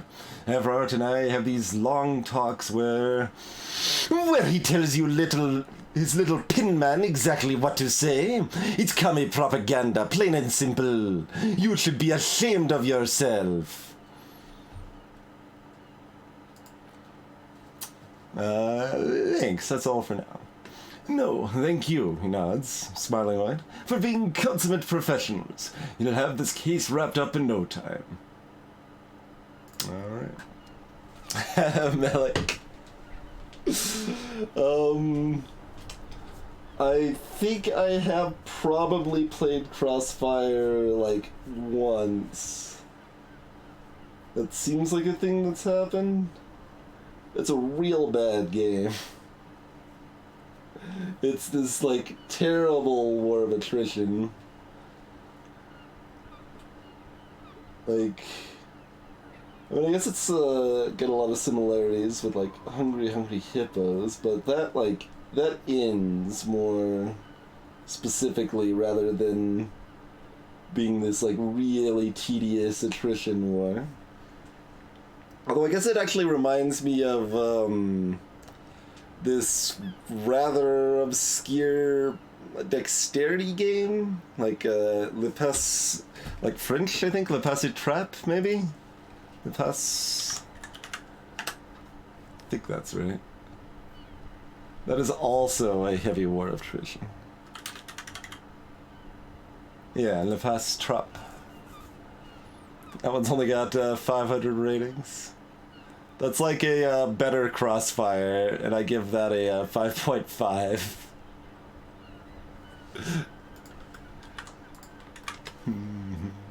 Which, obviously, it's a bit different than Crossfire, but it's still the same thing that you're trying to get the pieces to the enemy's side, and they keep coming back to your side, so... arguably, this is even more attrition because, like, there's no locking them in. Like, if you actually get one of the pieces to the side in Crossfire, I think that's locked in, right? Maybe not? I don't remember specifically. Maybe I should have done that, Corb, yeah. If I hadn't eaten the salami from the other person, I would consider that more, probably.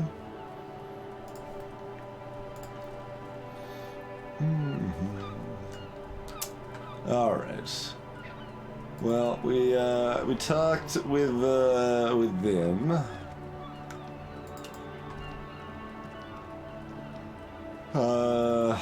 It's closing in on night, finally. We got 5 experience from that, lengthy exchange.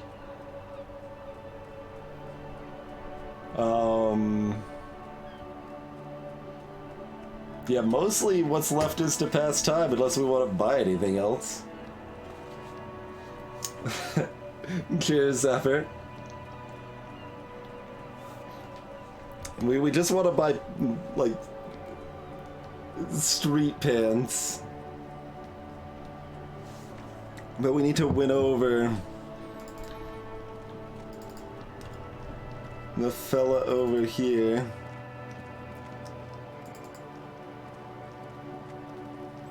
Hey, I come back for the pants.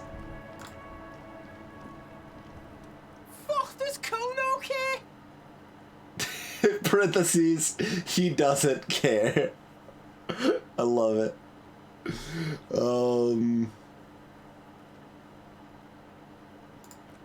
Alright. So...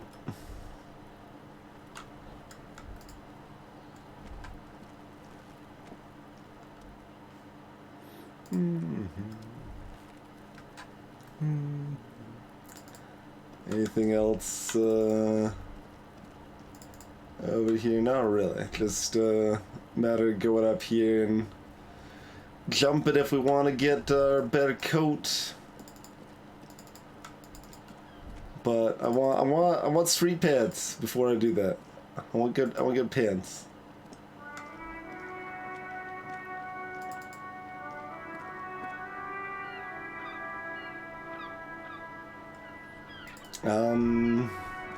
Yeah, like most of what's left to do is pass time.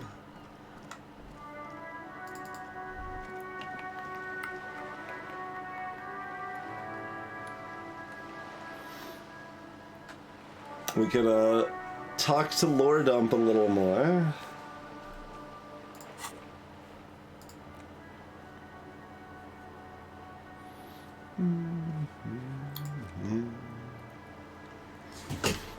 We could equip that thought that they want me to equip. We could equip communism.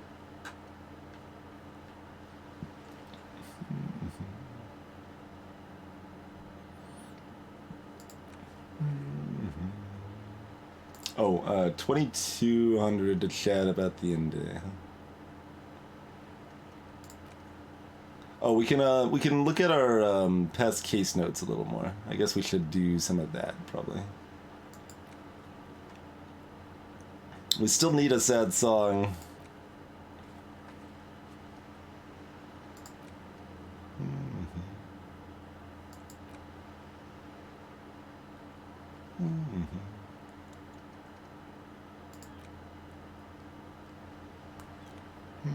It may take a while.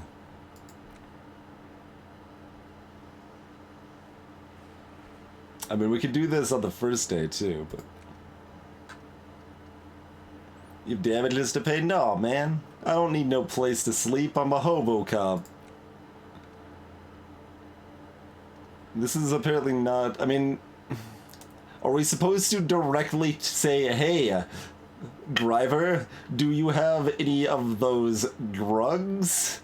I guess to qualify for this, that's what we're supposed to do. I mean... Alright. It just seems so nonsensical that I wasn't gonna bother.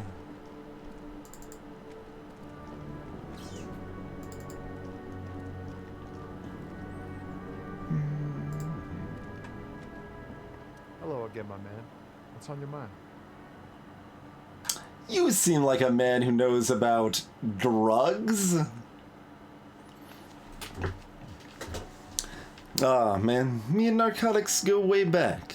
Folds his hand behind his head and leans back. Had some good times surfing the psychic waves of my own consciousness, you know? But, he pauses, letting the memory dissipate. Those days are behind me. There are other addictions in my life now. Why the inquiry, my man? Hippo, I mean, not that out of character, no. There's this, you have many options to do very ridiculous things, and, I don't want to do all of them. It, makes them feel less special.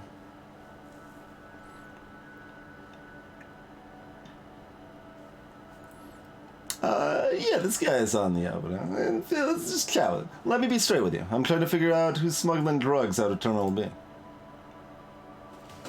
The lieutenant steps in. We have a credible lead, sir. Someone on this roundabout is waiting for a bulk shipment from the harbor to load it onto their lorry and drive it to Jamrock. Not me, man. No way. I don't need any trouble. Shit's bad enough anyway. This jam's got folk up in arms, and I'm afraid it's headed towards a conflagration. Who do you think could be conducting the drug trade, then? Look, man, I try to stay away from the criminal underbelly of Revachol. I'm a guest here. You really need to find another man to probe with those questions. Hi. Hey, T-Chief.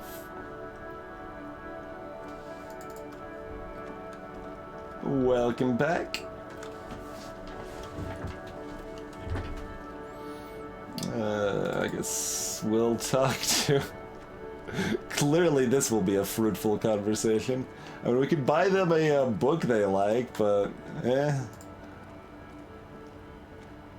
Looking for something? You're a lorryman, right? What's your stance on the drugs? Drugs? They're shit, man. I don't let anything pollute my body. Takes a long drag on a cigarette. Oh, why not? You know where that stuff comes from? Sarah Mirza, Safre, Ilmara. They take the money from our local junkies here and they then use it to outcompete with us in the manufacturing sector. They know they can't beat us in a fair fight, so they have to get us to weaken ourselves somehow. It's racial sabotage. Racial economic sabotage.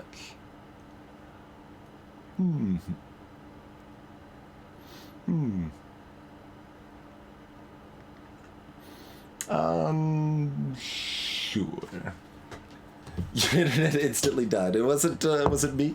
Hopefully not. Was not me. Okay. Comcast is currently behaving.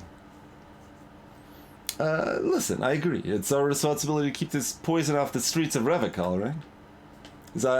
He eyes you warily, unsure how to respond. This goes on for about 2 seconds, then. I don't know anything, and if I did, I wouldn't tell you. He puffs his cigarette. Then what are you still hanging around here for? Most other, camioneers have left. What do you think? I can't leave the lorry unguarded. Stuff's been getting looted lately. It's those little kips sneaking around at night. If they touch my stuff, the bosses will be on my ass like ass cancer. There was a bunch of spilled boxes in the back of a big lorry nearby.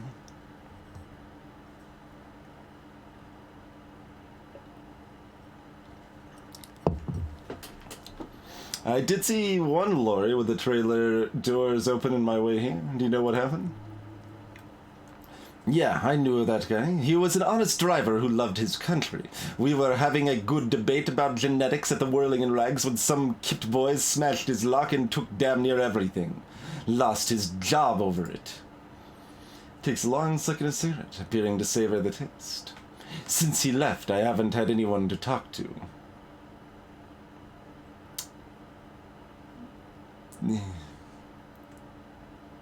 I mean, actually, bad for him, I guess. Ben shakes his head dismayed, furiously pulling on his cigarette. It's an effing travesty is what it is. If it's not you, then who's running drugs through Terminal B?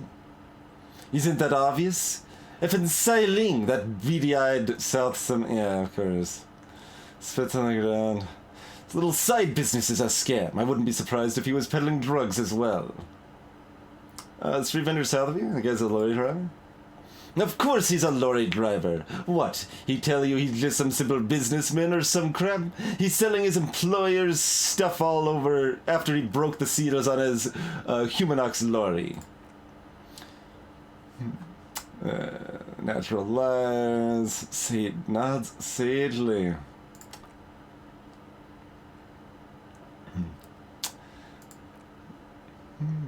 Guess we need to pay settling in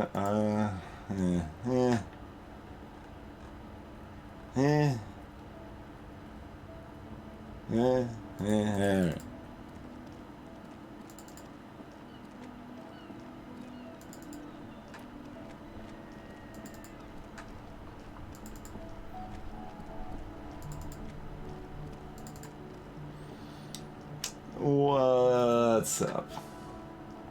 Everything's still cool here, officer. So, Sailing, what's your stance on the drugs? Drugs? For a moment, he's unsure how to respond. I don't go in for that, officer. Drugs ruin lives. Unless you're into drugs, of course. In which case, drugs are excellent. He kissed his fingers. Tasty, tasty drugs.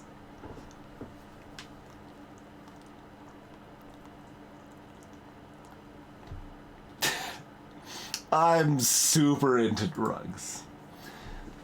That's very cool. A lot of the coolest detectives do drugs. Sadly, I don't have any drugs on sale, or at my home, or on my person. He smiles.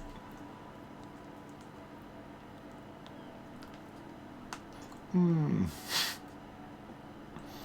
looking for lorry drivers transporting drugs out of the harbor. They, are in this traffic jam.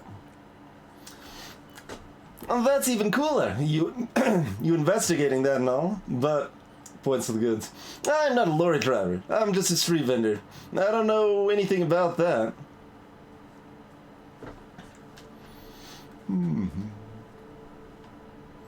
That sounds pretty accurate, Corp, yeah. But you are a lorryman. Another driver who is not to be trusted has identified you and your lorry. Who said that? It's a fit racist, right? Nah, I bet it's him. He has an agenda against me because I'm an immigrant who works harder than he does. He's a hater. So you admit you're a lorry driver? No, I just said I work harder and he's an asshole. I'm realizing you can't get out of it. Smart man. Okay, maybe I'm a lorry driver too, a little. But that's not the most important thing about me. That's my day job. This is my dream. Spreads his arms.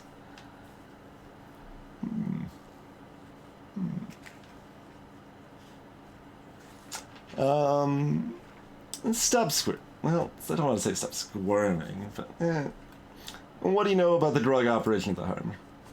Nothing. I told you. I'm not a dumb guy. I don't get involved with that crowd. And what crowd is that? Crowd, you know, the drug crowd. He doesn't want to talk about it. He's afraid.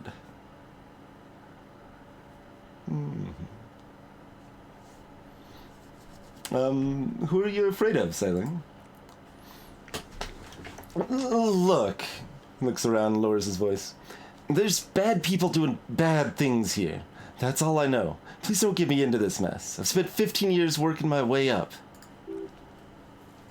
It's a tiny bit of truth on the table. Zoom in on it.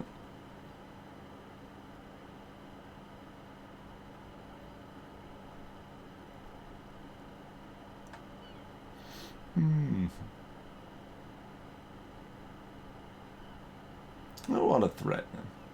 We're buddies, Sally. Help us out. No one will know it was you. It's a she, okay? He whispers. The other drivers call her the lady driver. You're better off staying away from her.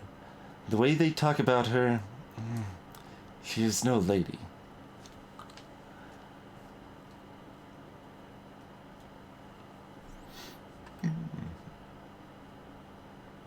Is the lady driver the old woman back there? Dazed out? Strange? I don't know. Maybe?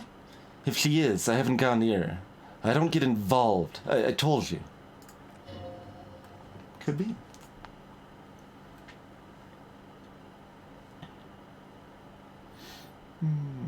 Okay, we're cool. All right. He steps back into the ice cold. Let's cap this off by purchase. You can walk away from here with funky sunglasses, detective. Both of you. You deserve it. We get this option again.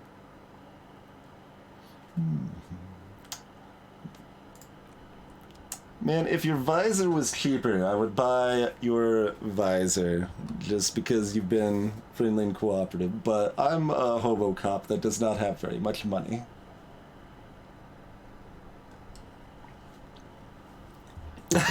Malik. Nice, nice.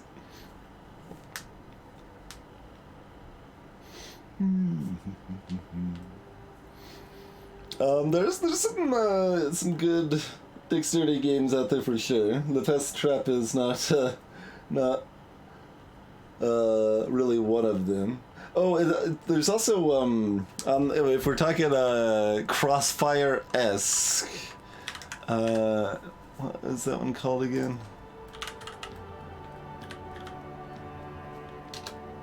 I think it began with roll.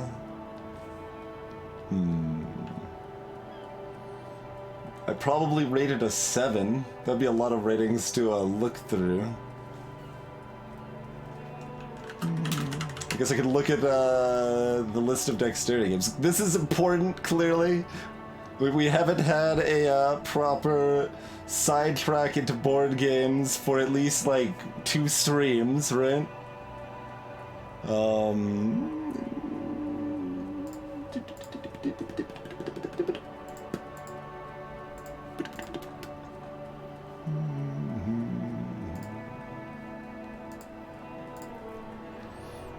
So, Crocodile is the best dexterity game, and it's fantastic. Clask is whatever. Pitchcar is pretty great. Junkart's fine. Fuse is barely a dexterity game, but it's good. Pictomania is not a dexterity game, but it's pretty good. Flick 'em Up I haven't played. Tumbling Dice is kinda neat. Catacombs is not very good, but I don't know if the new edition improves it. I don't remember what Looney Quest is, but apparently I've played it at some point. Terror in Meeple City, aka Rampage, is kind of cool. Lupin Louie's fantastic.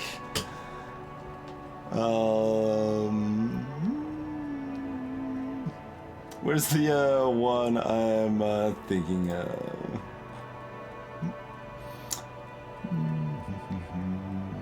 Jungle Speed is pretty whatever.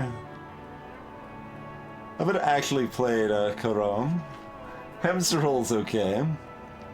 Riff Raff was fun. Space Cadets is primarily like a co-op game, but it has dexterity elements. It's okay. Via Pagliari is whatever. Safranito is interesting. I haven't played that for a long time, so I don't remember it super well. Sorry Sliders is kind of like bad Crokinole, but it's still okay if you don't have access to Crokinole. I was thinking this was going to be rated high enough that I could see it. More de Morosa is a listening game more than a dexterity game. Flick 'em Up : Dead of Winter, that sounds miserable. But I don't know anything about it, really. I remember this was being kind of hyped up at BGG Con in 2018. Lupin Chewie is a worse version of Lupin Louie. Micromutants is okay and is currently... a copy of Micromutants is currently supporting my second monitor. Bambolia is a pretty good balancing game, but takes a while to set up. Where is... I just wanted the one that was like Crossfire here. That's all I'm looking for. Team 3 is pretty cool. We made it down to Le Pass Trap. That was the other one we were talking about.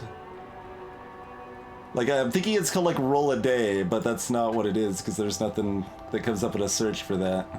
Alright, now I'm searching for that more specifically without commenting on the other ones.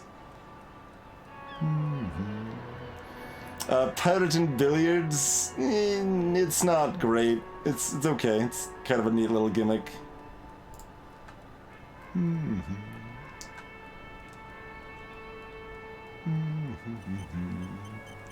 Oh, that's the autosave going off, apparently.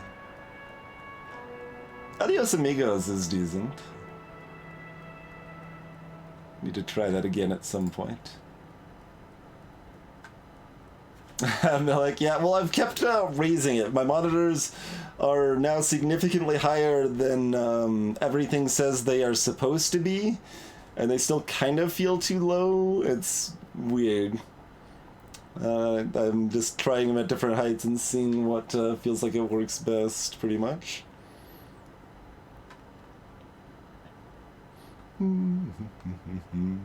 What dat?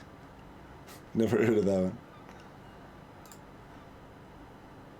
I just wanted a picture of this game. We should probably just go back to Disco Elysium. People are like, what the hell are you doing, Twitch? But I mean, I guess regulars know that we like tangents even if they don't amount to much sometimes.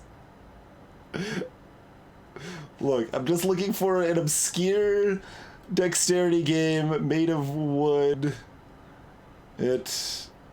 God, it's probably lower rated than this because it has so few ratings. Yeah, I think it's only got like a double-digit number of ratings. It's like cooperative, like it's 2v2 Crossfire, kind of. And unless the like wood is perfect, something's gonna be warped, and that ends up making it biased in a way that kind of sucks. But it was cool otherwise. This is what happens when you say that you went to a rabbit hole of obscure dexterity games. We're trying to go even deeper. We're trying to go even... Rollet! There we go. Found it. 87 ratings. Okay. It's Rollet.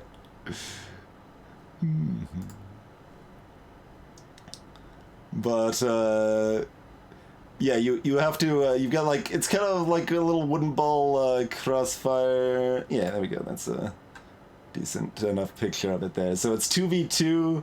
You've got these little pivot things that you pick up. Excuse me, metal balls, not wooden balls. That you try to knock the wooden ball into the enemy goal, basically. So if I've like played it on a board that was like really good and didn't have like warping problems no matter how you played it, I would probably think higher of the game than I do, but it was interesting. It's interesting. There you go, Hippo. I'm glad you are on board. We found what we were looking for. It's this role. I was close, but not enough to spell it out properly.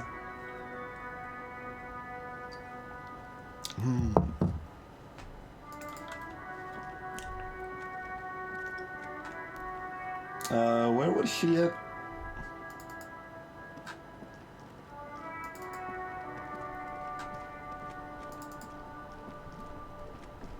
Over here.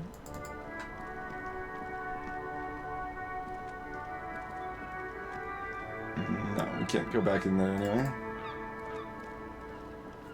I mean, it's down here, maybe.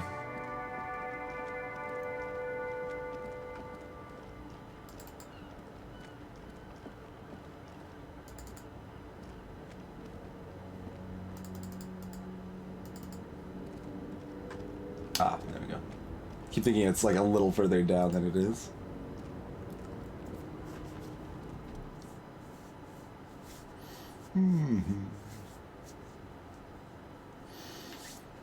I mean, it would have been bringing a wood plane to a state I don't live in, to a board gaming convention. And also, I don't like personally have one, but I probably have access to one.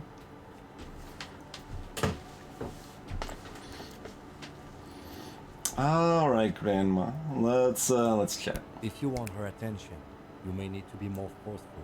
I will snap my fingers twice. Where am I? Who are you? Like a magician recalling a subject from hypnosis, you jolted her back to reality. The smile on her face has disappeared, replaced by the wary aspect of a cornered beast.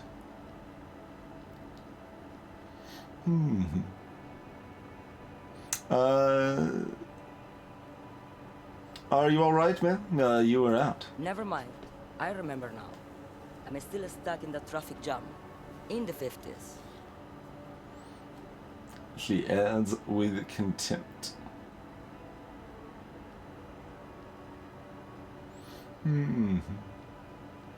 When else would you be then? Back in Mefke, during the time of the revolution.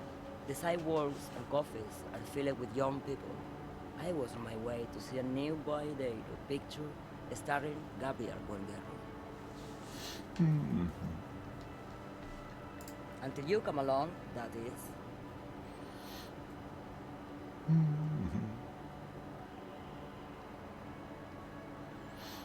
Sorry to interrupt your dreaming. I wasn't dreaming. I was there, low man.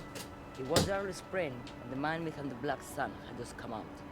The posters were 20 meters tall. Everything was gold. Everything While was you people were tearing each other apart over your petty little revolution. In Mefke, it was a golden age.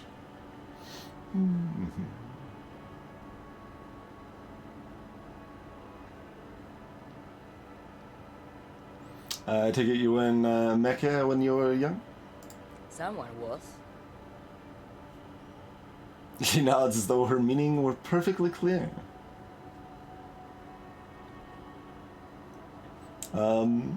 Someone? Are these not your memories? They are someone's memories, boy.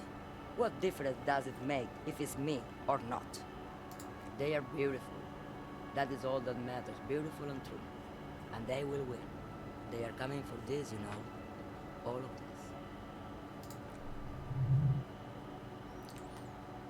All of what? She seems to derive some bitter pleasure from this strange thought, as if the past will one day wipe the present away. Like a tidal wave approaching.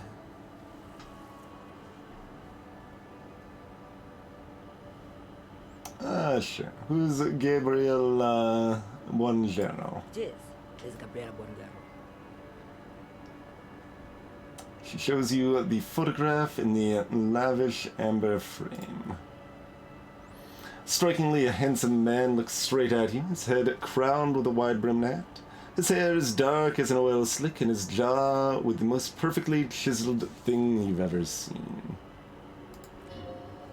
This man's got a hold of her. Even 50 years later, you can feel it. He was the biggest star of his day. Girls used to faint in the aisles of the cinema whenever he came on the screen, and schoolboys used to memorize all his lines. She leans back, savoring the world she's conjured up. Right, I have some other questions for you. Police questions. Why not, Harifa? It's not like I have anything better to do in this hellhole.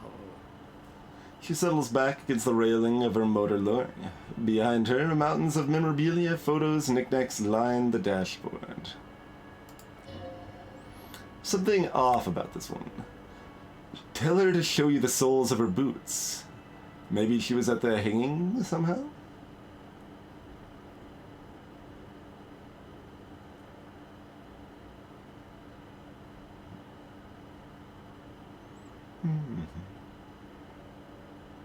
You seem like a woman who knows a thing or two about the drugs. What are you hauling? Diamonds. Diamonds, really? Of course not, she says, grinning. But wouldn't it be marvelous if I was? Okay, but what are you really hauling?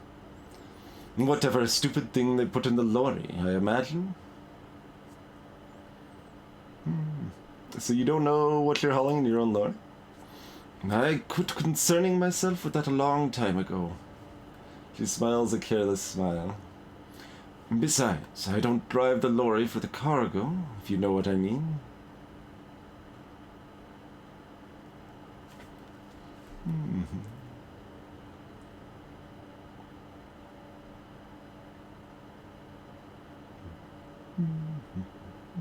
I guess that makes sense. Minding your own business.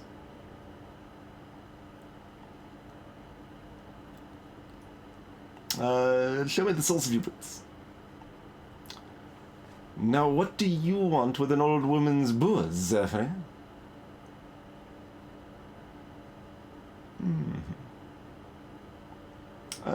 Please, help me out here. It's important.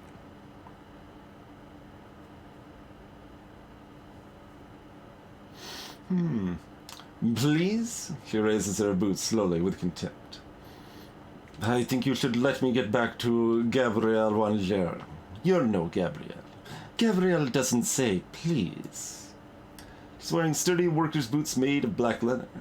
Buckles run across. The sole is also made of leather. The other one, please. Just before Gabrielle, it was the coronation of Franco Negro. Now there was a real man. There is no aberration in the pattern that you can see. She puts her foot down. Moreover, the boots were size 37, tiny. There are too many discrepancies in all this.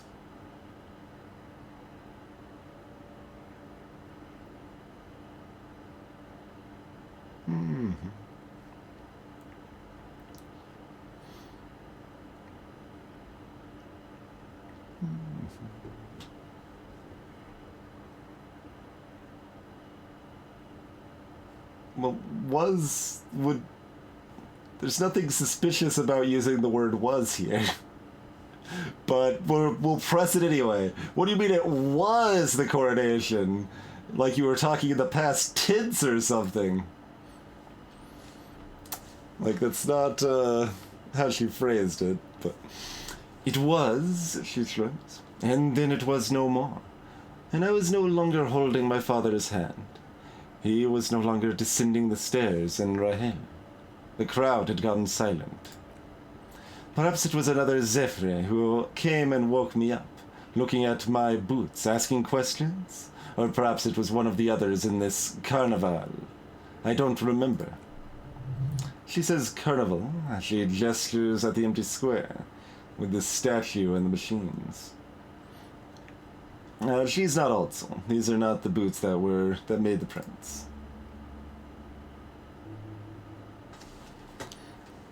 I could have told you that just from looking at them. Her size is 37. Inland Empire lead me astray. The feet of a little girl, she smiles. They fit well on the pedals.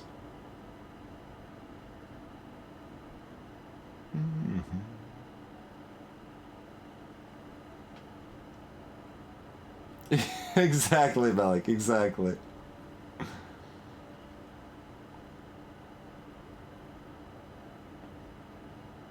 You seem like a woman who knows a thing or two about the drugs.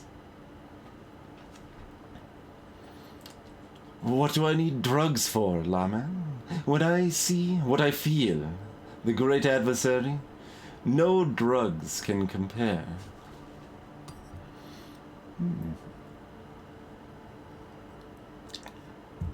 The adversary? Yes. There's a protagonista. She gestures to the intersection. And an adversario. I am on the side of the adversary. There's no coming back from that horror. Those epithets are familiar somehow. The great adversary, the great unrest. Where can I get my hands on an experience like that? If you don't know. Pfft. She flicks her wrist in a gesture of casual dismissal. I wanted to ask if you want to smuggle some of the drugs. What is it that you're hauling exactly? There's a lot of derogatory slang that I am completely unfamiliar with in this game, for sure. Your mahe, young lawman. What of it? Okay, let me put this another way. Are you smuggling drugs through Terminal B? Her shriveled bones crack as she shrugs. Maybe. Probably not. Makes no difference to me either way. I said earlier you don't know what cargo you're hauling. Could it be drugs? Just this month, I made half a dozen trips from Serra Mizara to Grad on the U-41A. What do you think they take from Serra Mizara to Grad, lawman? It drugs? I don't know, that's what I'm asking you. It's diamonds, lawman. Obviously.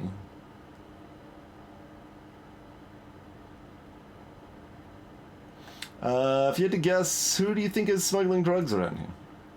Easy. It's the skinny man who thinks he's a poet. Never trust a poet. He squints across the square. Also, he's the only one I can see from here. That's correct. There is no visibility of any of the others. Thanks, visual calculus!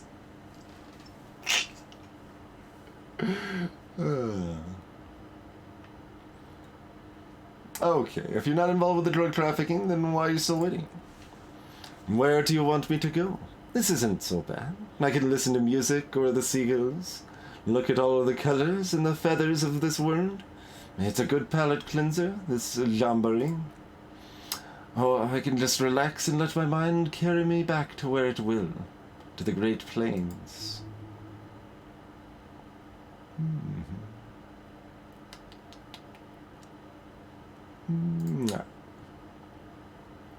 Go jamboree. I need to get back to Musky. Oh yes, we've got 2 level ups now. That's what that is lit up for. We should use at least one of these, I imagine.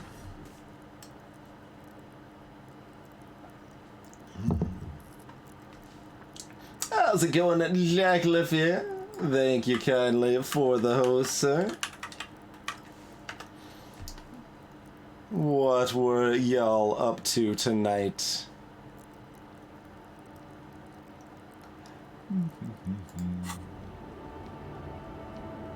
Put a point to visual calculus. I mean, we've still got decent visual calculus as it is, but having more of that would be fine. It's not as high of a priority for me, probably. Sounds like a good night, Jack.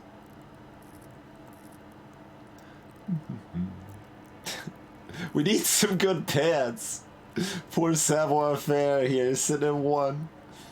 It's a sadness.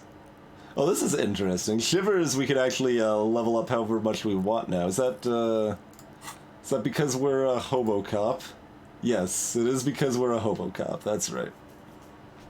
We can get we can upgrade our gut instinct because we are a hobo.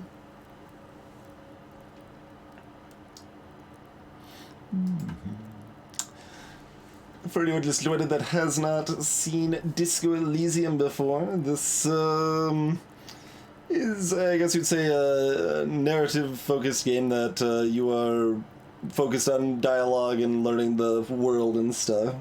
So very text-heavy, dialogue-heavy, like kind of like I don't know, Mass Effect or one of the Shadowrun games or such. Also kind of like a point-and-click adventure game. And we have like no memory, and we're also kind of we're trying to learn about the nature of reality, among other things. And I still think the best way to describe this game is how we started, which was that we started the game. The first thing we did was put on some pants.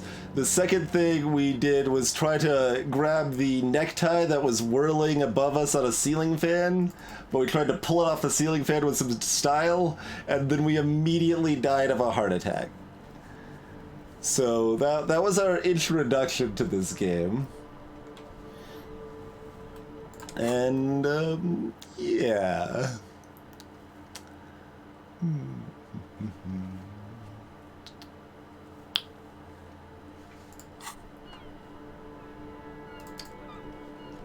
So we're investigating a variety of things.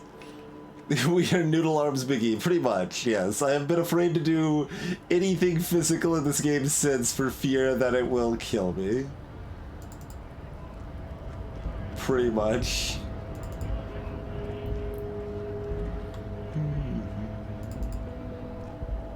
There's no other accessible lorries down here that we can get to for any value. No, that's just gonna loop back around to hers. I mean, we could look in here again, but I don't think that's really gonna, yeah, do anything for us. One of the strike scabs is asking what scab means, apparently. And I assume you still don't particularly care about us, considering we haven't talked Hola, with... Wandering Man. How can I help you? Talked with any of the other Union folks? Nope.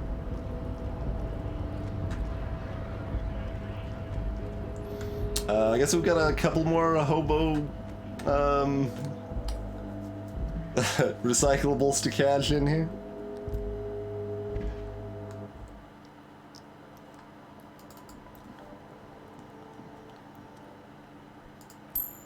Alright, we had 3 bottles, sure.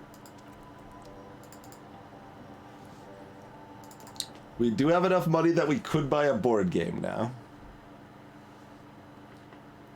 I like this phrasing though. Don't forget to click the orbs around your head. They have surprises.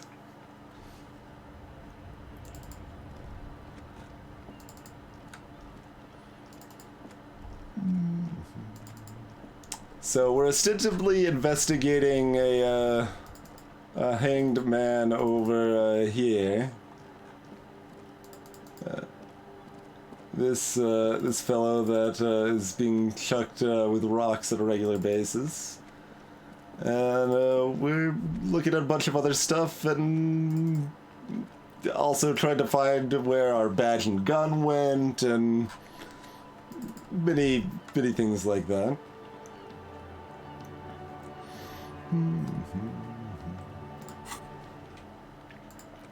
Let's check our ledger that we tried to flush down the toilet.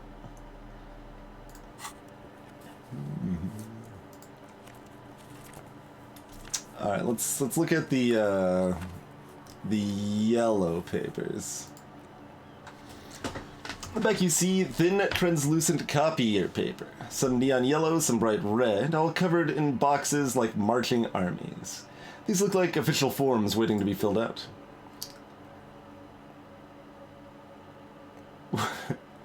Then rip them from the binder and hand them out according to type of form.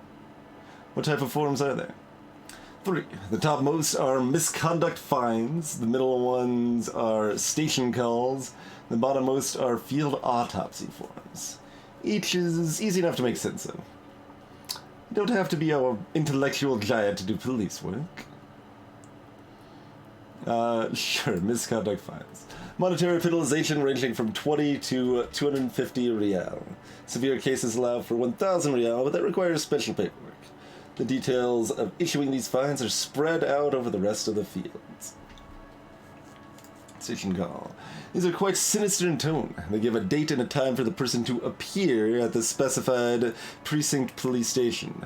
Below the call are the criminal charges you risk by not appearing. A dozen pages of thin copy paper, bright red in color. You see the parameters of a deceased human form waiting to be filled in. Age, sex, condition of internal organs. All that remains now is to fill those forms and hand them to people. Fines for wrongdoers, interview requests for bad guys, and field autopsies to dead guys. The rest of the sticky cellulose is now much worse for wear. Being sandwiched between the board and the rest of the paperwork must have spared the fragile copier paper. So yes, this, in our drunken binder where we kind of revoked being a police officer to some extent that we can't actually remember, we tried to flush our paperwork down the toilet and eventually it got thrown out and stuck up with a bunch of other garbage, so it's not the best shape. I don't think I will opt to smell the ledger. That seems dangerous. That could kill us, maybe.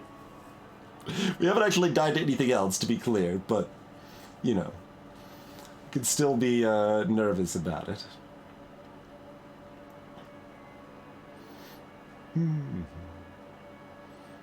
Alright, read one of the case files. Takes about half an hour to piece one together using the system you devised. Which one do you want? The Next World mural. This one is relatively easy to reconstruct. Overnight on 1202, a graffito, nay a mural, appears on an 8-story tenement overlooking central Jamrock. The building is a sparsely inhabited ghost tower. Not a ghost trick, ghost tower. Part of a failed real estate development called Grand Coran. The mural is enormous. Two silhouettes, man and woman, are kissing. The text cut into their form reads, "True love is possible, only in the next world for new people. It is too late for us." This is... Okay. I started reading this like it was a promotional advertisement for their new... yeah, this is the mural, and this has got a very different tone than how I started reading that. Hey, PP Pause. You too, eh? That's what happened to me as well, Vivi. That's exactly what happened to me. Alright. True love is possible, only in the next world. For new people, it is too late for us. Wreak havoc on the middle class. People call it that thing and that effing. It's visible for miles. In 2 days, the station's complaints desk gets clogged with requests to remove the bummer. You and your partners are assigned to the case. The graffito crew is easy to track down. Only the Belles Lettres has the literage of industrial paint to cover the surface. One of the graffito artists is rumored to be rich. They take responsibility for the execution, but not the design. The dialogue of the Next World mural, as the crew calls it, remains unknown. Do I ever find out who came up with it? The case files do not show you finding the author of the design. The crew agrees to clean up after themselves. However, your partner JV is against the removal, citing public support for conservation. This leads to a debate in Precinct 41, which then spreads to the streets of Jamrock, ending in a rare plebiscite, I don't know that word, organized by you and the rest of Row 3.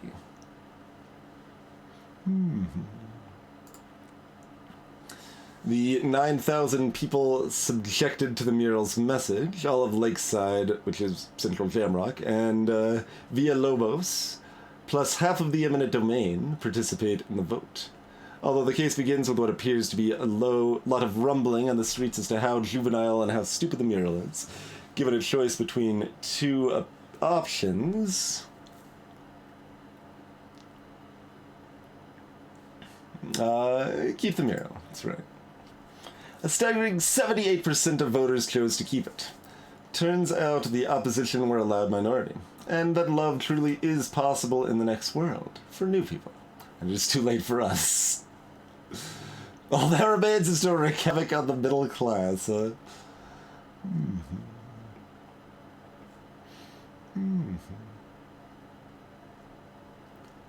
Greetings, Acrylic.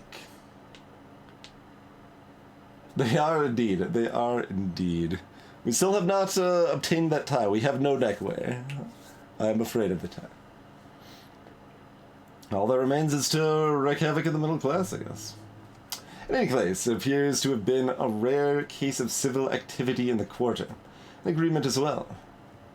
That took like an hour, right?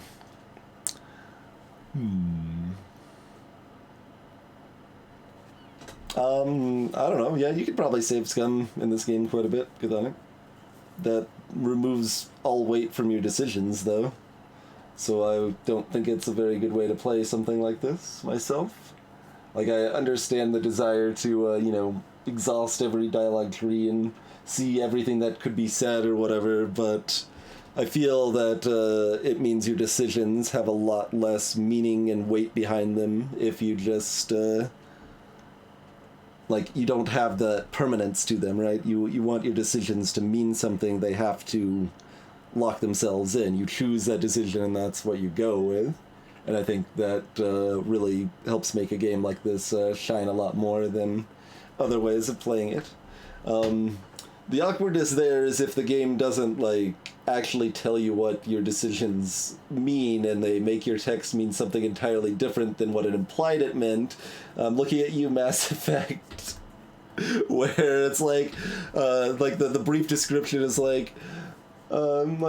show some disinterest. You tell them their idea is crap and you point a gun at them because reasons. But basically, what the hell? Why am I just being a complete ass for no reason? What? That's not what I chose. Okay. I have not had that experience in this game whatsoever. Not even once. So that is good. That is good.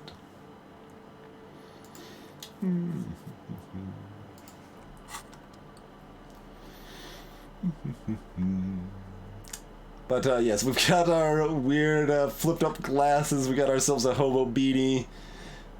We got a sack to carry plastic bottles to recycle in. And we are oh yeah, we just also can we go over here? Why can't I what just happened? There we go. That was weird. It wouldn't let me click over here. Okay. We have internalized the thought of derealization. Jamais vu. The opposite of deja vu. Not already seen, but never seen. Everything that should be familiar appears strange and new, like some half-forgotten day in your childhood, only now. That's the feeling you've been having, and for who knows how long. Should go ask Joyce Messier about this. What world are we in?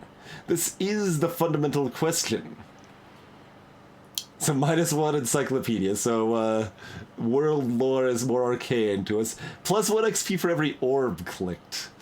All intellect learning caps raised by 1. Okay. Sure. That does feel like an appropriate thing to have locked in.